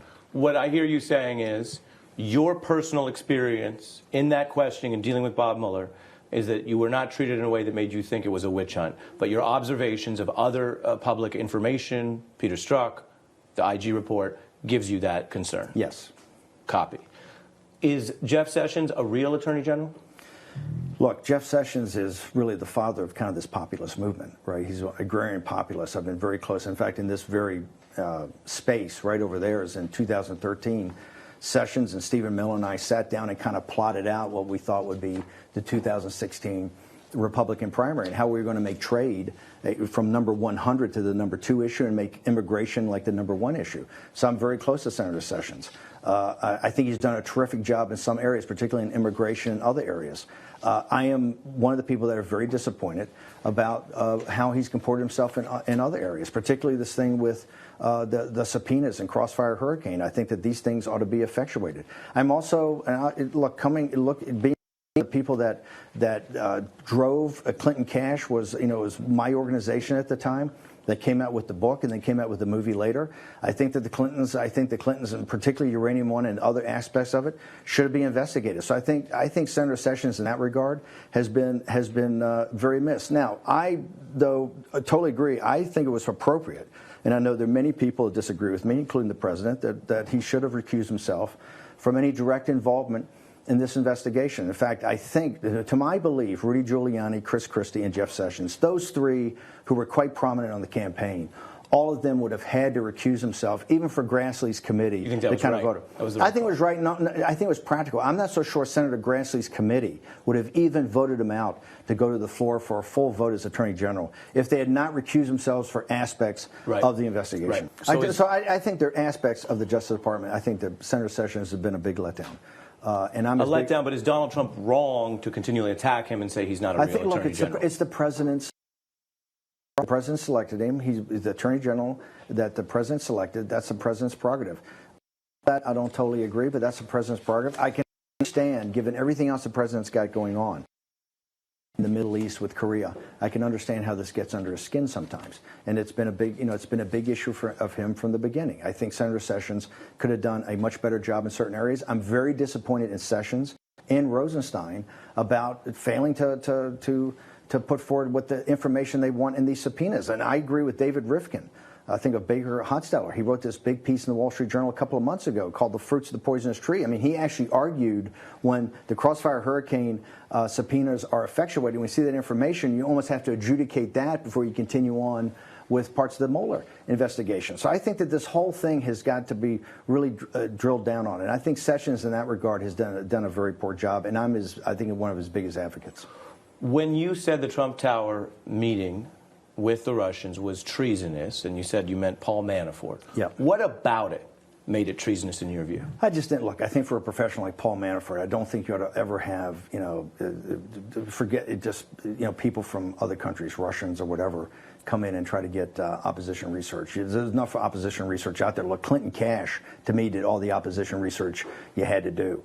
You just had to get down there and drill down on it. And as we did when I took over the campaign on that Monday, or when I was CEO of the campaign with Kellyanne as campaign manager, on that Monday, the first day we kind of took over, we put out I think a statement from then candidate Trump. It was about Paul Manafort when Manafort was, I think, getting ready to resign. And we've referenced Clinton Cash and her corruption in Clinton Cash. So by your standard, it's that knowledge of the foreign offer of help. Well, no, I don't think the foreign offer of help. I think it's even just trying to do something like that. I think is trying to do something like that. So if Donald Trump knew about that, then he was in on treasonous behavior in your standard. No, and I'm not. Look, it hasn't been proven that he knew anything about it. We don't know anything. Knew anything about it. He's denied. He's denied knowing anything about it. You said there's zero chance Don Jr. didn't tell him, and Michael Cohen reportedly says Trump knew about it. Well, you have to take Michael Cohen for Michael Cohen, right? You're just going to have to take. You don't know what Michael Cohen's doing with federal authorities, what deals he's cutting, what he's trying to do with federal authorities. If a candidate knows about that in advance, then are they part of treasonous behavior by your standard? I think you have to call into question if somebody's actually out there trying to get information from foreign parties. You have to question it. Yeah. So if Mueller could prove that about Donald Trump, that would concern you? It would definitely concern me. Yes, but the president's been pretty adamant that he didn't know about it and hasn't known about it. Charlottesville. Yep. Was the president wrong to say there was blame on both sides? No, he's absolutely correct. Listen, the whole discussion and what the president was saying, and go back and look at the statements he made. If you look at it, what he's saying is that the discussion about the Confederate monuments, whether Confederate monuments should be covered, whether the Confederate monuments should be removed, or whether the Confederate monuments of these generals are part of Southern heritage. There are people on both sides, and that's their First Amendment right to debate that and to march on that and to protest that.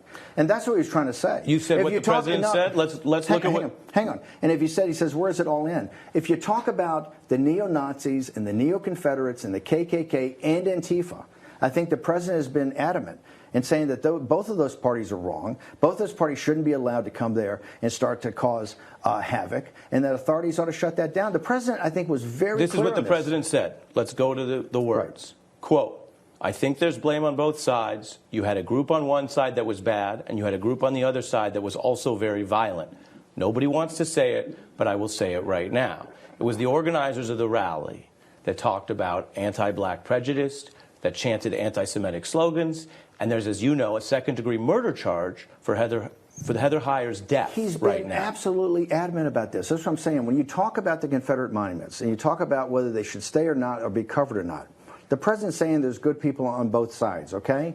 When you talk about the people that come there for violence, he's condemned those people. He condemned the neo-Confederates. He condemned the neo-Nazis. He condemned the KKK. He also condemned Antifa. And if you look at Cuomo the other night, the problem with the left and the problem with the mainstream media, you give Antifa a complete free pass. They are just as violent as the neo-Confederates. They're just as violent as these KKK guys. And they have to be condemned. And that's where you're seeing the violence come from. I've actually advocated, even in a situation like Charlottesville, to me, they shouldn't have the right to kind of march because they come looking for a fight. They come to do violence, and what you're seeing is not just a tremendous cost, but you're also seeing violence. And I think the president, I think this is where he's being smeared. I think he's been I don't think he could be more adamant about that. And look at this march that happened the other day. What, let's nine finish. guys showed up? Let's It's finish the on- mainstream media that Let's continues finish on to give Charlottesville. marginal people, these marginal guys, a platform and make them bigger than Let's they are. finish on Charlottesville, and then we can talk about anything you want to bring up. On Charlottesville. But Sunday was Charlottesville. It was the anniversary. The of anniversary. Right. I'm referring to the original time where there was this killing, and there was not a killing on both sides. There was a killing, as you know, on one side. Let me read another quote to you.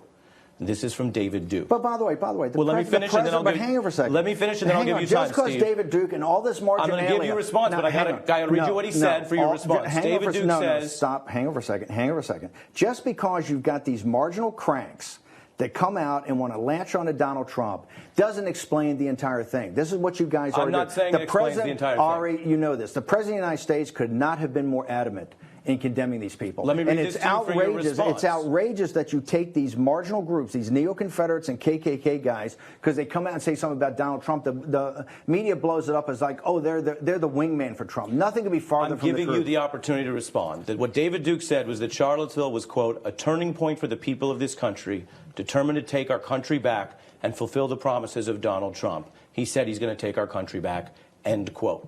Is that That's total nonsense. David Duke is a hater. He has no position in this movement. Donald Trump is one of the best guys I've ever seen. He's done more for the African American community as far as economic nationalism goes. I mean, look at the unemployment rate. Look what his policies are. This is a guy that wants all Americans. Remember, on the night we won, Stephen Miller and I drafted a speech, a victory speech, that was a throwdown. It was Trump that came in there and said, hey, I want to de-escalate. Tonight, let's try to bring the country together. We've had a very tough campaign. It's been very active. Let's take the acrimony down. Now, Miller and I were ready to go. Let's throw down and march on Washington. It was Donald Trump and his wisdom said, hey, guys, let's de-escalate. Let's try to bring the country together. So you got cranks like this that come out and try to latch on to Donald Trump and the movement. You're not going to stop this populist movement. You're not going to stop this economic nationalist movement by continuing to refer to these cranks. Sunday showed, 9 guys show up. There's, 500 media, a couple thousand cops? These guys are cranks. Nobody takes them seriously except the main. It's MSNBC's camera and CNN's camera gives them a platform. If you didn't pay attention to them, they would. I'm ready to move on, but when you say that about the press, are you suggesting we shouldn't cover this killing and this second-degree murder trial? I didn't say that. Come on, I didn't say that. The guy should be tried for murder. First-degree murder, not second-degree murder, okay? Guys like that are bad guys. And there's just as many bad guys on the other side. The Antifa movement is very violent. Somebody said the other day in this trailer I did for my spot, oh, my gosh, where'd you get this stuff from? I said it's from Trump rallies. These are just Trump people that are being beaten up.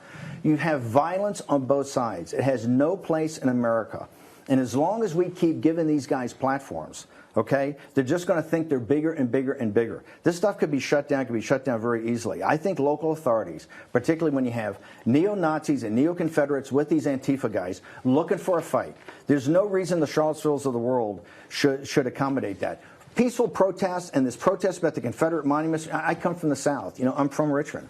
And it's a hot issue down there. And one way or the other, through politics and through the ballot box, it's going to be resolved. And that's the way America is. Right? You know, I've got one opinion. Other people have other opinions. It's one of the reasons I don't agree with, but I respect the energy of the Time's Up movement. I respect the energy of the resistance, and I respect the energy of even what Tom Steyer's doing. I saw that energy in 2010 in the Tea Party movement. And so what I think is that that thing will be resolved. And it'll be resolved by who wins elections. And this is why I'm so pumped up for November 6th, because I think as Donald Trump continues to focus on the November 6th election, that you're going to see this as an up or down vote. That as we get closer, and you're not going to see a blue wave, I think that you're going to see the left of the Democratic Party are going to sit there and turn what they're going to do. And you're finally going to have the internecine civil war inside the Democratic Party has been put off. You know, we've been at this. The populists in the Republican Party have been at this for 9-10 years. Okay? Some days we win against the establishment, and more often we lose. But we continue to try to make progress. I think in the Democratic Party, it's been suppressed. And I think as we get closer to November 6th, and you do not see a blue wave, I think it's going to become quite evident on the left. And they're going to sit there and go, hey, this Wall Street ownership of the Democratic Party, you know, this pillow fight that we've been having against the Democratic establishment has got to stop. And I think you're going to see a complete civil war in the Democratic Party, and it's going to clear the path for Donald Trump in 2020. Turning to immigration. Okay. What is the right level of immigration in your view when documented immigration is declining? Well, I think I like what on legal immigration. I like the RAISE Act. I think what the RAISE Act talks about. I think it's 500,000 is a good number, but I think that can be adjusted with the economy over time. Right now, what I would like to see with the stopping of what I would like to see is a stopping of H-1B visas until we start getting better employment by the minority communities in Silicon Valley and in these tech jobs. I think we ought to still consider stopping H-1B visas. I think the future of the country in technology is to make sure that we've got people coming from the inner cities. Remember, we've changed the entire education system over to STEM, science, technology, engineering, and math. And yet we still don't have enough minorities in engineering schools. I went to a land-grant university, basically engineering school, Virginia Tech. And I would love to see more minorities in the engineering schools, and I would love to see more minorities in Silicon Valley. I think one of the ways to do that is not to open up competition to our American citizens to the world. I think we've got to be very careful about starting to nurture, right, our citizenship here, and particularly in technology jobs. So that's where I think we've got to be very careful about all immigration. So illegal immigration is nothing more than to try to suppress the wages of working class blacks and Hispanics. So when you say that, and then you look at the statistics that say a majority of billion-dollar capitalized tech companies in this country have at least one foreign founder, what about losing that and losing those jobs? Well, first off, I think I'm not a big proponent. I think for the world to be a better place and to start to have better economies throughout the world, this whole thing that we've got to take the best and the brightest from everywhere, and it's got to come to the United States and be educated here and stay here. I would hope that I would hope people would come here and be educated in the United States and then go back to their countries and form the companies there. So look, I think it's very helpful on one side, but I think if you allow opportunities and we have more blacks and Hispanics in engineering schools, you're going to see more in blacks and Hispanics as these tech innovators in times going forward. That's what I think is very important. I mean, I think we have to nurture American citizen. Remember, economic nationalism doesn't care about your race, your color, your ethnicity, your gender, your sexual preference. What it cares about is you're a citizen of the United States. It's one of the reasons in this group I founded. I said one of the things that I think really hurt the country back in the 80s, came out of the business school, is this whole thing of maximization of shareholder value. And I like the fact that Elizabeth Warren kind of ripped me off in using that the other day when she laid out her new... You think you guys agree on that? We definitely agree on that. I don't think there's any doubt. I think there was a radical theory that came out of the business schools and went to Wall Street that everything had to come back to the equity holders. Maximization of shareholder value was this mantra. I think it was very destructive and not thinking about the different stakeholders in modern capitalism. And I think that's got to be changed. What I'm saying in our group is that we're trying to maximize your citizenship value.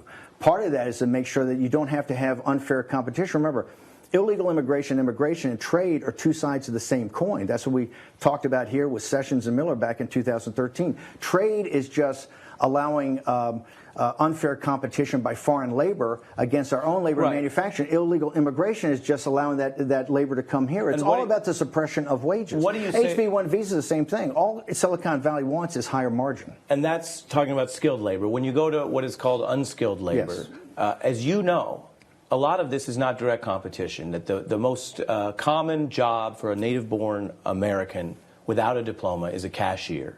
And it's the least common job for documented immigrants. So what do you say to people who think that you are building a fear about jobs being taken that is not supported by the evidence? By the way, in construction, oil field services, and agriculture, okay, this is where you're starting to see wages rise finally. You've got to restrict illegal immigration, or you're just going to have unfair competition in the Hispanic and black working class. Thanks for coming on The Beat tonight. My pleasure.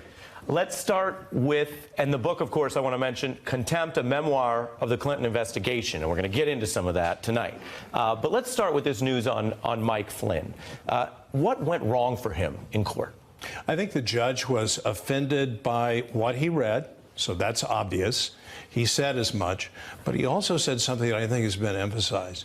You committed crimes on the White House property. You were in the White House, and you were also a very high-ranking official.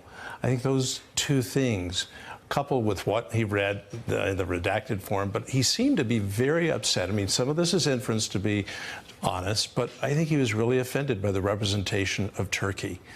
and the way that representation must have been characterized in the 302s, the FBI interview forms. Now, here is something I find very fascinating.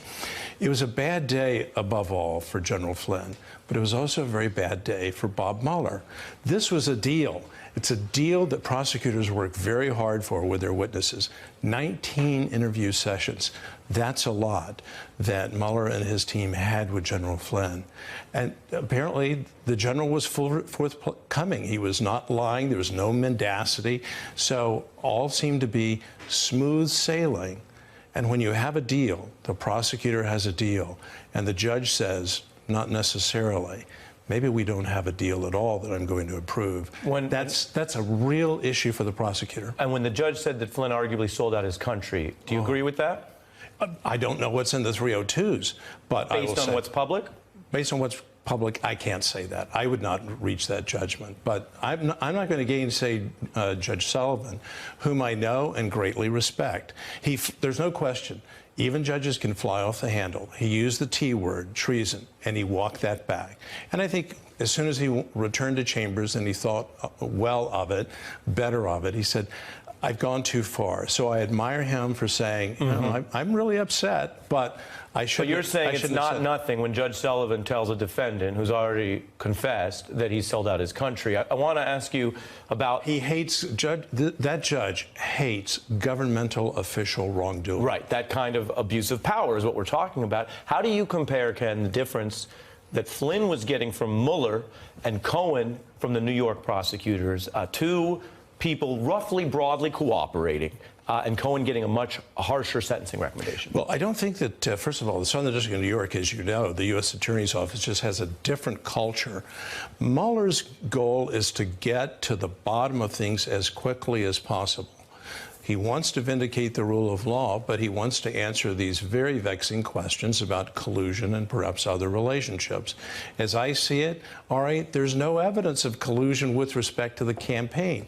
We're now finding out more about business relationships. So there seems to be a lot of connection, but it hasn't translated yet into collusion with the campaign. You're referring, though, to the new evidence that maybe the collusion was not with the Trump campaign, but with the Trump organization, a letter of intent with Moscow that they were hiding. Can that be an element of conspiracy? It could be, but I don't think that has to do with, as far as I know, with the presidential campaign. I think it's sort of two different tracks. Here is the business relationship track. Here is the political track. Well, let me give you the legal theory, and, sure. and you're quite a prosecutor, so we'll get your analysis. The way that those tracks combine is that the head of the Trump campaign is also the head of the Trump organization, and Michael Cohen has now provided information that they were actively pursuing money linked to the Russian government for a business deal while someone was ahead of both those institutions. Look, we have strains of information. My view is pursue it, and I think that's what Bob Mueller is doing. I have said from the very outset, Bob Mueller is a person of complete integrity.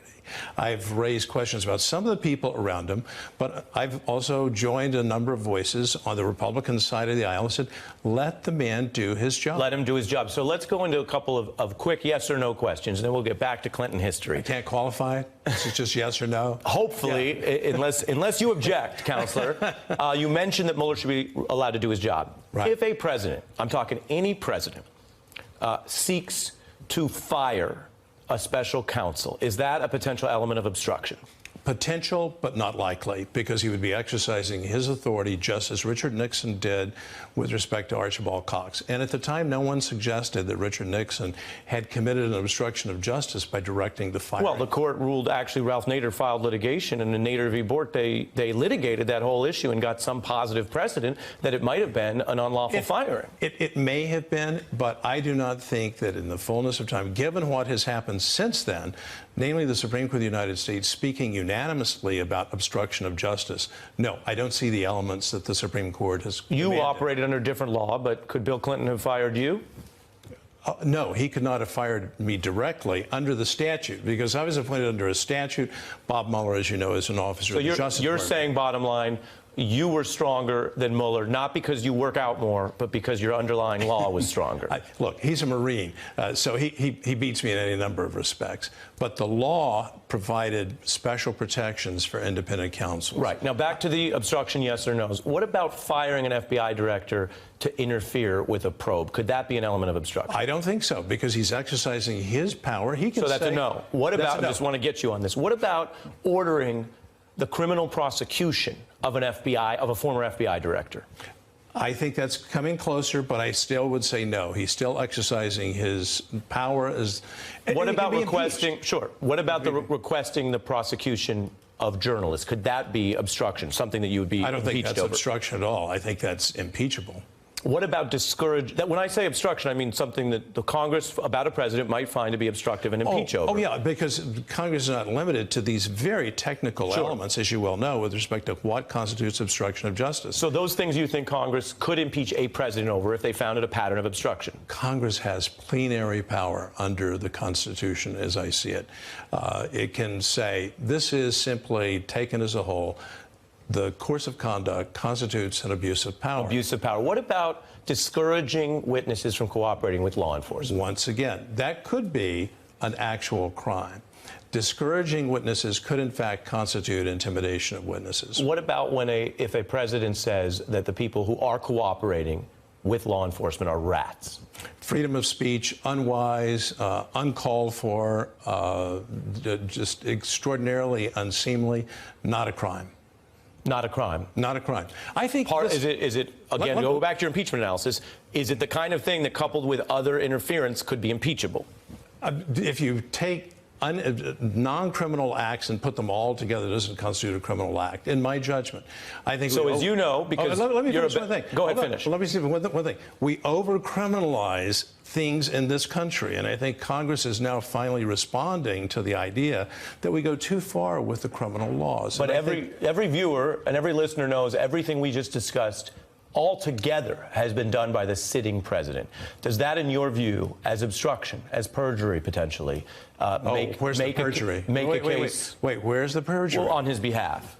Oh, wait, on his behalf. I mean, Michael Cohen confessed to it. Listen, that's his lawyer. Different people that's one of the things my book is about. Different people did different things to assist President Clinton in his crimes. And he was guilty of crimes and found guilty of crimes, specifically the crime of obstruction of justice. Well, we'll get to Clinton, but I want to stay briefly on this. Okay. Does that pattern make a case of impeachment for obstruction, in your view, or no? Oh, for impeachment, again, Ari, I want to draw a line between what Congress could say, this is conduct that we don't accept, as opposed to, here's a criminal offense. It doesn't, in my judgment, need to rise to the level of a technical crime under obstruction of justice. So if you were advising this Congress, or you were in Congress and you're a public official, you have a lot of experience, would you say these things together could make a valid case for impeachment? Uncertain yet. You would need to assess literally all the evidence. And that's one of the things that the independent counsel statute of all required. Let's see all this evidence, and then we'll come to a judgment. Let's look now, as we look back, and 20-year anniversary is a night to do it, of you discussing some of this regarding the case for impeachment based on obstructive acts. Let's take a look. We concluded that perjury and obstruction of justice, like bribery, may constitute grounds for an impeachment. Are you in a position now where people will question whether you're applying a different standard to this president, who happens to be in your party, and the president you investigated, who happened to be in the other party? No, because it began with actual perjury, and we believe intimidation of witnesses in a judicial proceeding. So that's another aspect of this. What the president had to face, what President Clinton had to face, was a civil action, a civil rights action, and he had to then be honest. He could settle the case, which he should have done, or then he had to conduct himself lawfully, and he did not. And I don't think anyone seriously disputes that he not only committed perjury, he encouraged others to lie.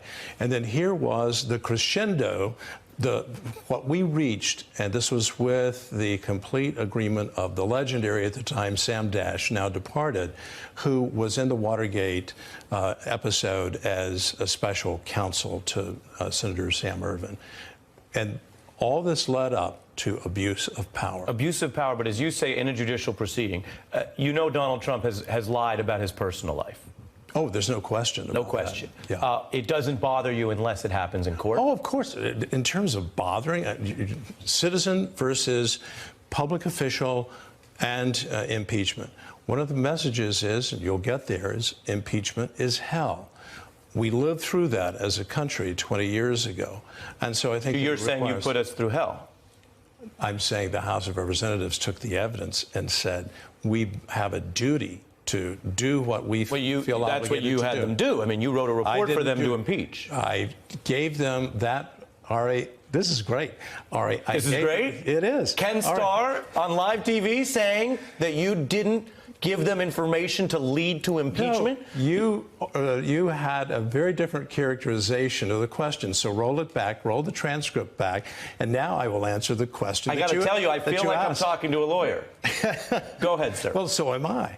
So what the statute, and this is one of the defects of the statute, and it's no longer a defect that Bob Mueller has to live with, is that the statute set the bar very low for providing information that may constitute grounds for impeachment. That's what the Congress required the independent counsel to do. So the report that went up was precisely that which Congress in 1978 said, that's what we want. Ari, the good news is for the country, we don't have that regime anymore. You're saying, and I'm characterizing, but you're saying the good news is we'll never have another Ken Starr investigation.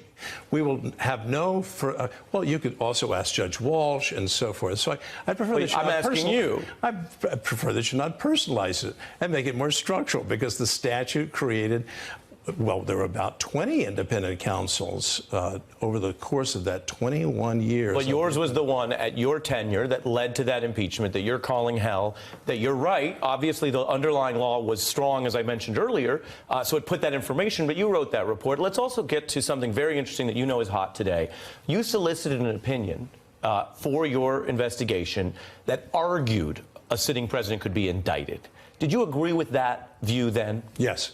Do you agree with that view now? Yes. So you think that if there is the right evidence, Bob Mueller or another prosecutor could indict a sitting president, Donald Trump? Yes. May I now expand? Yes, sir. Yes, but the Justice Department has a different view, and as you know, has had a different view for almost half a century, going back to a brief filed by then Solicitor General Robert Bork, then Office of Legal Counsel, formal opinions, including during the Clinton administration. Those are very impressive legal documents with very thorough analysis. I just happen to disagree with them, and if you say, well, what is the argument for? Yeah. Clinton versus Jones. President Clinton said in the civil setting, not criminal, I should be immune from a civil lawsuit during the course of my tenure as president. And the Supreme Court unanimously said, no, Mr. President, there's no basis in our rule of law, constitutional order, for you to enjoy just temporary. He said, just give me a timeout. And they said, no. Well, the public interest in the enforcement of the criminal laws, I believe, is even higher. As important as civil litigation is to the individual litigant and to the rule of law, the vindication of the criminal laws is all the more important. And so it follows. Even more important to the government, you're saying, to the country. Because then it's the United States versus Mary Roe or John Doe, as opposed to Paula Corbin Jones versus William Jefferson Clinton. Let's look at some of the back and forth when you were testifying, because something that Bob Mueller does differently than you is he doesn't talk out of court and his people don't leak. Let's take a look. Yeah. Mr. Charles Backley, your press spokesman and public relations advisor, has been on, by my count, 10 talk shows and is on Nightline tonight. But does that sound about right, that he's been on 11 talk shows? That probably sounds about right, but I would have to do the count. Was your more public strategy better than Mueller's, or is he right to be so discreet on this probe? It's a judgment call. I really don't think it's right or wrong, but I had a vision. What's the better course? I think the better course is greater public information than we have been having. But that's Bob Mueller's determination, and I have the greatest respect for that determination as well as for him as a person. Here's my view. power carries with it accountability. You must be responsible for your exercise of power. And so we did feel in the investigation, it was not my view alone, but it was my responsibility to come to a judgment that we should provide public information to the extent that we possibly could, consistent with the constraints of law, the confidentiality of the investigation, and also grand jury secrecy. Now, we were accused of leaking grand jury information. It was bogus. It was utterly bogus. You had a staff member who was indicted and then acquitted over that. There was a charge and he was acquitted, but more importantly, the entire investigation was acquitted, so to speak, by virtue of a special master investigation, a wonderful judge, very respected judge in the District of Columbia Circuit, who was appointed by the chief judge. Right. I want you to look into all this. Well, I have looked into it, believe it or not. No, I said you were asked to look into it, I understand. That's the grand jury material, which is the most super secret. Correct. Then there's other stuff that, as you know, the legal term is not double super secret. And you did do a lot of leaking about that. I mean, your office leaked a lot of stories. Do you think you leaked too many stories? I disagree that we leaked stories, but... Well, let me disagree with your disagreement and give you a chance to respond, Mr. Starr. There are reports from that time, and you've got a book all about this, which folks can check out for your review. They say, quote, prosecutors painted a different picture. Sources in Starr's office, quote, tell us. Sources near Starr, prosecutors suggest. Aren't those attributions to your office? Yes, but this is not the. Here's the distinction. Public information that's appropriate to provide to the public. That's the key. Did we leak that which was not supposed to be provided to the public? And my view is no, we didn't. Understood. I didn't say which Mueller doesn't do. Look, you're just characterizing it. Oh, let me rephrase, because we're having a lawyer to lawyer here. Yeah. Let me rephrase. Your office spoke about non-grand jury material to reporters. That is for correct. attribution and on background for stories in a way that Mueller's office does not. That's absolutely correct. Yeah. To get back into the meat of this, what do you think of the Mueller strategy on all these sensitive matters where they're doing none of that? You did a lot of that, and your office, as I think it's fair to say, some people disagreed with that. No, I agree. It becomes a judgment call. But my traditions were the Justice Department, where we had a public information office, where we would hold press conferences, where we would try to make available, Ari, to the public through the reporting process that information which we felt was appropriate, especially because the Clinton White House was masterful at, quote, leaking and planting absolutely spurious information. So you felt you were responding to your target. Frequently. Let me read you something Justice Kavanaugh said in the little bit of time we have left. He worked for you in that investigation. Yes, he did. You've praised him as an attorney. Yes, I did. And his record as an attorney and a judge is embraced by the Federalist Society and other groups. During his confirmation, he said that the effort during his confirmation was, quote, a calculated and orchestrated political hit with anger about President Trump. He said it was, quote, revenge on behalf of the Clintons, millions of dollars of money from outside left-wing opposition groups, end quote. As a legal matter, does he have to recuse from some litigation about those people he attacked during that hearing? I think it's going to be a serious question. But you look again at all the facts, exactly what did he say, and then who are the parties and what are the issues in dispute. It's a holistic kind of judgment, totality of the circumstances. And well, there's groups with litigation. I mean, just to your point, there's 4 cases before the Supreme Court in this next term from some of those groups, including the ACLU, which spent the money on ads against him that he was referring to. Mm-hmm. I think he went farther, I think you would agree, than most sitting judges do in those remarks. You're saying there is grounds for recusal? No, I'm saying that it's an issue that, knowing Brett Kavanaugh, now Justice Kavanaugh, with his record, leave aside the unpleasantness of what happened. Look at his magnificent record, an unblemished record of public service in the public eye in Washington, D.C., not in North Dakota, but in the glare publicity of Washington, D.C., and universally respected and admired. I think he will act with integrity. And that could include recusal, is what I'm trying to get. Oh, absolutely. Peter Navarro is our guest tonight, and his new book, In Trump Time, is out now. Thanks for being here. All right, great to be with you. I guess I am the trade guy, but tonight I think I'm the January 6th guy. The In Trump Time book shows unequivocally that both Stephen K. Bannon and President Trump should be exonerated of any violence on Capitol Hill on January 6th. And what I show in the In Trump Time book is this plan we had called the Green Bay Sweep, clearly between constitutional and legal lines, to basically have only legal votes counted in the election. And we had you mentioned recruited, that we prepared for that. So let's take a look. You mentioned this this plan. Here's Steve Bannon talking about it on January 6th. So I keep saying the mantra: you call the play, now run the play. Right? It's like the old Green Bay power sweep. It's very simple. Very just one thing leads to another. Very logical, and a victory is affirmed. So go ahead and tell us in your own words, what was the plan and who was in on it besides you, Bannon, and Trump? Sure. The backstory is while I was in the administration after the election, beginning on Thanksgiving, I produced what would be an exhaustive 3-volume report. I went over tens of thousands of pages of documents and proved that the election was in all likelihood stolen through fraud and election irregularities. That's the background. On January 6th, the Green Bay Sweep plan. That's false, but the question for the start of the interview. We'll yes, it is fine. That, but the question for the start of the interview is, I just want to make sure here that we're kind of going by rules of the road. The question is, and you'll get time to talk. You got to say that. And what I'm saying is that I don't have to say anything, sir. I'm asking you. The question is, what was the plan itself and who was in on it? Exactly. And I'm going to tell you that. The plan was simply this.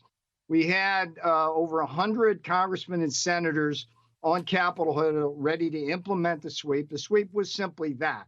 We were going to challenge the results of the election in the 6 battleground states. They were Michigan, Pennsylvania, Georgia, Wisconsin, Nevada. And basically, these were the places where we believed that if the votes were sent back to those battleground states and looked at again, that there would be enough concern amongst the legislatures that most or all of those states would decertify the election.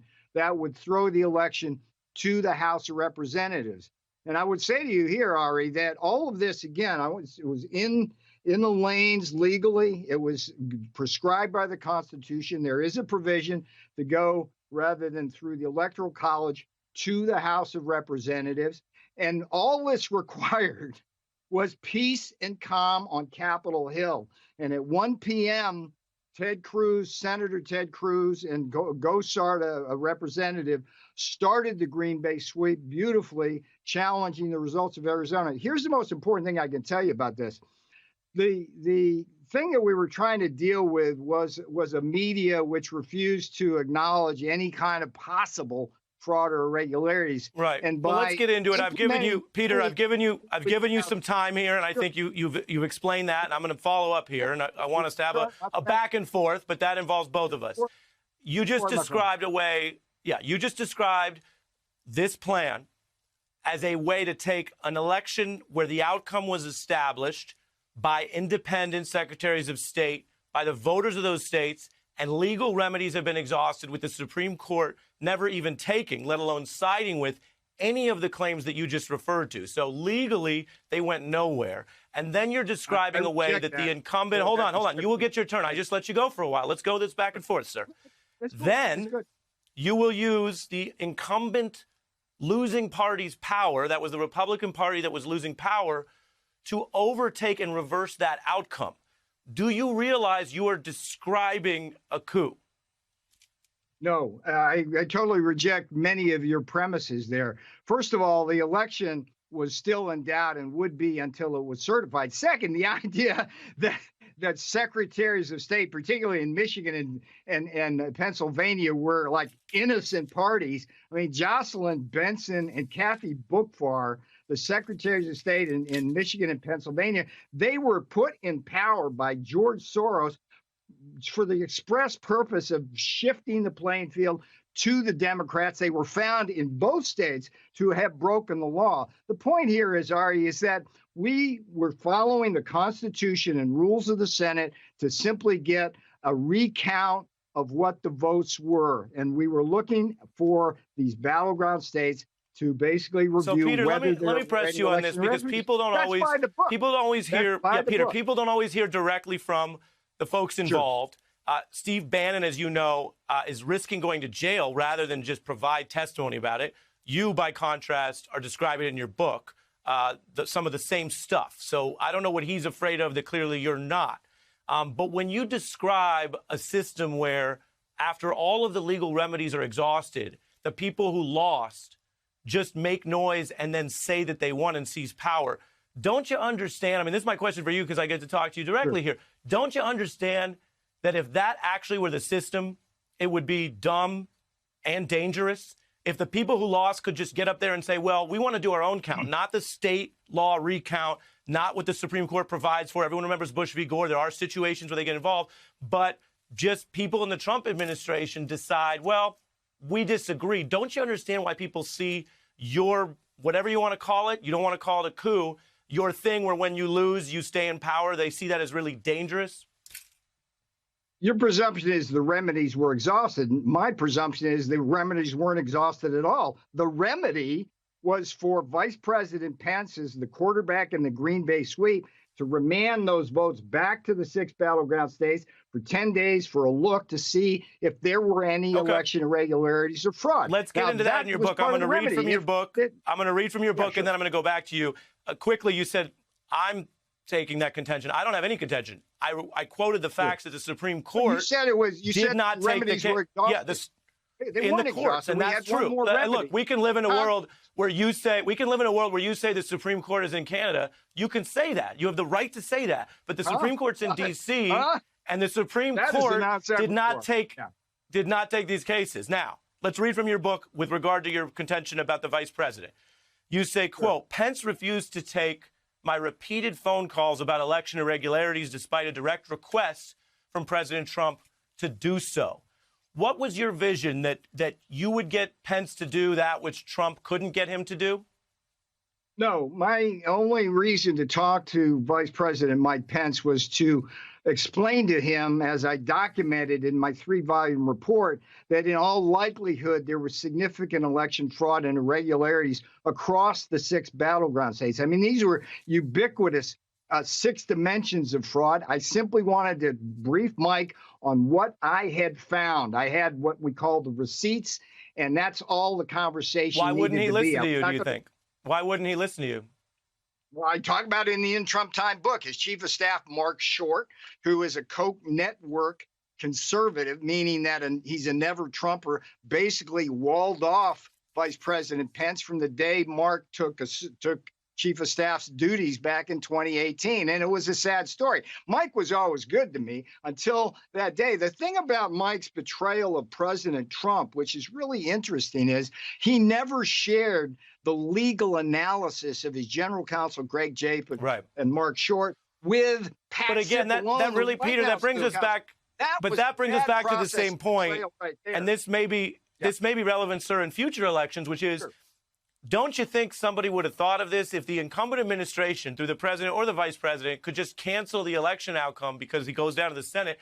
Well, then a lot of people would try to stay in power. We have an entire system designed to thwart, and I want to say this respectfully, but it's the truth, people like you, to stop people like you who think that you can anoint yourself the reviewers of the voters, of the American people, of what they lawfully did, that you trump the Supreme Court, no pun intended. People like you are what the Constitution are designed to stop, and it worked, and it did stop you, which I guess brings us to, this idea of the goals that you talk about in the book. Because again, you're out here, you worked for the president. I'm going to let you respond, but in the book, you say the goal is not to get the election overturned today. The goal is to subject the ballots to careful scrutiny and investigation. Correct. What do you say to the system doing that, not through partisans like you, but in the next time, if we hear about this in the next midterms, the next election, that's what the states and the courts already do.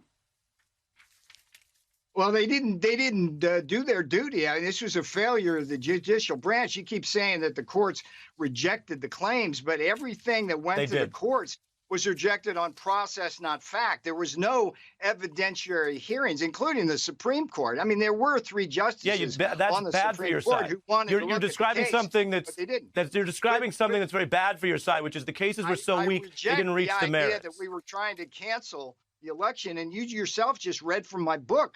All we wanted was to look at what I found. Look, Ari, the difference between me and virtually everybody else in this debate is I did the homework. I'm the guy who looked at thousands of pages of documents, did the analysis. I went in with an idea, just trying to figure out what happened. And what happened was a very elaborate steal. And if you look at the Time magazine Molly Ball cover story, if you read that, they admit they stole it. I mean, come on, Ari. You have now been convicted. Yeah.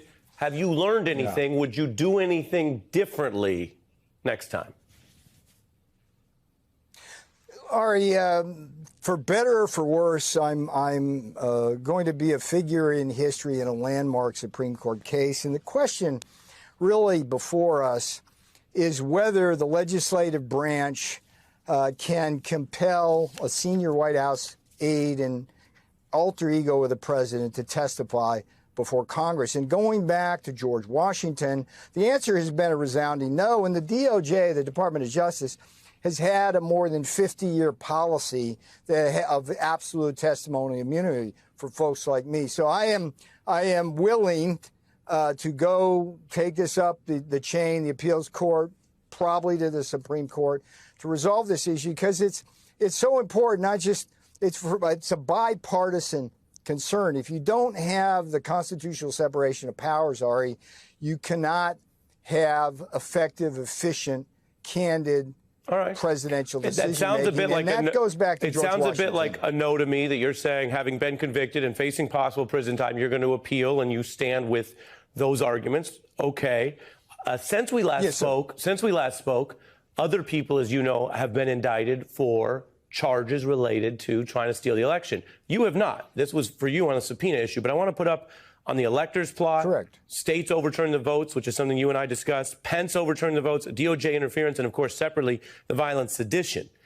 Do you now see that it can be a crime to try to overturn lawful final votes in this country?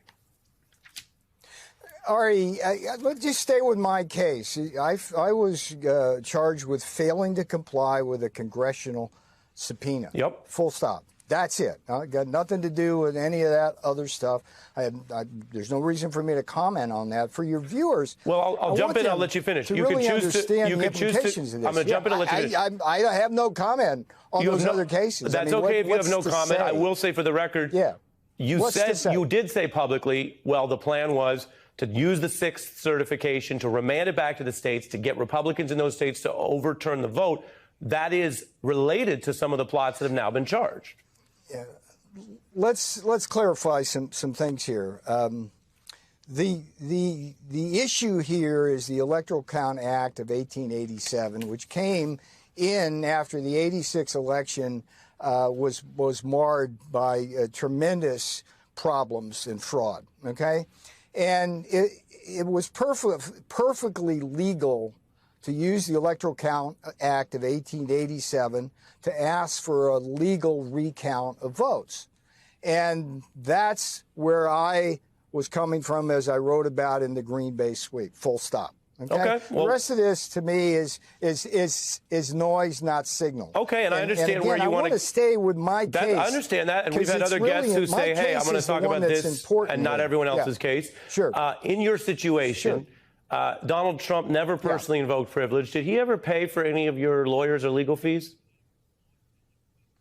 Let's start with the first question here.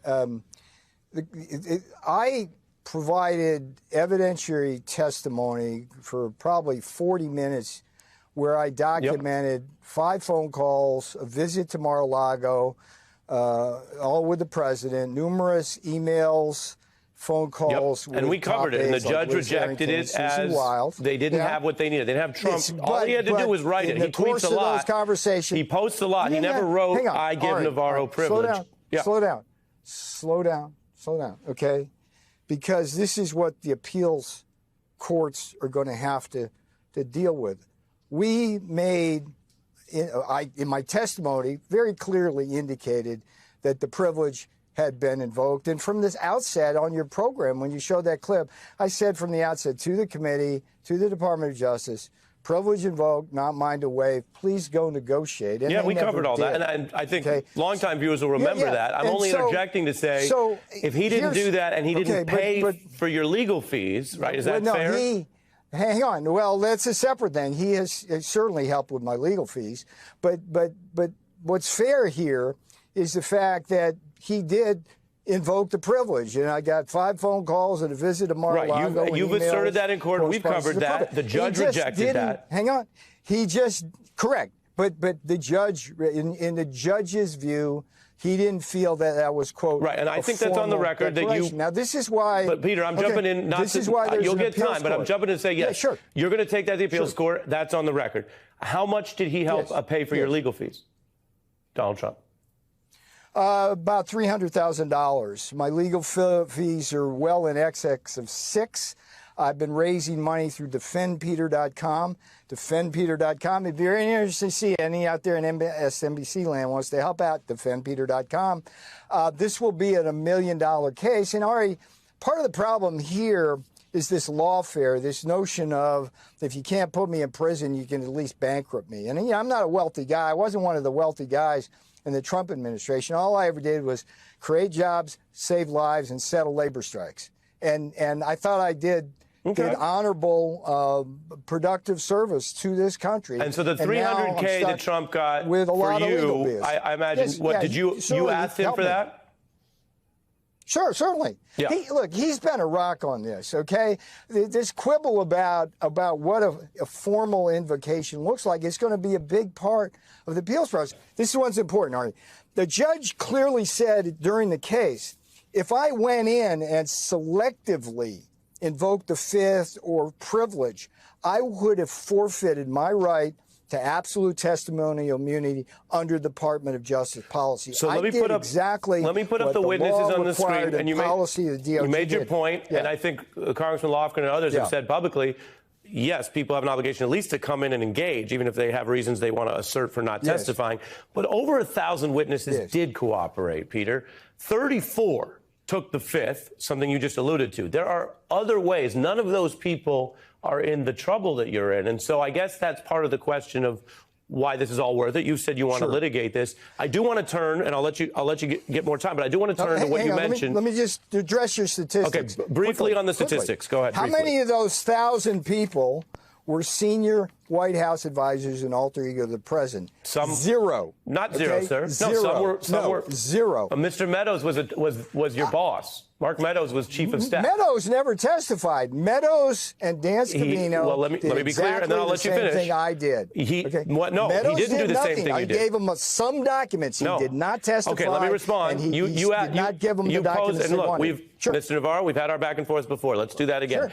You posed the question. What's the difference? All right, call me Peter. Come on. All right, we Peter. do I'll that call you when we Peter. see each other. Okay, I'll call you Peter. And we'll keep this. I mean, this is cool. This is good.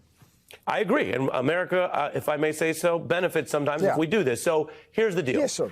Mr. Meadows, I call him Mark if you want. Mark Meadows went in there and engaged. He provided testimonial reasons why he said he couldn't actually speak. He provided thousands of pages of documents. His lawyers engaged. Let me finish. You just said. He said he provided the reasons why he said it was privileged, and so he litigated that out. He was held in contempt, but the DOJ didn't charge. Same for Mr. Scavino. They didn't charge him. And so you also asked, what are the other people? Well, you have a bunch of White House lawyers.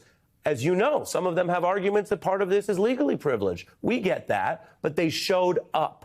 What you did was defy the whole thing. And I guess at this point, you still don't either see or acknowledge why that's different. But the question is, do you think Trump can beat this case in Washington against Jack Smith? No, I don't. And here's the second issue, the jury. I mean, you asked me about voir dire. Again, I have great respect for the jury. They took their time out. They did their civic duty. Fine. Good. But 50 people went through voir dire there. There wasn't a single Trump supporter in the whole bunch. And there were many people who expressed concern or animus towards Donald Trump, yet they still could be seated. They still could be seated if they said that animus would not affect their verdict. And we know in the district it's 92% voted for Biden and over 60% registered Democrats. And it's like, look, if I had a jury and I pulled it from MSNBC versus Newsmax or Fox, you might not come up with the same outcome. So I think that's going to be a tough thing. Understood. By the way, you didn't mention the most interesting thing about the jury. They let my jury out in the middle of deliberations into a group of protesters and a mass of media. Yeah, I read that. I read that the jury piece. goes back in. Well, I read that. I got to keep it. I gave you time, Peter. That's a whole nother thing. Yeah, I gave you time, but I want before I let you go. When you take this all together, and we do appreciate you coming back. And again, people can hear this, all make up their own minds. Sure. But when we take it all together, you were out there discussing aspects of what you call the sweep or this plot for January 6th in public. You took this fight all the way through the committee, through the courtroom, through DOJ. And now you might risk going to prison in losing this legal fight for refusing to describe under oath what you had described in public. Does that make sense? Was it all worth it? That's not okay. Look, first of all, and last of all, I did the honorable thing. I did my duty to the country, Constitution, and the law. The president invoked executive privilege, period, full stop. Maybe he didn't do it to the liking of the judge, but he did it. As soon as he did that, it was not my privilege to waive, which I said earlier 18 months ago on this show. And I also asked the committee, as well as the DOJ, to negotiate a waiver, in which case I would be happy to talk. My hands were tied. My hands were tied. And the judge acknowledged what I was in. And last thing I'll say about that committee, I mean, look, the congresswoman you had on there were 9 people on that committee. 7 of them had been involved rabidly with the 2 impeachments of Donald Trump, and 2 of them were Rhino Republicans in Cheney and Kinzinger. Okay, and it was not legal. I mean, that was a witch hunt. Okay, but the principle I gave you here, time. I gave you the principle here. Final is the point here because I gave you time, separation sir. of powers. That's it. Okay. The constitutional separation of powers. If it says on my tombstone, I stood up for that and defended that, I'll die a happy man. Thanks for coming back on the program. It was a pleasure, Artie. It was a pleasure. Let's start with the book. What did you learn in this journey through prison or jail, 3 months, and back to the White House? So I wrote this, Ari, as a warning about the partisan weaponization of our justice system, the lawfare that we are encountering. And I want to appeal now to you as a legal expert on a nonpartisan basis. I don't know if you know this, but my case is on appeal. It's likely headed for the Supreme Court. And the question is very simple. Does Congress have the right to subpoena senior White House advisors? And for 50 years, the Department of Justice said no, based on the principle of executive privilege, which goes back to George Washington. Candor and confidentiality are required for presidential communications. And I had a duty to refuse that subpoena. It had nothing to do with J6, could have been a subpoena for anything. And I had a duty to refuse that. And I wound up going to prison for that. And if I lose my appeal, then every senior White House advisor going forward, whether they're Democrats or Republicans, will face that same kind of dilemma, that Hobson's choice. Do your duty, maybe go to prison, or bend the knee. And you made that decision. Let me read from an interesting part in the book. You say inmates would regularly check this sort of legal federal database, PACER, to screen new inmates for danger signs that they would cooperate with law enforcement or be what some call, quote, snitches. Such searching is highly sophisticated and organized among the inmate population for safety and security, you learned. And then you recount an inmate telling you, Navarro, quote, you're okay because you're, quote, not a snitch, and you didn't rat out Trump. Finish it because... Go ahead, you finish it. Because the book, I mean, look, it's legal, but it's tragic, it's funny, it's a love story. You know, my fiance did the time with it. But in that post, I called them postcards from prison, I basically ended by saying I wasn't sure what the moral equivalence was of these felons basically not ratting out on their thing, and me upholding the Constitution. For me, this wasn't about. That's my question for you. Yeah, You wasn't about. Yeah, you include that detail of someone who might be involved in something really bad, saying you guys are similar. But he said we were similar. He said you were similar. Yeah, no, you write that detail. Yeah, but cooperating with law enforcement about helping them solve crimes is a good thing. Yes. That was the funny part about the whole thing. That there was some kind of moral equivalence to that. I mean, the book itself, it's a bunch of different stories, but one of the things that happened, Ari, which I think will never happen again, is I go in there, could have just cried, in my corner and kept my head down, and I wound up uncovering what essentially was a $5 billion scandal involving the failure to enforce what's called the First Step Act, which was a piece of bipartisan legislation spearheaded by Donald Trump to deal with harsh sentencing and basically move people out of the system, nonviolent first-time offenders out of the system faster. And I discovered in the course of my own trials and travails that people were being kept in 3 to 12 months or more longer than the law required. And so, I'm just going to mention to viewers, you're talking about a reform act that basically tried to say people who've done their time nonviolent offenders should have some transition out to society. Yeah, and the reason why you want to do that is you want to punish people. I'm tough as crime as anybody. You want to punish people up to the point where they get the message, but as you go longer than that, recidivism increases. They lose their skills, they get alienated from their family, they learn more in the crime school, otherwise known as prison. So I was able to go in there and learn all about that. I wrote fairly actively op-eds from prison, talked about it. And now on the outside, the two reforms I advocated on the inside, which was to fix the way they forecast the FSA credits so people get those credits and get out on time. And then if there's not halfway house capacity, move them right to home confinement. And I'm jumping in. I got that policy already done. I've solved a $5 billion And you're talking about problem. nonviolent offenders. That's correct. Then in the book you write, quote, lock up the violent repeat offenders forever. Let go, release nonviolent offenders after appropriate punishment. Yes. So by that standard, was it wrong for President Trump to pardon all these violent offenders and let them out early from Jan 6th?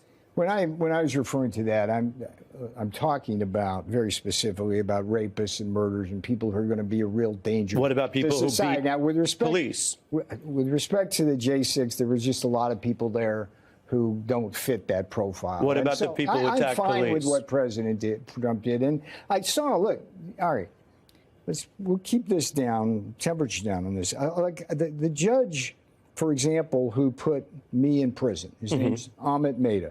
Okay, I never thought, Ari, that if I ever got in a situation where I went to trial, that by the time I got to a jury, I would be stripped of every single defense. And Judge Amit No, I understand what you're referring to, but did that. Hang on, but he did that by bending the Constitution in a way which I think will be repudiated clearly. I don't know if you know this. The Department of Justice, of course, under Trump, has already withdrawn their support of the government's case. So, and that's your case, and we followed that. And I think we followed it as much as anyone. I want to play, because of this distinction, J.D. Vance saying they shouldn't pardon the people who attack police. Take a listen. Yes. If you protested peacefully on January the 6th and you've had Merrick Garland's Department of Justice treat you like a gang member, you should be pardoned. If you committed violence on that day, obviously you shouldn't be pardoned. And again, you've said the violent people should stay in prison. Violent repeat offenders, okay? And I'm talking about murderers, rapists. So is one time okay against the cops? And the reason why I'm asking you, Peter, is, and I'm going to play one more thing, because again, we have this chance to sit together. I don't think we should look. I want to play one more thing for you. The J6 thing. I think it's a it's a part dead of end and a red herring. Well, it's your book is about that I didn't probe. go to prison because Well, you went on the J6. subpoena. It was a J6 probe. It was a misdemeanor for simply refusing to cooperate with the House J6 probe. Any kind of subpoena. In fact, I got. All right. But I want to play your distinction, because you, at the time when we talked about this, you also condemned the violent side of that day. Take a look at you. Yes.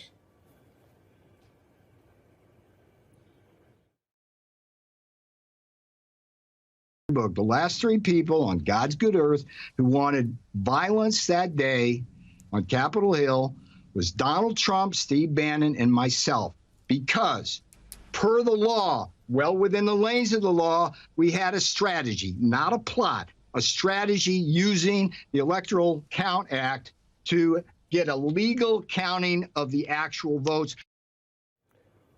Now you're working for a president who, unlike what you said there, released the violent I'm not going to attackers. criticize the boss on this. Look, But help us understand that. Look, the people who were on J6, there was a few who were very violent. Okay, and they who are were free now. Well, they did some time. I don't know the details on everybody who was part of it. I'll just be honest about that. But I do know that a lot of the people who were put into prison by people like Judge Maida should never have even been sent there. They could have been given I forget what you call it, but you found guilty and you let them out on their own recognizance. Yeah. Look, I think that I met some of these people, and this is not about J6. It's about I understand, my fight but these about are, the Constitution. I think you would agree. These are fair questions about what you said, because you said no violence, and now you have a president who embraced the violence. You want me to criticize my president? I'm not going to do that. Well, I'm talking about the pardon decision. I'm not saying him writ large, but that decision. All right, we have your answer on that. Let me get you, because I have you here today, talking about the book. You're also a big guy on trade. Here's the court ruling. As you know, the court says trade, sure. Yeah, trade. The core congressional power to impose taxes, which is what the courts sometimes call tariffs, is vested exclusively in Congress. Okay. Tariffs are a core congressional power. Does this tie your hands? Where do you guys go from here? So this is very simple, Ari. There's a concern that I suffered. You remember that virtually everyone involved in putting me in prison was a Democrat. Okay. It was a Democrat Congress, party line vote. It was a Democrat Justice Department, prosecutors, Merrick Garland, and everybody in between. It was a Democrat-appointed judge. Respectfully, is this the tariff answer? Yes, because what I'm going to tell you is that the court which issued the opinion, if you look at the majority, it was 7, and there were 6 Democrats and 1 H.W. Bush appointee. And they made their decision. But what was very strange about this and encouraging was the dissent. It was a very strong dissent. You rarely see such a strong and thoughtful dissent written, and it was right on point.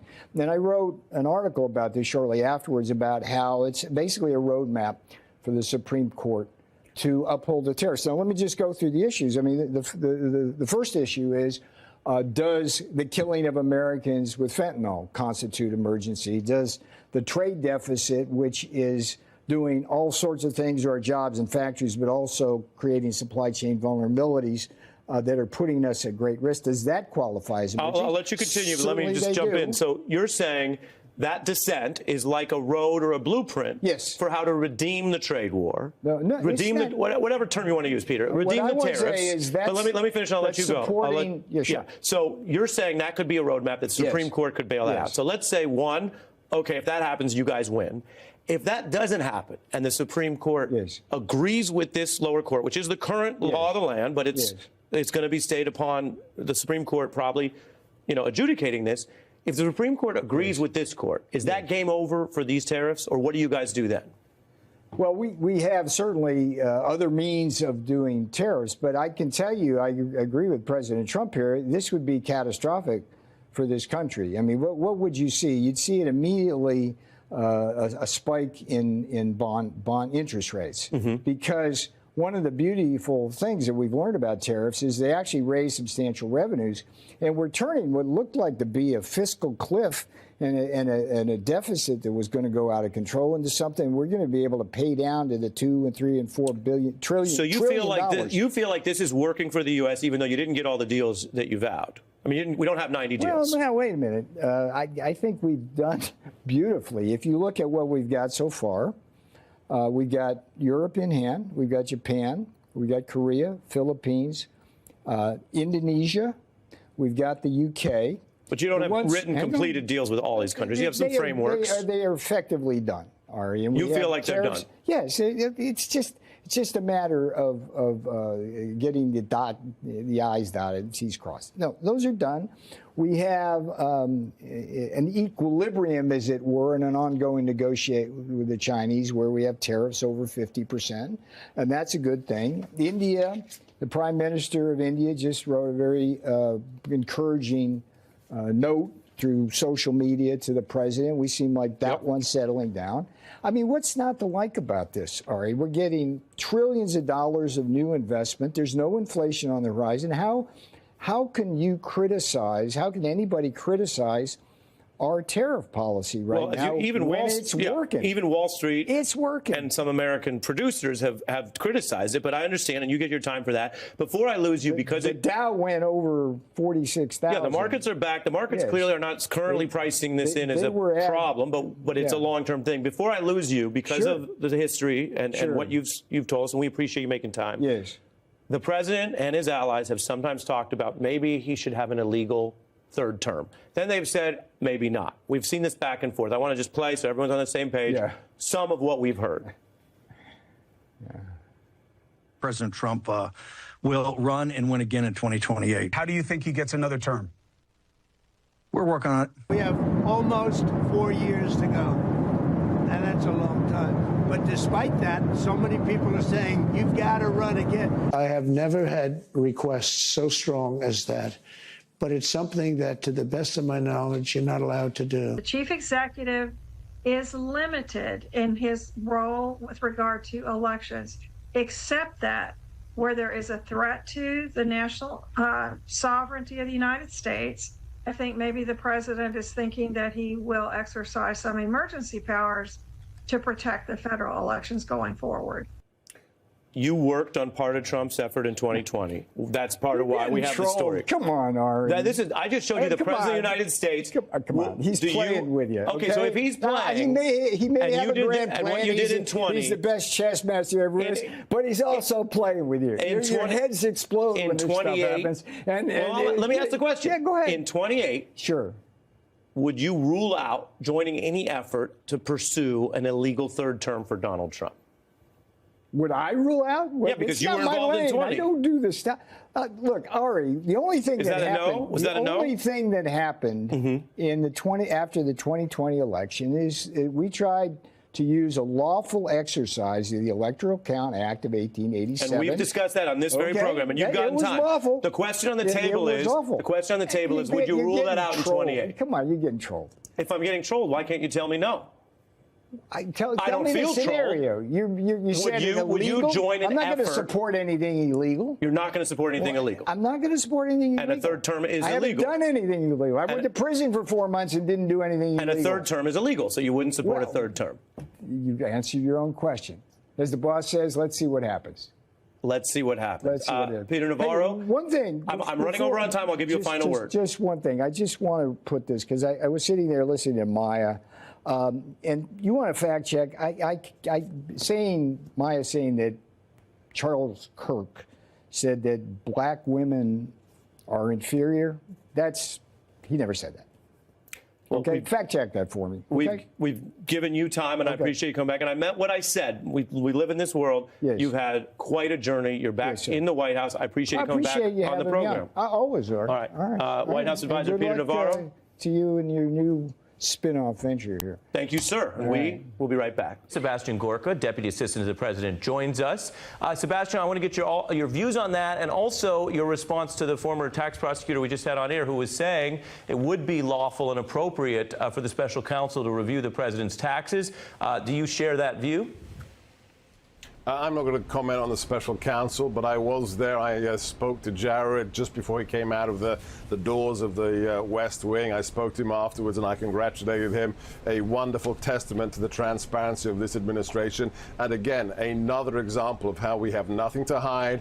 There is no Russian connection, and just the obsessive, phantasmagorical obsession of the media is again punctured like a balloon. And do you know what the president thought of Mr. Kushner's remarks today? I haven't spoken to the president since Jared gave his statement outside the West Wing, but I'll see him tomorrow on the way to Ohio, so maybe after I speak to him tomorrow. What do you see as the key to the Obamacare votes tomorrow and in this week, given that the White House hasn't yet moved enough Republicans to do repeal? Will straight repeal be any different than the replace and repeal votes? I think really it's a matter of personal conscience. We have asked our colleagues on the Hill to really do the right thing.